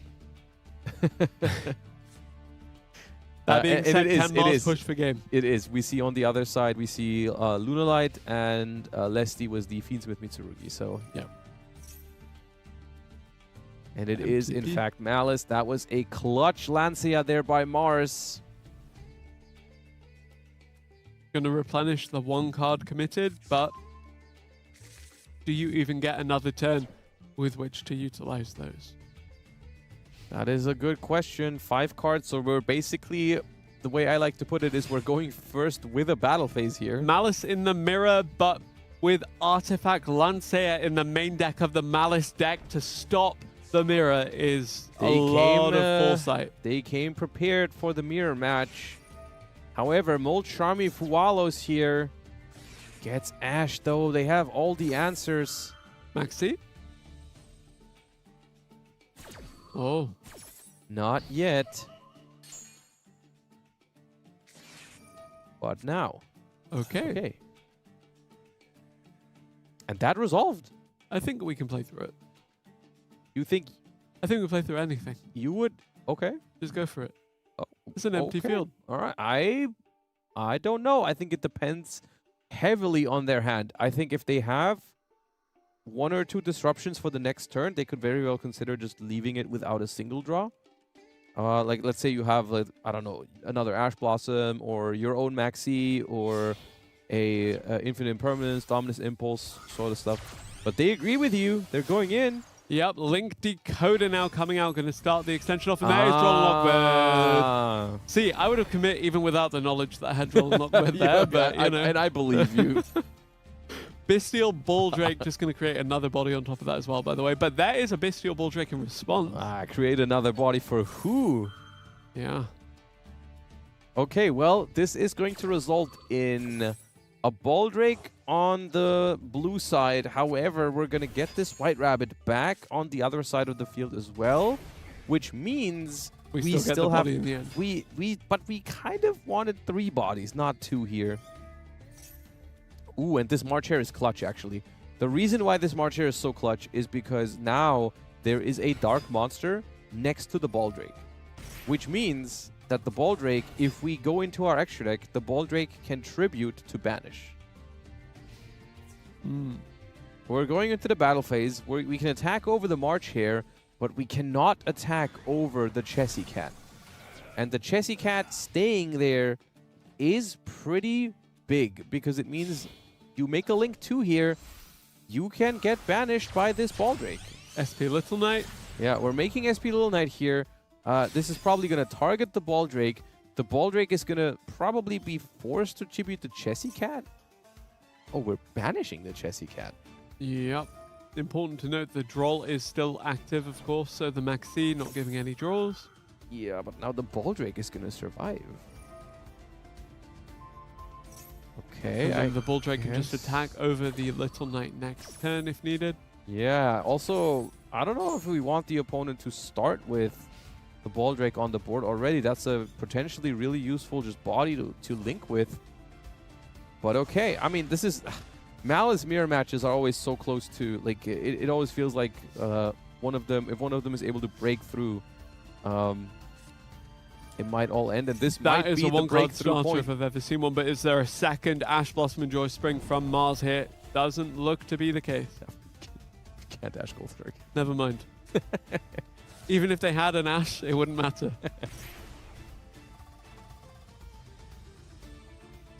In my defense, Gem Knight doesn't run Ash Blossom in the build. If Emre was here, he'd heartily agree with me. Emre would argue, look, there was a Goldshark activated, the Dormouse is now on the field, and a second ago it was in the deck, so technically you should be able to Ash Goldshark, is what he always says. Thank you. Evidently I spend too much time with him. That being said, there we go. Another banish.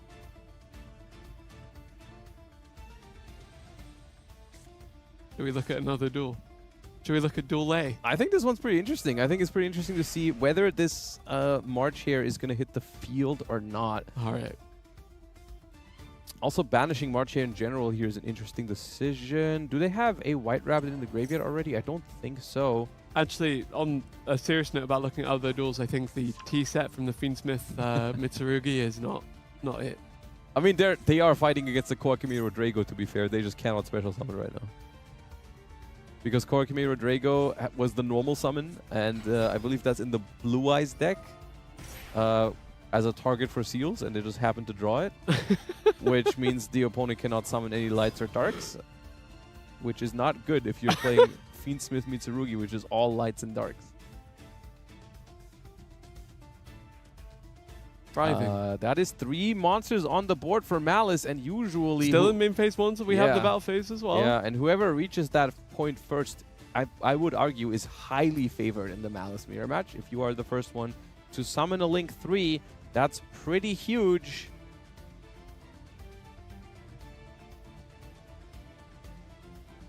So I do think the blue Malice duelist here is very much favored, whereas in Duel B, the red duelist is favored. So I have a gut feeling that the deciding factor in this match is going to be Duel A. So why don't we switch over and check out Duel A for a second, because I do think that one is the the decisive factor for this match, and it's looking good for Mitsurugi Raizeel here for the red team, for Team FSNX, because Lunalight apparently just forced to pass on a Tiger King. That is not a Liger Dancer. Nope. And there is the Mitsurugi Ritual just being added back to the hand here. Axe in a commanding position. And there goes that Tiger King down to the Murakumo. Searching of Futsu off of the Habakiri. And Lunalight 5 cards in hand, however, so maybe they're not completely defenseless here.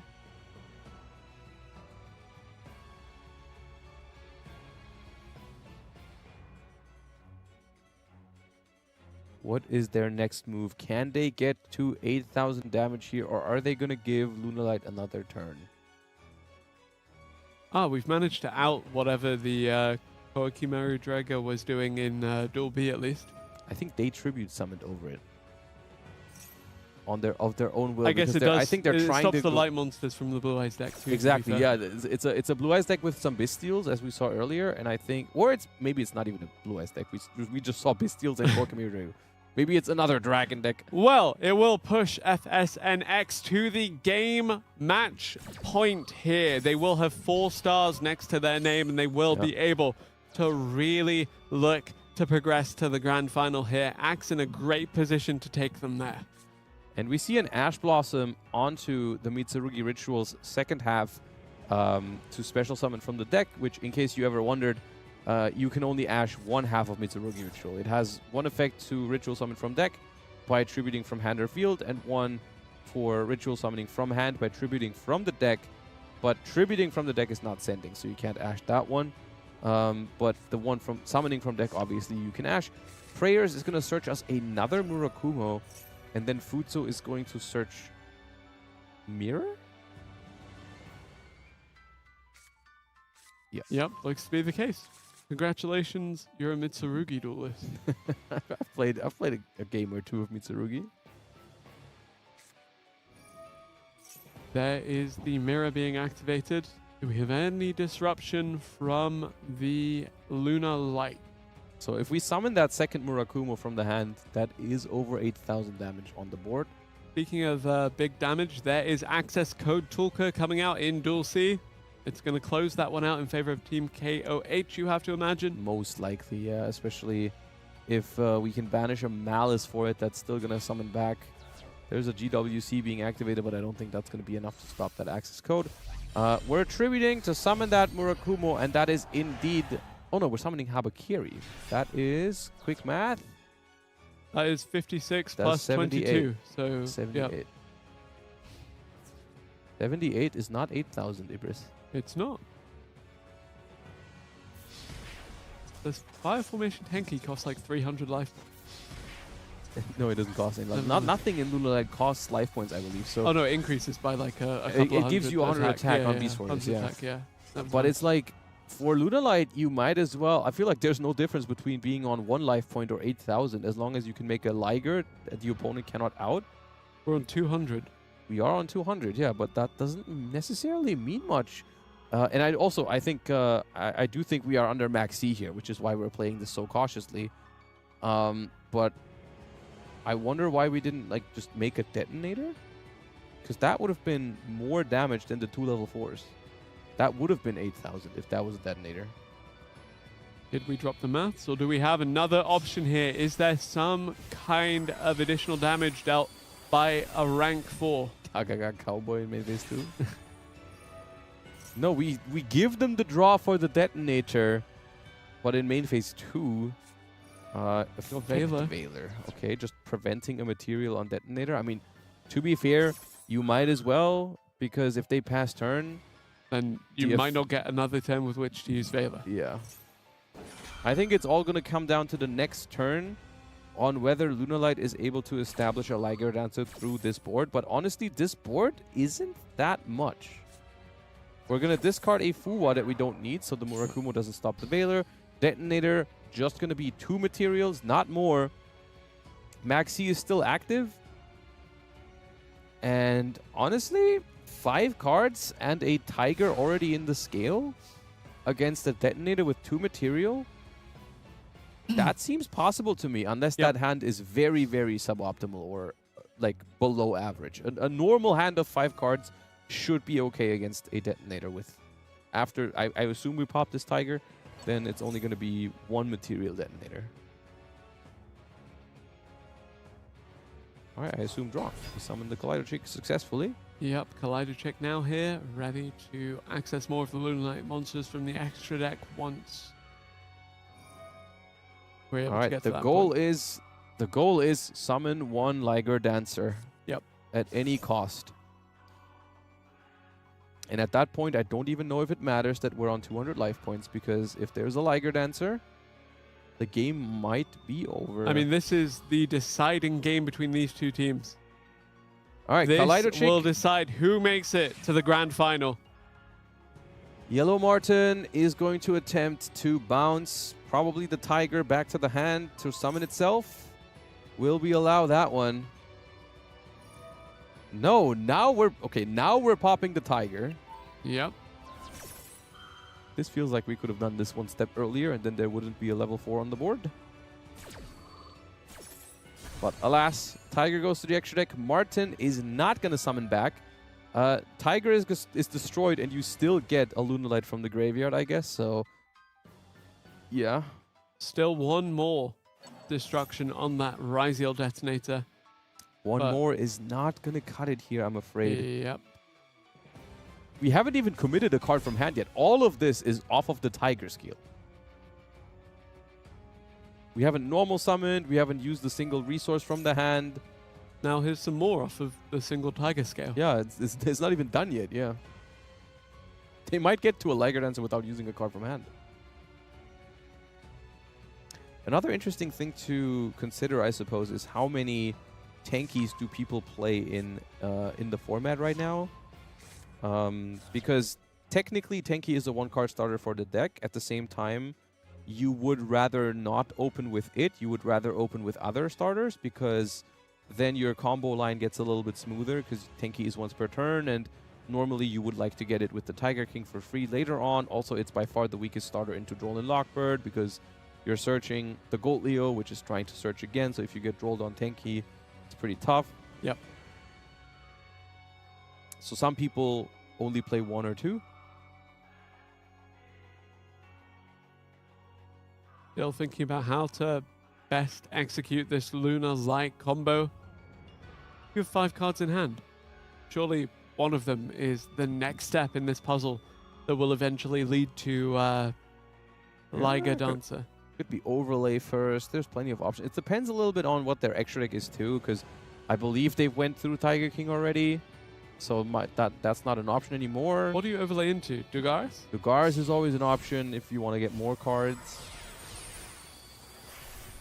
There it is. Also, this deck uses Dugaris to revive very often. But this one might just be a draw.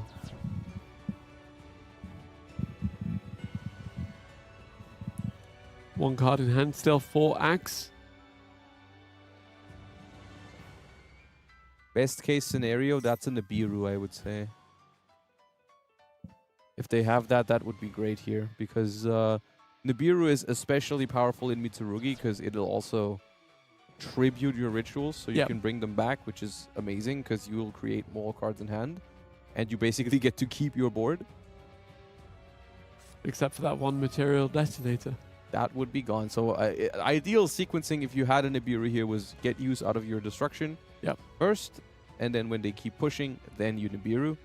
But even that, 5 cards in hand, so surely they have follow-up. Yeah, afterwards. exactly. It's like it's even the best case.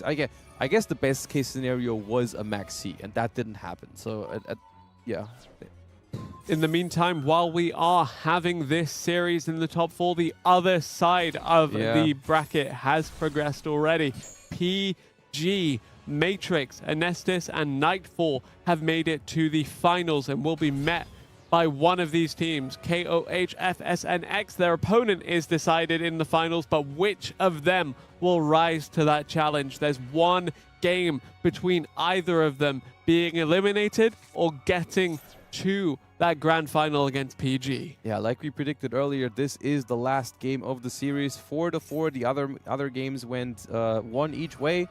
So we are 4-4 tied in game 9 right now, and it's all coming down to, can Lunalight defeat this Ryzeal Mitsurugi end board? The detonator destruction has been used. Poly is activated. Murakumo chains to it. We discard Effect Veiler to not get negated. I think we had 3 Effect Veilers in hand, by the way, because there was one discarded earlier on this turn. There was one used on the previous turn. This turn? They discarded one earlier. Okay. Yeah. I thought it was a Fuva. I think there was also a discard of an Effect Veiler at some point. Anyway, Maybe. A lot of Effect Veilers. All right, we are fusing into a Perfume Dancer, and this is... Look, I've seen enough Lunalight combos to understand that this polymerization resolving is massive, because Perfume Dancer is going to get us, well, a perfume. Yeah. Lunalight Fusion goes back to hand because of Kaleido Chick, and we add Tiger back to the hand from the extra deck with the Black Sheep when it's used as fusion material. Yep. So we go back to 4 cards in hand. The graveyard is already almost entirely loaded and ready to go. Perfume is bringing back Kaleido Chick, which is going to make sure we're going to have Leo Dancer access in the graveyard. And the Perfume is going to be able to search that Lunalight Wolf if we wanted, which is the way to summon with the materials from the graveyard. And that is already basically 1 guaranteed Liger Dancer, but more likely 2. But do we have Nibiru the Primal Being for Axe? Wouldn't even stop it. True enough. And Right. also 3 cards in hand still. Because you can't stop a scale with Nibiru, and once the Liger Dancer hits the board, it's too late. Mm-hmm. We discard the Poly. We don't need it anymore. It's a search with Perfume. Is there anything that can stop this? A Ghost Ogre, technically. Or if you can miraculously get a material onto the detonator again. But I don't know. They tried, and it got Veilered. Yeah, exactly. That one more material could have helped here. So good Veiler. Cross Sheep. It'd be very surprising if they had a Ghost Ogre right here. A Ghost Bell can also be used on Wolf, but... No, it does resolve, I think. It does resolve, and that is Liger Dancer hitting the board. And that might just be it for Team FSNX. Yep. After choosing not to commit to the detonator earlier when you had the opportunity to close it out in the battle phase, it goes to an extra turn. Yeah. And it's the Lunalight that's able to capitalize on that. Liger Dancer now coming out Cross Sheep, activating its effect as well. Yeah, I And a special summon gotta something back. wonder if they maybe didn't count properly, thought it was 8,000 damage, moved to the battle phase a little bit too quickly, and then realized, oh, this is only 7,800. Or what their plan was there.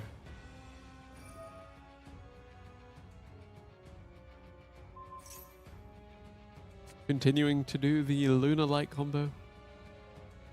I mean, at this point, I feel like it's just playing it safe or just cosmetics to make sure that this is as safe as possible, because I do think the Liger Dancer here just moving into the battle phase would most likely already be game, but I think they're just making sure that, you know, nothing can go wrong. Okay, this SP should not banish. Yeah, okay. They're not banishing with it. Otherwise, you couldn't attack directly. All right, Wolf, a second time activated. Like I said, that effect is not hard once per turn, meaning that if you can bounce it back to your hand and reactivate it, you can use the effect a second time. Yep, Lunalight Wolf now just And that is the resolving. second and Liger Dancer. yeah, that should very well be game here. That is almost 20,000 damage casually. This is 10 by numbers. because both Liger Dancers can attack twice, and both Liger Dancers have the effect to destroy everything on the opponent's side of the field. Yep. So we're going to use one of them. That's going to wipe out all the monsters. Detonator has no material to protect either. So that's going to be a full board wipe. We can go to battle phase. Each Liger Dancer is 7,600 damage. And then SP and Cross Sheep, I guess, are getting participation awards. Wait, I'm doing the math. 2,300 plus 1,500, I think. 17,500? Anyway, it's more than enough, and it will be KOH making it to the grand final off of the back of a Luna Light deck showing up here. And what a game that was, coming back off of the 200 life points that were left and establishing a full board of double Liger Dancer through the Mitsurugi Ryziel board there. Very intense stuff here in game number 9, and that is going to put them into the grand finals, which means we only have one match left for the day. So don't go anywhere. There's a grand final left to be played, and it's going to be an awesome one. So we will be back after just a very short break with the grand finals of today's Challenger Cup.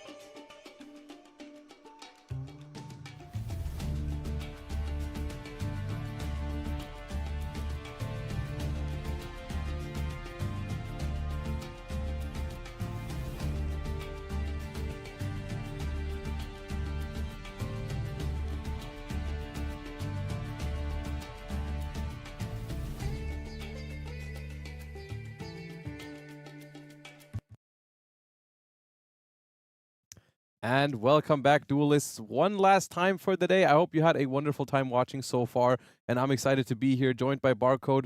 One last time for the grand finals of the 3 versus 3 Challenger Cup. Looking forward to it. What did you think of the tournament so far? I mean, the tournament was very, very interesting because we saw a lot of different plays. I mean, the players brought usually the same two decks, like Mitsurugi, Malice, but Right. then there was a lot of creativity for the third deck. We saw some Sky Striker, we saw some Orcust, and we also saw some Lunalight stuff. And I think that was very, very interesting to see that the players had a different approach regarding this third deck. Orcust going first, very, very strong. Going second, not that strong because, of course, you have some cards like Impulse that you can play. But apart from that, you don't have a lot of tools to just get rid of the opponent's threats. And on the other hand, we have some Lunalight. And the Lunalight approach is very interesting as well because you decide that if you manage to put the Liga Dancer on the field, then your opponent is pretty much it's pretty much over for him because there are only a few cards that can allow you to just get rid of it. So I think both those decks are very, very interesting, and some players decided to have one approach, some others the other approach. Who's gonna win? Yeah, exactly, because that is also what is going to be clashing in the finals. We have both teams on a Malice deck, both teams on a Mitsurugi variation. They're not exactly the same. One of them is on a Mitsurugi Fiendsmith, one of them is on a Mitsurugi Ryzeal, which is also an interesting question in general, which of these two is better. But then on third decks, we have Lunalight on the one hand, Orcust on the other hand. I'm going to need a prediction. What do you think is the one that's the winning strategy here, Lunalight or Orcust? I mean, I think Lunalight is very, very scary because we've seen that once the Liga Dancer hits the field, it's hard for the opponent to just get rid of it. During the last game, it was the case. You can't do anything, and you just sit there. And I mean, 7,000 damages, something like that, with one Liga Dancer. It's a lot. You know, low-key, I probably would have said the same thing, but just for the sake of it, I'm gonna take the other side of the argument. Then, I do like the Orcust deck. I think it's got a very cool play style, and so I'm just gonna take the other side. I'm gonna root for Orcust. As we jump into these games, we see Malice going first here with the Allure of Darkness. We chain the Fuwalos to the Allure immediately because we don't want the opponent to draw into answers. However, there was an Ash Blossom already, and I saw you right there being a little shocked about this set. That is the bait that Malice always does. It always gets me too. I'm like, oh yes, they couldn't play, they couldn't do anything. No. They just set a card and pass, but no, it's always a Malice trap, and then they normal summon a Malice name. However, this is not the best start for Malice, you know, with MTP07 and March here, but it does combo. It is good enough. Absolutely. The only problem is that it is very fragile. If the opponent has a single interruption, then... One Ash Blossom on the MTP07, you used your normal summon, and the opponent can really easily notice the fact that you don't have a lot in your hand, because when you normal summon the March Hare, I mean, there's not a lot to say. And this Imperm is, therefore, really good. Normal summon has been used. March Hare extension has been used. Both of the monsters on the field have already used their banish effects. So it's not that trivial to really extend from here into something really meaningful. I mean, of course, we can do Flash Mage, which is going to give us a level 3, and I think that's still going to be good enough to combo. But at this point, if there's one more disruption, that might just be it. Like a Bestial here could have been the end, but luckily for them, that was not here. Yeah, for now, there's nothing. I mean, maybe a Nibiru would be great as well, because I think this line doesn't play around Nibiru. So Nibiru would have, but I personally think Nibiru would have been used exactly there. Yeah, before the ransom hits the board was the perfect time to Nibiru, I think. Now that we got to resolve the ransom, it's already looking a little bit better for the Malice deck. We're gonna go for the White Rabbit here. White Rabbit is going to be summoning itself and then setting a trap from the deck. Because of the way we started here, the MTP07 is in the graveyard already, so that's not something we can go for here. It's probably just going to be the GWC, banishing the Red Ransom for cost to activate itself. And we are in a pretty good spot here for the Malice player, considering the fact that we are still going to be able to combo, and the opponent only has 3 cards in hand. Because, of course, the Mulcharmy was negated, and we have the interruption, the Infinite Impermanence, which was used, but wasn't enough to stop the deck. Yeah, 100%. Okay, so as we see Malice performing the rest of its combo, why don't we take a moment and take a look at Duel A, where something just happened, which is also very common in Mitsurugi decks, which is Gallant Granite has resolved on the first turn to search a copy of Nibiru, the Primal Being, which is a really good way and really cool way in Mitsurugi decks to basically back up your board, because now your opponent is not going to only going to have to play into the monsters you summon, but they also, I mean, you might argue it's not as good because they know you have to Nibiru, but realistically, what are they going to do about it? You know, they know it's there, but... Absolutely, and the scariest Nibiru is the one when you are going first, of course, because you have to break the field going second, and then you know that you have the threat of the Nibiru, so I think this is almost impossible to just break the field. Yeah. You need some very specific answers, for example, the talent to just get rid of the Nibiru and just be free of your moves. But yeah, it is going to be very interesting to see if the opponent has what it takes to just get rid of the field and the Nibiru plus the follow-up. Right. I mean, it's just that a lot of modern Yu-Gi-Oh! Decks have great ways to play around Nibiru when they're going first, but when the opponent already has a bunch of disruptions, that basically throws that out the window, because maybe you were able to do something in 4 summons. If your opponent then removes one of your monsters from the board, then, well, you're going to have to replace that monster, and all of a sudden you're at 5. Exactly. It is very hard to navigate through the interruptions on the field and the Nibiru, but for now, I mean, the Mitsurugi player is going uninterrupted, so... Yeah, this feels like the perfect... I couldn't even think of a better opener for Mitsurugi Raziel here. We opened the Mitsurugi cards, it was uninterrupted, so we got to the Murakumo, the Futsu, and the IP Masquerena, which is basically already a pure Mitsurugi end board. Like, if you were a pure Mitsurugi, would be done right here. You would be happy already. But we also drew a Raziel starter, so we're getting a detonator on top of all of this. So this is essentially, I feel like, the dream start for this deck. Nibiru in hand behind all of this, and probably 1 or 2 set cards joining the board here in a second as well. Really tough one to crack. And we are going to special summon the Star Raziel as well, which is going to be able to allow us to get access to the field spell, the Raziel Cross, which is such a good card, being able to negate a monster effect on resolution. Wow. How do we break that? Depending on which deck we're facing here. I don't know if this is not Malice, this is not Smith Mitsurugi, so this is the Orcus deck or the Lunalight deck? It might be the Lunalight one, I guess. Team KOH had... Yeah, it's Lunalight. Well, so? In some ways, that's actually the best possible news, right? Yeah. Because I feel like any other deck in the finals right now on both teams, I would say can't break this. Lunalight, depending on the build, a little heavy poly, you know? Yeah, this is a very good card, of course, and you know, this is what we said just before the game. The fact that Ligand Hunter is such a threat, you want to get that threat on the field, and all the plays are gonna revolve around the ability of making this play or not.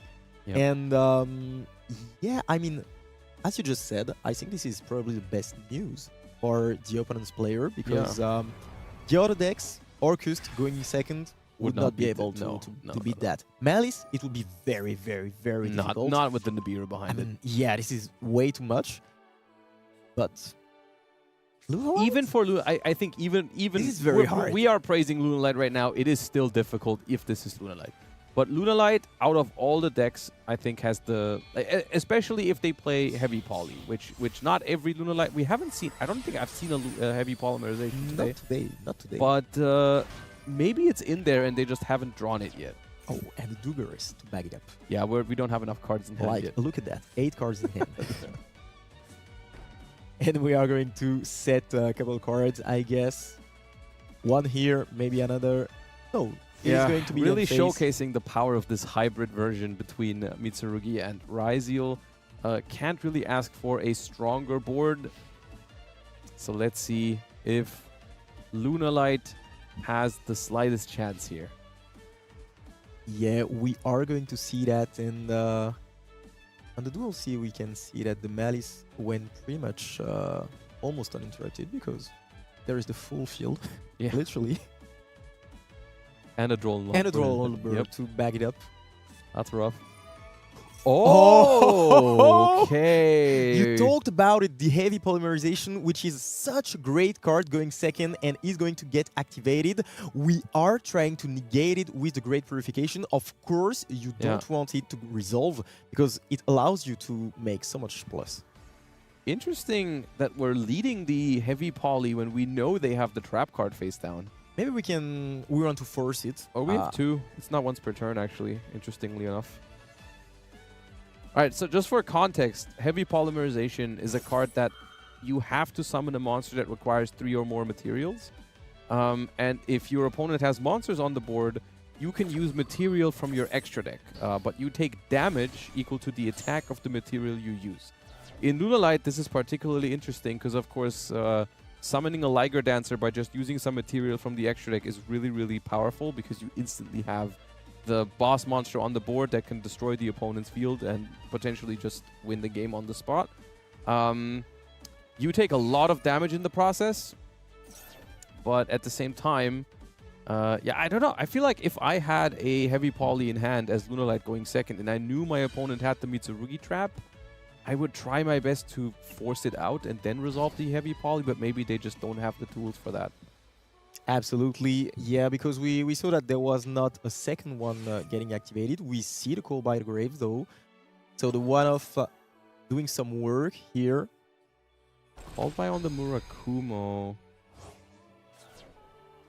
Okay. The problem is that you only have 3 cards left in hand, and those 3 remaining cards, they better be something great. Otherwise, it's going to be hard to just... I mean, the Call by the Grave was feel. kind of odd there because that's just in an open game state. The Murakumo didn't even activate. That feels like a very awkward thing to do. Oh. I think we're just showing what we drew for turn. Yeah. And this is it in this game. Of course, the Mitsurugi Ryzel deck is going to take the win. And I got really hyped when I saw the heavy poly because I thought it was about to get really exciting. it was the first one. It was the first one of the day, and it really felt like that was the one card that could turn this around, and they actually had it. I think the problem was they had no way to force the trap card first. Because their hand just didn't have many, like, you know, they drew the Fuvalos for turn, the Called by wouldn't do it, the Black Sheep wouldn't do it, so that was rough. And for now, we are seeing some Finsmith stuff. That just looks like clean game to me. Yeah, the absolutely. Akonde is still on the board, unused. And it looks like Malice is going down here to Fiendsmith. Absolutely.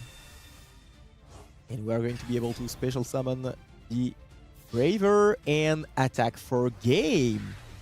And that is going to be the equalizer in the series. One win red, one win blue. And that is the second win for red because their Malice deck was able to win going first. So we have Team KOH going up 2-1 over Team PG in the finals of the day. What an exciting round of first duels, especially that heavy poly. Really, I don't know, that got me excited. But they weren't able to convert on it because it was negated by the trap card, which, once again, the choice to also play the trap card is really paying off there, which is also not something that everyone is doing. You know, like if you're playing, especially Master Duel Best of 1, when you're going second, having a trap card in your hand is not always ideal. So some people might opt to just play the Magatama, which has more uses going second, but isn't as strong going first. And if they had a Magatama in the deck there, they may have just lost to that one heavy poly on the spot.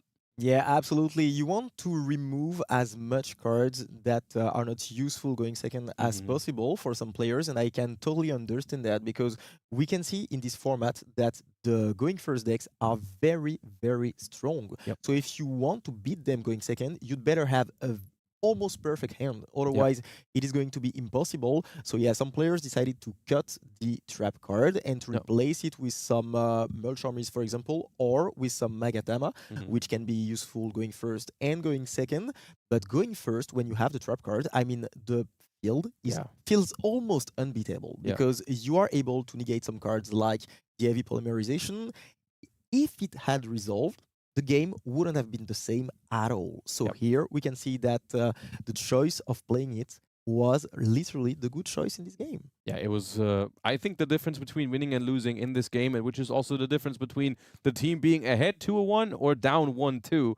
And so for them, definitely better here that they were playing it. But I guess we'll see in future games if maybe they have to go second and then they draw the trap and then that's going to cost them a game in the long run. I guess we'll find out. Second round of games starting now. Team PG is going to try to mount a comeback here. They are currently down 2-1 with Anestis going first in this one against Leo. Once again, Leo can't catch a break here, going second with the Lunalight deck again. But now As we usual. do know there's a heavy poly in there. So that might be very useful, but for now we are going to face some Finsmith stuff, adding the Lurie and discarding it. We are used to this play, of course, and it is going to be the usual Finsmith loop. Question is, do we have an interruption? Do we have something to play against that? Do we have a Molchami, for example? It would be useful. There definitely is something right here, as we can see from the toggle. They are thinking about doing something right now to this Fabled Lurie, and they are chaining the Maxi here immediately. Do we have a response? A call by the grave? No! Nothing. It will resolve, and therefore, Ooh, now all of a sudden- Anestis will have to play under Maxi, and he's going to make the opponent draw a lot of cards. And we know that this strategy, when they have a lot of cards in hand, I mean, this is very, very scary. So Yeah. what do you do? Do you go all in, or do you choose to just do a half field? That is the question, because on Lunalight's side, you want to go all in, of course, but we Yeah. talked about that earlier. When you are playing another deck, for example, Malice or the Finsmith strategy, I mean, you'd better think about it twice. It definitely also, I mean, it always depends on your hand in a situation like this. Let's say you have cards like Ash Blossom, Impermanence, Dominus Impulse, or whatever, your own Maxi, then I would be more inclined to just pass the turn and hope that my non-engine can get me to my opponent's turn. If there's 4 engine cards in hand, then I guess you just have to go in. Oh. And we see the Fuvalus here, which is summoned. Not a great help. This feels like an SP pass. It will probably be the case indeed. No, it's not. It is the Nightmare Phoenix, so we are going we're all going in. into the Orchest combo. Yeah, because now we are going to go into Mermaid. That's a lot of draws. Mermaid. That is very scary against Lunalight. Wow. But the choice is made. The first interruption is there. The Effect Veiler just drawn by the Maxi. And that's tough. That's tough. They might not even be able to play through this, to be honest with you. Lunalight might just be having 7 cards against just a Nightmare Mermaid. Is there going to be anything else? For now, we take a small pause, trying to think carefully about the next move. But it is so hard. It is so hard. Just setting a card and passing turn against 7 cards, that seems like impossible to hold.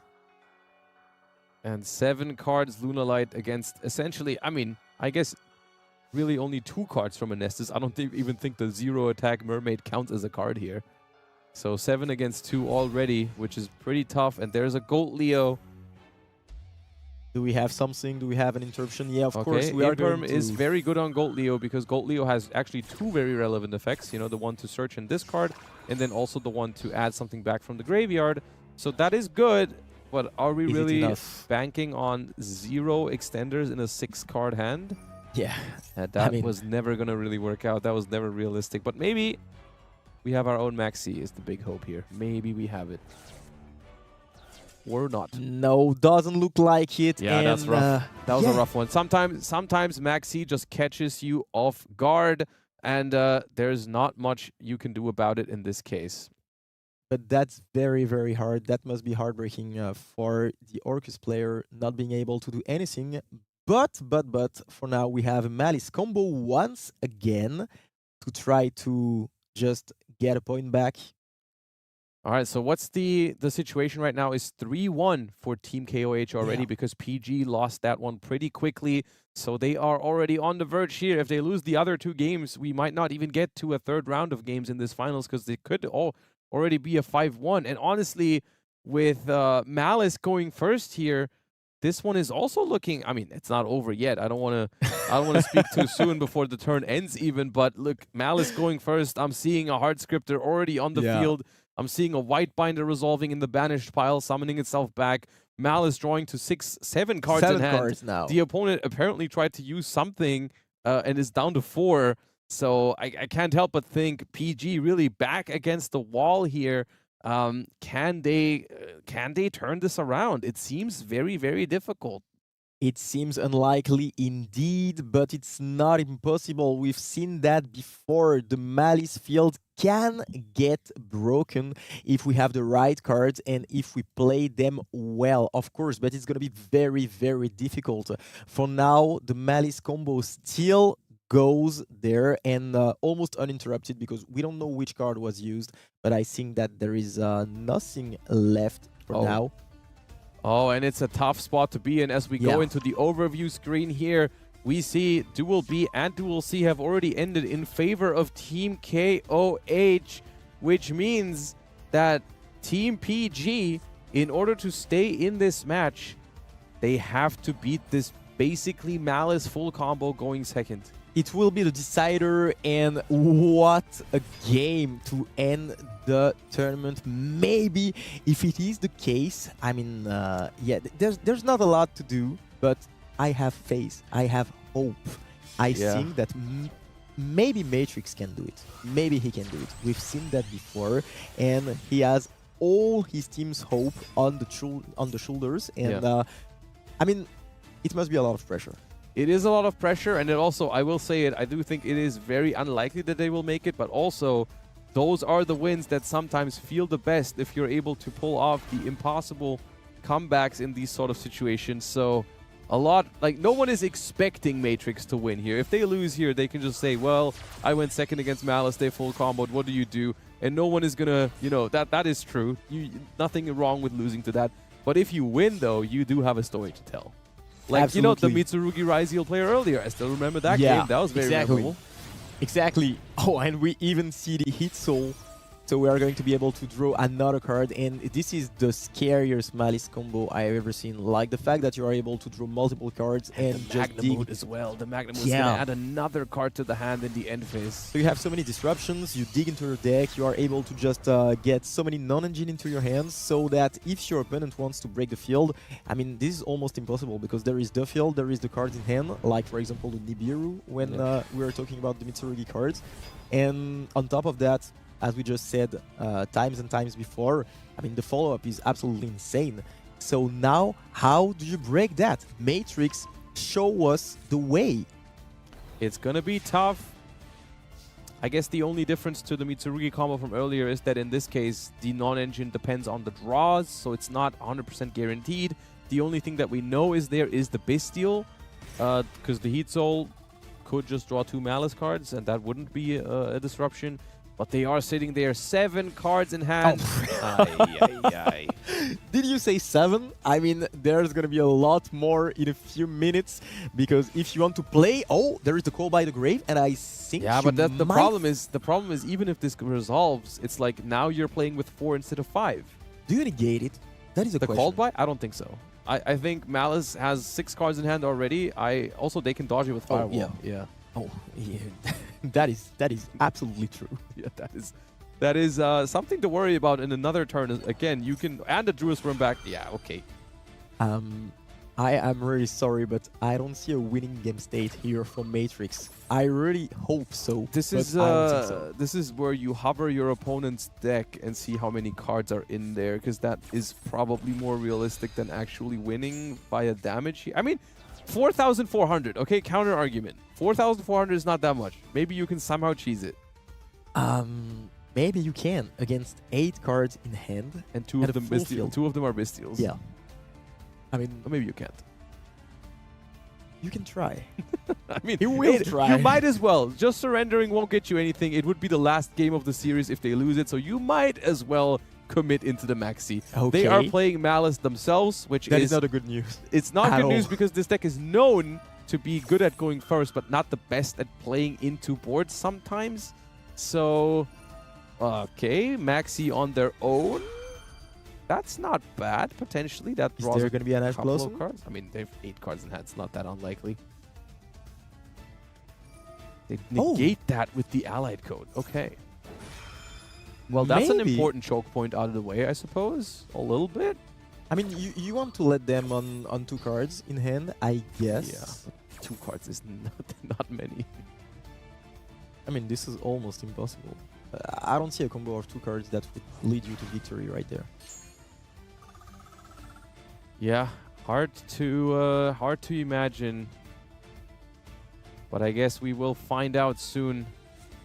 It's been a rough finals for Team PG, I feel like, which sometimes that just happens. I mean, we know that there is no Ash Blossom, otherwise it would have been activated, I guess, before. Instead of the Link 5. Oh yes, instead of the allied code, you would rather definitely Use the Ash Blossom. Yeah. So maybe the Chessy Cat is gonna attempt to resolve. But of course there is gonna going to get be. banished, yeah. And another draw out of the Maxi. Frost to 9 cards in hand. MTP is gonna get them to 10. And of course, we are going here to get rid of the Chessy Cat. We don't want our opponent to just draw 2 more cards, and it will not get back on the field. So now, what do you have for us? Seems impossible, but there is the gold sarcophagus. Funnily enough, they do have a pretty good hand, all things considered. They opened the field spell, gold sarcophagus. They opened Maxi, even though they did draw it for turn, I believe. Is Matrix going to do it? We know that there is... oh, yeah. We know that there are 2 Bestials in hand.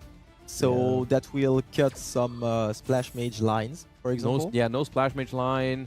And also there's one of them is Baldrake, one of them is Druid Worm. So you put those 2 onto the board, they summon from Extra Deck, Baldrake, Tribute, Druid Worm, Banish, and then Druid Worm sends something else. It's so hard.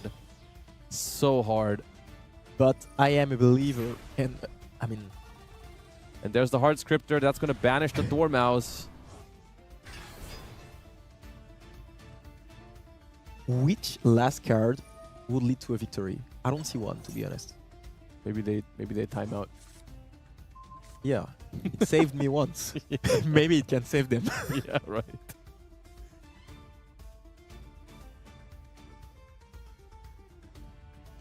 Let's wait for the last card.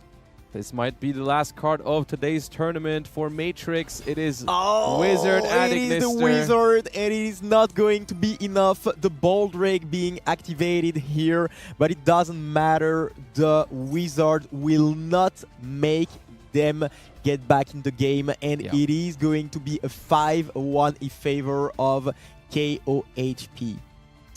And, I mean, well played, to be fair. They did, I feel like, get a pretty good hand here, or at least, I mean, going first is always good in the Malice Mirror. Yeah. But at the same time, they also executed it pretty well. That was a pretty clean combo.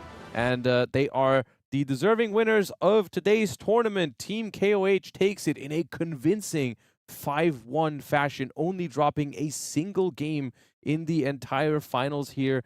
And they are the 3 versus 3 shared card pool, Worlds format, whatever you want to call it, Challenger Cup champions for this season. And this is very interesting because remember, during the last round, they were so close from losing 200 HP. And they finally won the final game. And after that, a convincing 5-1 to take it all and get crowned. That was very impressive. Lunalight won it, finally. Your prediction ended up being correct. And Lunalight is the 3rd deck of choice for the winning team today. We saw the combination of Malice, Mitsurugi with Fiendsmith and Ryzeal together, I believe. Or was it just Fiendsmith? One of them had both. One of them had just I think Mitsu Fiendsmith. And then Lunalight, the other deck in the winning team's lineup. Orchist also, you know, didn't win the finals, but did performed pretty well in today's tournament. There was a couple of teams who brought it, and it did make it all the way into the finals. So shout outs to the 2nd place team here as well, and for bringing Orcus. That was cool to see. In general, I do think that the recent pack and Forbidden Limited List update has been basically shown that the gap between Malice and the rest of the field is a little bit smaller, and of course the introduction of Mitsurugi has basically given Malice a real rival in terms of the top deck in the format. I'm gonna be honest with you, all games considered today, I don't even know if Mitsurugi looked stronger or Malice looked stronger overall, because they both are they're very close to each other. They're both very powerful. Yeah, absolutely. We saw that by the fact that Mitsurugi Raziel was able to break some Malice full field. So I think that considering the fact that Mitsurugi Raziel is better going second than Malice is, I mean, the deck is pretty strong and probably a little bit more versatile in the sense that it can break some field pretty easily. And I think that is very interesting to have those two power decks that are here and will define the metagame. But still, there are some decks behind that are able to just take some victories. We have seen the Lunalight strategy. We have seen some Orcus strategy. But some other decks are able to take the victories as well. We've seen some Memento get played. We've seen some Sky Striker. And overall, I think this is very, very cool to see some creativity from the players and to try to win it all with some different strategies. Exactly. And so, you guys at home, I hope you enjoyed today's Challenger Cup. I hope you had a good time watching along. I hope you enjoyed the commentary. If you are interested in playing future Challenger Cups, of course, these are free to enter. All you have to do is join the Discord server where they are hosted, and you get to play in these tournaments for free and win some awesome prizes. Without further ado, it's been a pleasure casting with you and also with Ibris, who is not on cast right now. But I hope you enjoyed the games today. Thank you all for watching, Duelists, and we will see you all another time. Bye-bye, and see you next time.